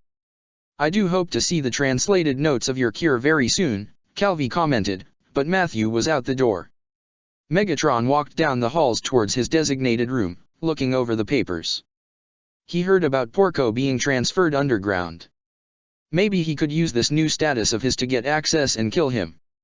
He needed to be disposed of immediately, but Megatron still needed access to Marley's information. Part of him just wanted to level this place, but he knew he couldn't.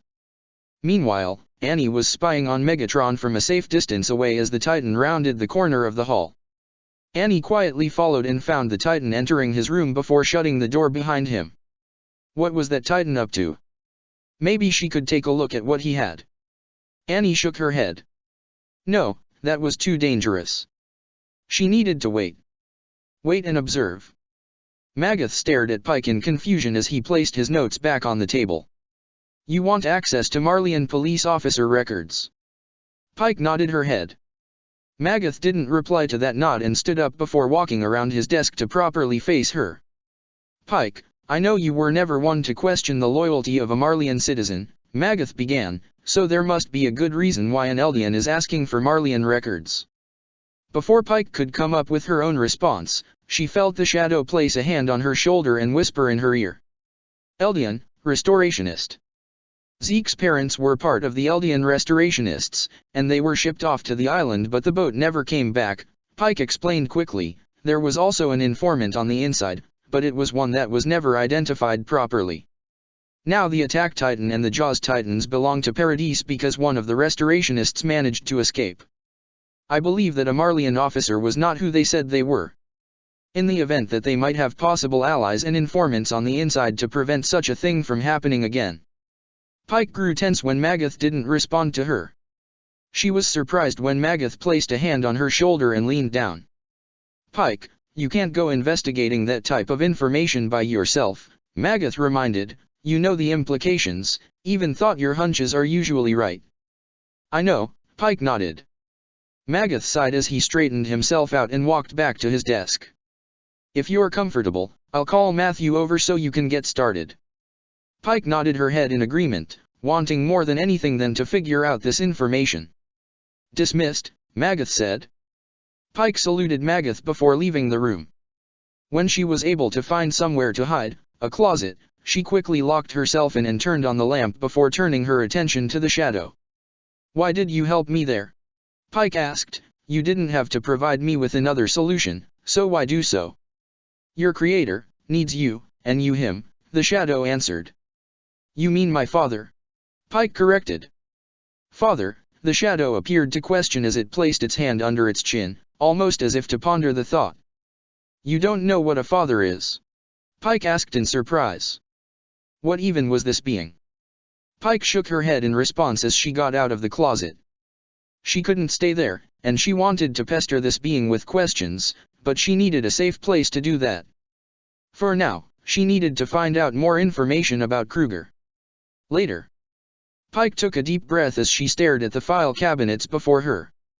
She turned her attention to Matthew, who looked rather displeased at the sight of it all. Her gaze then turned to the shadow, who kept on staring at Matthew in confusion and puzzlement. The shadow lifted its hand to try and touch Matthew, but the hand went right through him. If we're going to look through all of these files, then I'm leaving, Matthew declared. We only need to look for one, Pike explained. We need to find the names of the Marleyans that were responsible for Eldian Titan transformations in Paradis in the year 832. Very specific, Matthew commented as the two walked deeper inside and began to search for the files.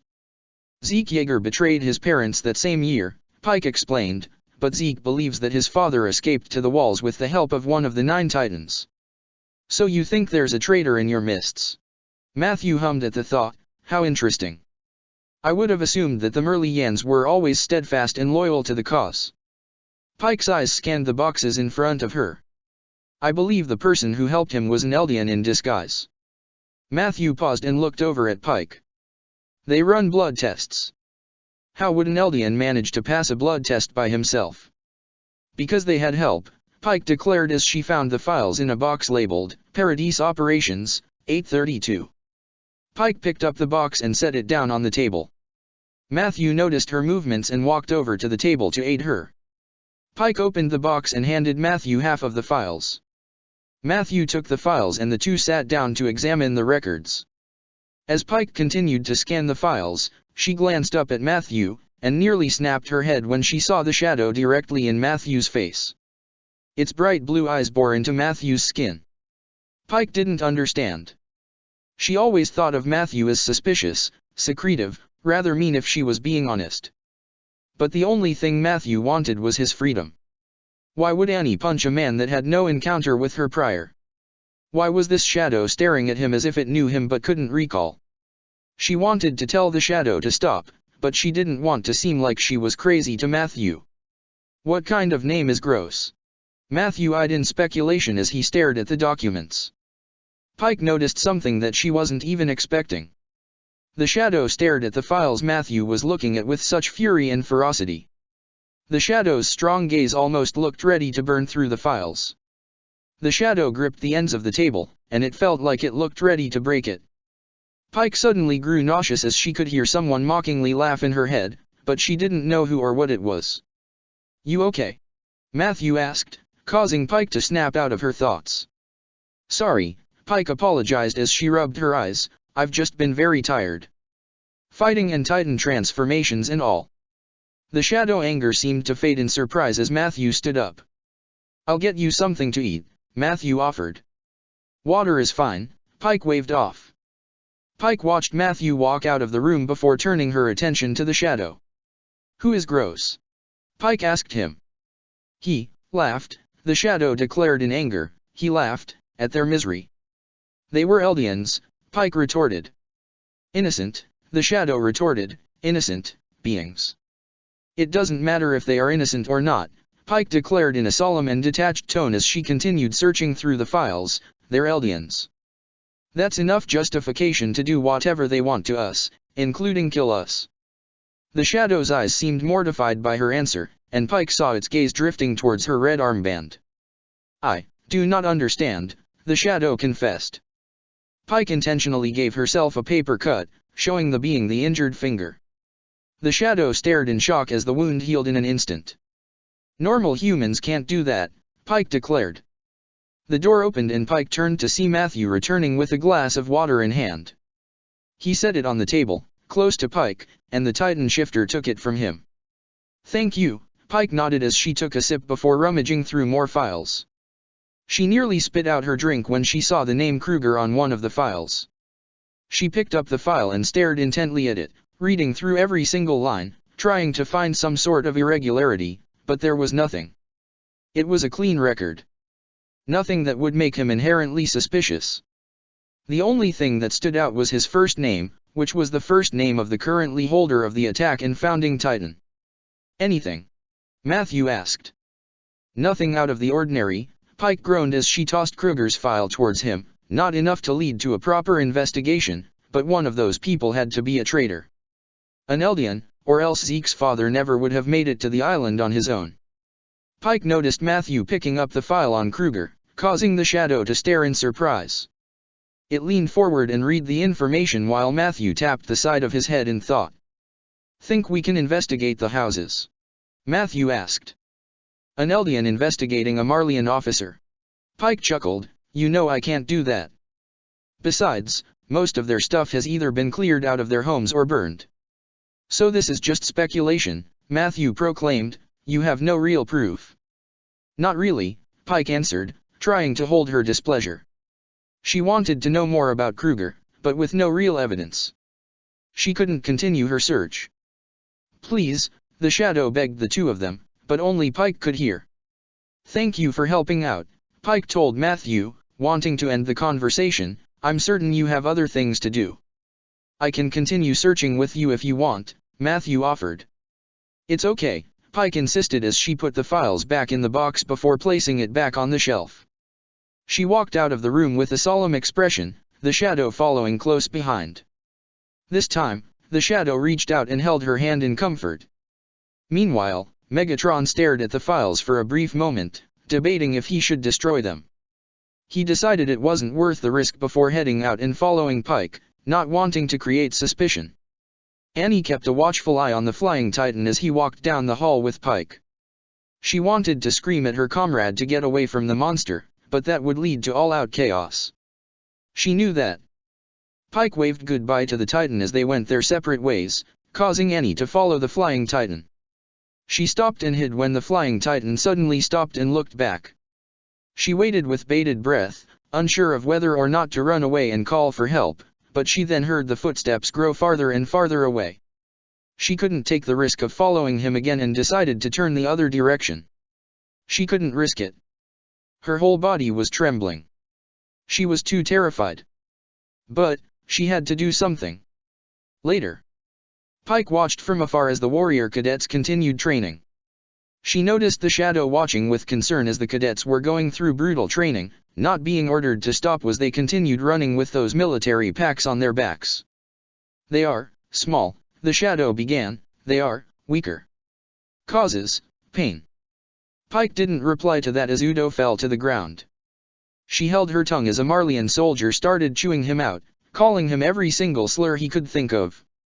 Tell them to stop, the shadow pleaded with her. I can't, Pike whispered as she saw Udo grimace in anger before forcing himself to stand up and continue running. I'm an Eldian. I'm not a human. I'm a devil. Nothing in this world will ever change that. Pike felt the shadow's hand on her shoulder, but didn't bother to look at it. They are human. You are human, the shadow declared. It's not that simple, Pike declared, it will never be that simple. You know this is wrong, the shadow retorted. Then do something about it, Pike challenged. You see the way my people are treated, then take the power of the Titans away. I can't. My father will die if I do, regardless of status. Pike noticed the shadow was quiet inside. You can't. No one can. Even if it was, where would that leave us Eldians? Pike. Reiner called out, beckoning her to come over. Pike walked over to her fellow warrior, ignoring the shadow's presence. Annie willed herself to follow the flying titan once again. She needed to wait and observe. She needed to figure out what he wanted. No matter how scared she was. Annie crept down the hall to voices speaking with one another. Annie suddenly heard a thump and grew nervous, wanting to see who fell, but she resisted the urge to open the door and merely listened. No, I got this, Colt insisted as he forced himself to stand, holding onto the bars for support. Good to know you're getting better, Matthew replied as he leaned against the wall. Annie froze in fear, wanting so badly to turn her head. The flying titan was with Colt, who was still weak, defenseless, still recovering from that infection. He was with the being that tore out Reiner's heart, stabbed him, infected and killed Berthold, tore her actual body in half. Annie quickly covered her mouth as she began to breathe heavily. Not now. Not now. God damn it, not now. They'll most likely put me back on the battlefield once I'm completely healed, Colt mused. Lucky for you, Porco is locked away, so you won't have to deal with a massive explosion, Matthew proclaimed. What happened with Porco? Colt asked with concern. Don't know, Matthew lied, you know Marley's not going to tell me shit. Annie wanted to scream in anger. It was because of him Porco was dying. I figured that you would have been told, Colt admitted. Doesn't one of the higher up know that you healed me with your cure? Annie removed her hand from her mouth. The flying titan healed Colt? That monster saved Colt? He actually succeeded? Calvi does, Matthew groaned in irritation. Now that bastard won't leave me alone and wants to keep me here. But you're not an Eldian, Colt said, you should be able to leave. Colt, Marley is a military empire used to getting what it wants, Matthew reminded. Do you really think they're going to leave me alone now that I have a use for them? No, Colt quietly muttered, sorry for making you go through all this trouble. You wouldn't have even been here in the first place if it was tea for me. You're a good kid, Matthew proclaimed, I just want you to live a long life. Annie couldn't believe what she was hearing. This being made her life a living hell, and suddenly it was playing nice and being sincere. This was a joke. It had to be a joke. Annie could only walk away as fast as she could from the room, wanting to process everything going on and find out a solution. That evening, Pike re-entered Liberio with ease, feeling the shadow close behind her. She wanted to get back home soon, but she needed answers out of this being and she was frustrated. The Titan Shifter grabbed the most recent newspaper from a vendor free of charge due to her status. She still made a mental note to pay the vendor later. She didn't want to hurt his business. She then sat on a bench in the open square, noting the lack of people due to the night coming in and it being a weekday. Pike opened the newspaper, pretending to read it. She felt the shadow as it leaned over her shoulder that read the headlines. I have questions for you, Pike whispered, and this is the only chance that I'll be able to ask them. It's not safe for Eldians to have freedom of speech, even though I am a warrior. I understand, the shadow appeared to begrudgingly relent. Why were you staring at Matthew so much? Pike asked it. Appeared familiar, the shadow answered, possibly wrong. Do you really not know anything about Marley or Eldia? Pike asked. No, the shadow answered, but I want to understand. Why am I the only one that can see you? Pike asked. I do not know, the shadow answered. I tried to interact, but I am not heard. It is lonely. Pike felt a twang of sympathy, but kept her face in the papers. Is there anything else you can give me on Kruger? Possible evidence that I could use to investigate him freely. Kruger was secretive, the shadow answered, had to earn trust, but looked upset when I asked certain questions. Who are you? Pike finally asked. You would not know, the shadow replied. That's not fair, Pike declared as she turned to the shadow. You could get me in trouble. You could get me killed, and you won't tell me who you are. Before the shadow could reply, it suddenly began to disappear from the legs up. Pike immediately threw aside the newspaper, trying to grab the shadow. Wait! Pike exclaimed as she managed to catch the shadow's hand. When she did, she saw a vision of the ground erupting, and millions of stars shooting out and reaching towards the night sky. Before she could process what it was, the shadow was gone. She stumbled forward, looking around to see no one else there.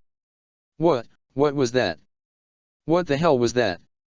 Megatron finished writing the notes for his cure for both Marley and Paradis.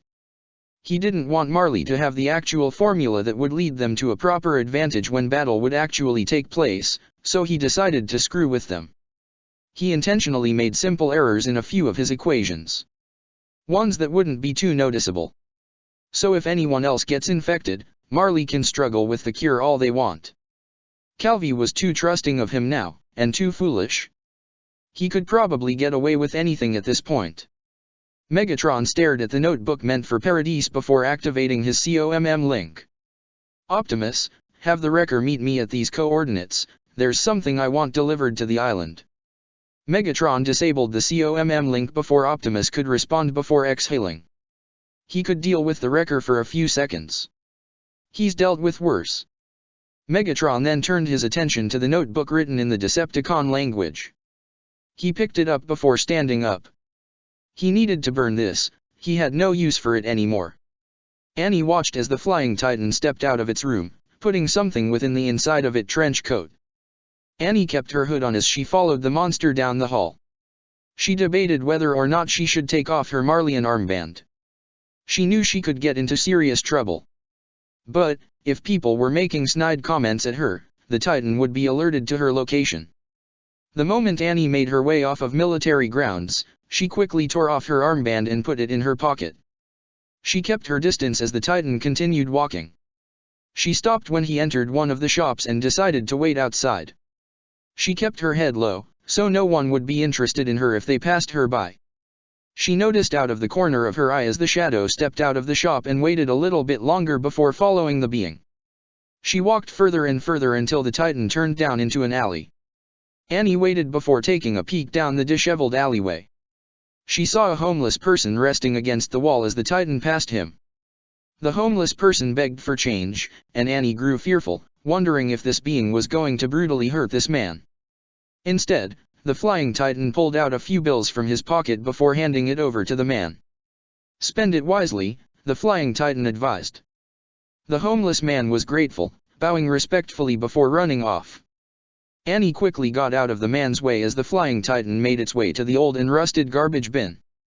Annie took slow, calculated steps forward as the Flying Titan pulled a small notebook out of its trench coat. Annie pulled out a pistol from her pocket as the Flying Titan pulled out a lighter. As the Flying Titan lit the lighter, Annie cocked the gun and pointed it at the back of the Titan's head. The Titan stopped moving, and Annie felt like her heart had stopped. She didn't know what else to do. She knew that she shouldn't have done anything so impulsive. That wasn't her way of doing things, but Marley was in danger, her father was in danger. She was the only one who knew, and she had to act regardless. Do you hate me? The Flying Titan demanded in irritation as he turned towards Annie. Is that it? Have I wronged you somehow? Annie didn't reply to that. The voice he was using sounded so unnatural. Then why the fuck do you keep threatening me and look at me like I'm going to kill you, the Flying Titan demanded, unfazed by the gun in his face. You called me Lionheart, Annie finally spoke, her voice cracking. The Flying Titan rubbed the side of its head in irritation. So you're pointing a gun at me because I mispronounced your name. That's what the dash. Look, I don't know what the hell Marley is doing to you, but you clearly need help, the Flying Titan declared, which I won't do. I already have enough problems to deal with. Can you stop messing with my head? Annie exclaimed, do you have any idea the torment you put me through? How many nightmares I've had to endure? You killed Berthold. Berthold is dead because of you. No, Porco killed Berthold during that honorary ritual, the Flying Titan declared, putting in air quotes. It was because of you, Annie emphasized as she pulled down the hammer.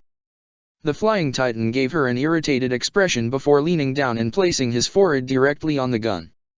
If I'm responsible for Berthold Hoover's death, then shoot me, right now, the Flying Titan challenged. Annie's arms began to tremble, wanting so badly to pull the trigger, but she didn't know what would happen if she did. I thought you were a warrior, the Flying Titan goaded, sworn to serve the Marleyan Empire with honor. I'm certain you've killed thousands in war. Weak and innocent too, but killing me is suddenly such a problem. The Flying Titan straightened himself out before turning away and turning on the lighter. Go home, and I won't tell Calvi that you tried to kill me. Annie was dumbstruck and lowered her gun as the Flying Titan lit the book on fire before tossing it in the garbage bin. He was still playing dumb, but, was it really just all in her head? Was she just going mad?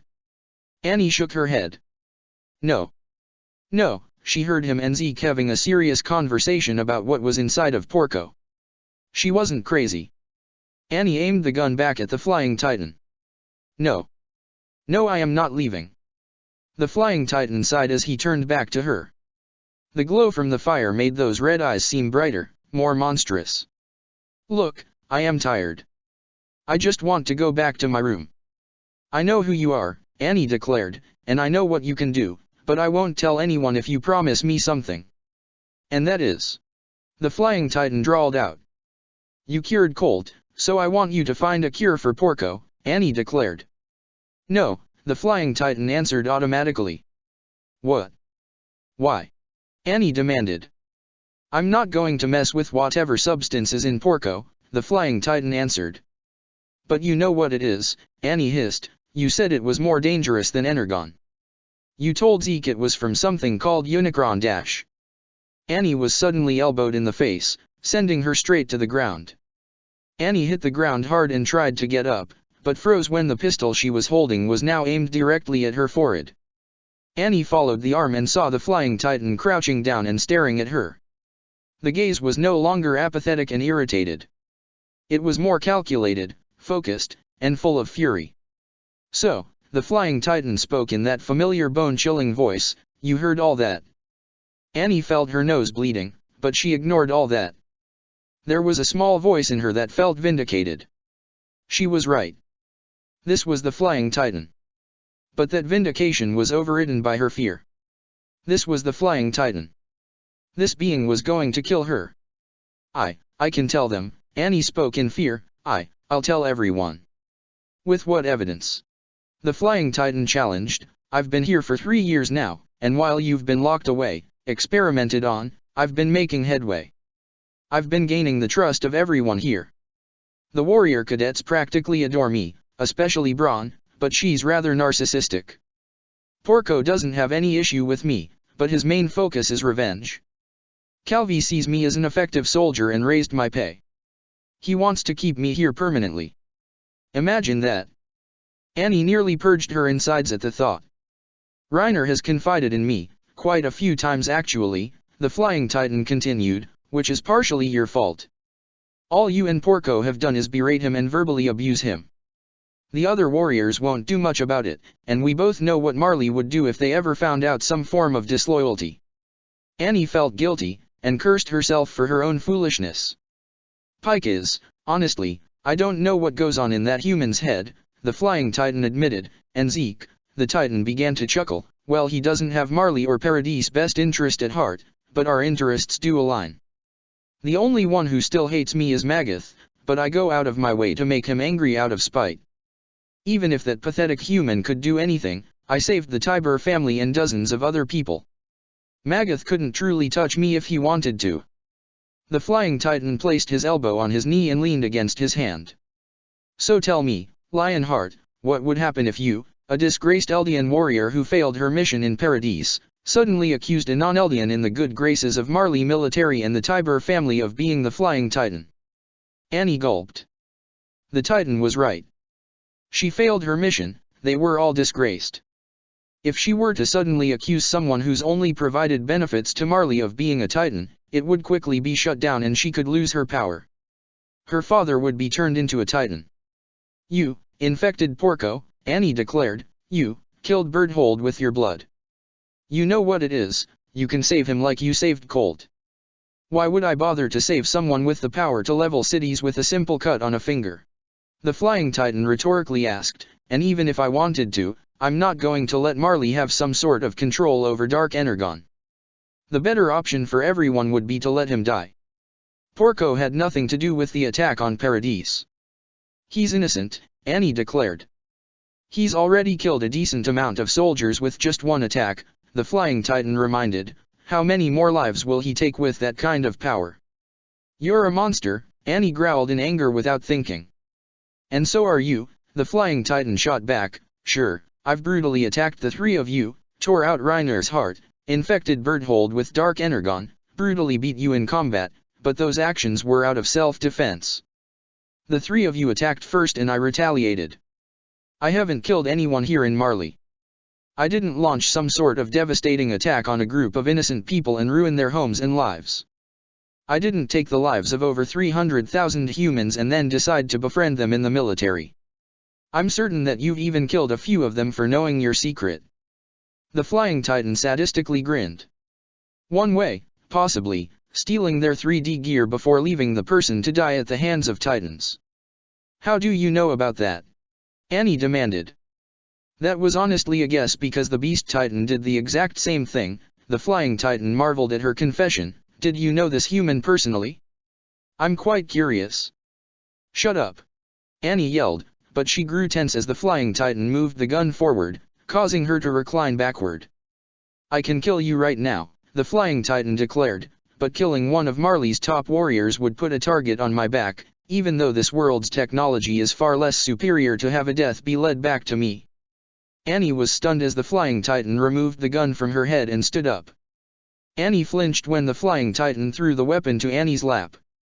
But I have no reason to, for the moment, the Flying Titan proclaimed as he turned his attention back to the fire. Annie was shocked and insulted. This being should have killed her, but it didn't. Why? Did he really think that she wasn't going to tell? Like hell she wasn't going to try. Annie stood up and aimed the gun at the back of the Titan's head. If you think that I'm just going to let you walk around and do whatever the hell you want dash. Let's be careful with our actions, Lionheart, the Flying Titan warned. I'm sure you wouldn't want to cause your father heartache. Annie's mouth dropped in horror as her hand began to tremble. No. He's already going through so much, with his broken leg and watching his creation go off to war. No, no. He knows what he looks like. He knows where he is. We wouldn't want that concern to put a strain on his heart, right? The Flying Titan turned to her with a serious expression. Annie felt tears welling up in her eyes as the gun slipped out of her hands. She fell to her knees and covered her mouth to prevent herself from screaming. God, no. Please God no. I haven't killed any of you Merlians and Eldian warriors as of yet, the Flying Titan began as the fire began to dim, burning through the remnants of the notebook. Annie's eyes watched as the Flying Titan kneeled down to her eye level, but if you so much as utter a single suggestion of my true identity, he'll be the first to go. Do you understand, Lionheart? Annie didn't reply to that, but the message was clear. The Flying Titan merely stood up and walked away from her and the garbage bin, but stopped and turned his attention back to her. A word of advice, do not go near Porco, the Flying Titan advised. He's already been infected with Unicron's blood. You don't want Dark Energon running through your veins. Annie didn't bother to move as the Flying Titan continued to walk. She could only sit as the fires of the garbage can dimmed and faded away, leaving nothing but ash from the burned notebook. Mr. Finger sat down and placed his medicine on the table with a glass of water next to him. He was about to take the medicine, but paused when Pike arrived at the door, looking rather tired. "Pike, you're late," Mr. Finger commented. "Sorry." Pike forced a smile, it was a long day at work. "You must be tired being on your feet all day," Mr. Finger proclaimed. "Please go lie down and I'll bring you something to drink." "I'll be fine, Father," Pike insisted. "Take your medicine." "But the medicine tastes terrible," Mr. Finger moaned, trying to lighten the mood. "Dad," Pike rolled her eyes, realizing what he was doing. "This might be for my health, but you don't have to take it," Mr. Finger reminded. "I know," Pike declared as she grabbed a chair and sat down and held his hands, "but you need to." Mr. Finger patted one of her hands with his own before removing his and turning his attention to the medicine. Pike watched as he placed the pills in his mouth before drinking all the water to force himself to swallow it. "You did it," Pike cheered as Mr. Finger placed the glass on the table. "I can make you something to eat." "That would be nice, but are you sure you don't want help?" Mr. Finger asked. "We could cook together." "I wouldn't mind," Pike said with a genuine smile, "but you're not allowed to be around sharp objects." "I can handle myself, I'm not that old," Mr. Finger grumbled as the two of them stood up. Pike quickly glanced over to the couch before returning her attention to the kitchen drawers. The shadow might be gone now, but she had a feeling it would return. Mr. Leonhardt was tired, but he patiently waited for his daughter to return. The pain in his leg was acting up, and he was running a bunch of errands, but Annie hadn't returned. It was night and he was concerned. Where did she go? Mr. Leonhardt jolted when Annie suddenly stormed into the room with a terrified expression on her face. She immediately walked past him and upstairs to her room. "Annie," Mr. Leonhardt began with concern as he followed her up. "Annie." Mr. Leonhardt stopped at the top of the stairs when he heard the door slam shut. Mr. Leonhardt was about to bang on the door and demand an explanation, but he stopped and lowered his hand in submission. Ever since Annie came back, she's been subjugated to multiple experiments. She's become more distant, and more terrified. She's always been reclusive, but she's actively been shutting him out now. And that was his fault. If he hadn't been selfish, if he hadn't used her to gain a better life, if he just treated her like his daughter, then maybe. Mr. Leonhardt walked back to his room. He ruined his daughter out of greed, and he can never take those actions away. Check the description for the links to the author.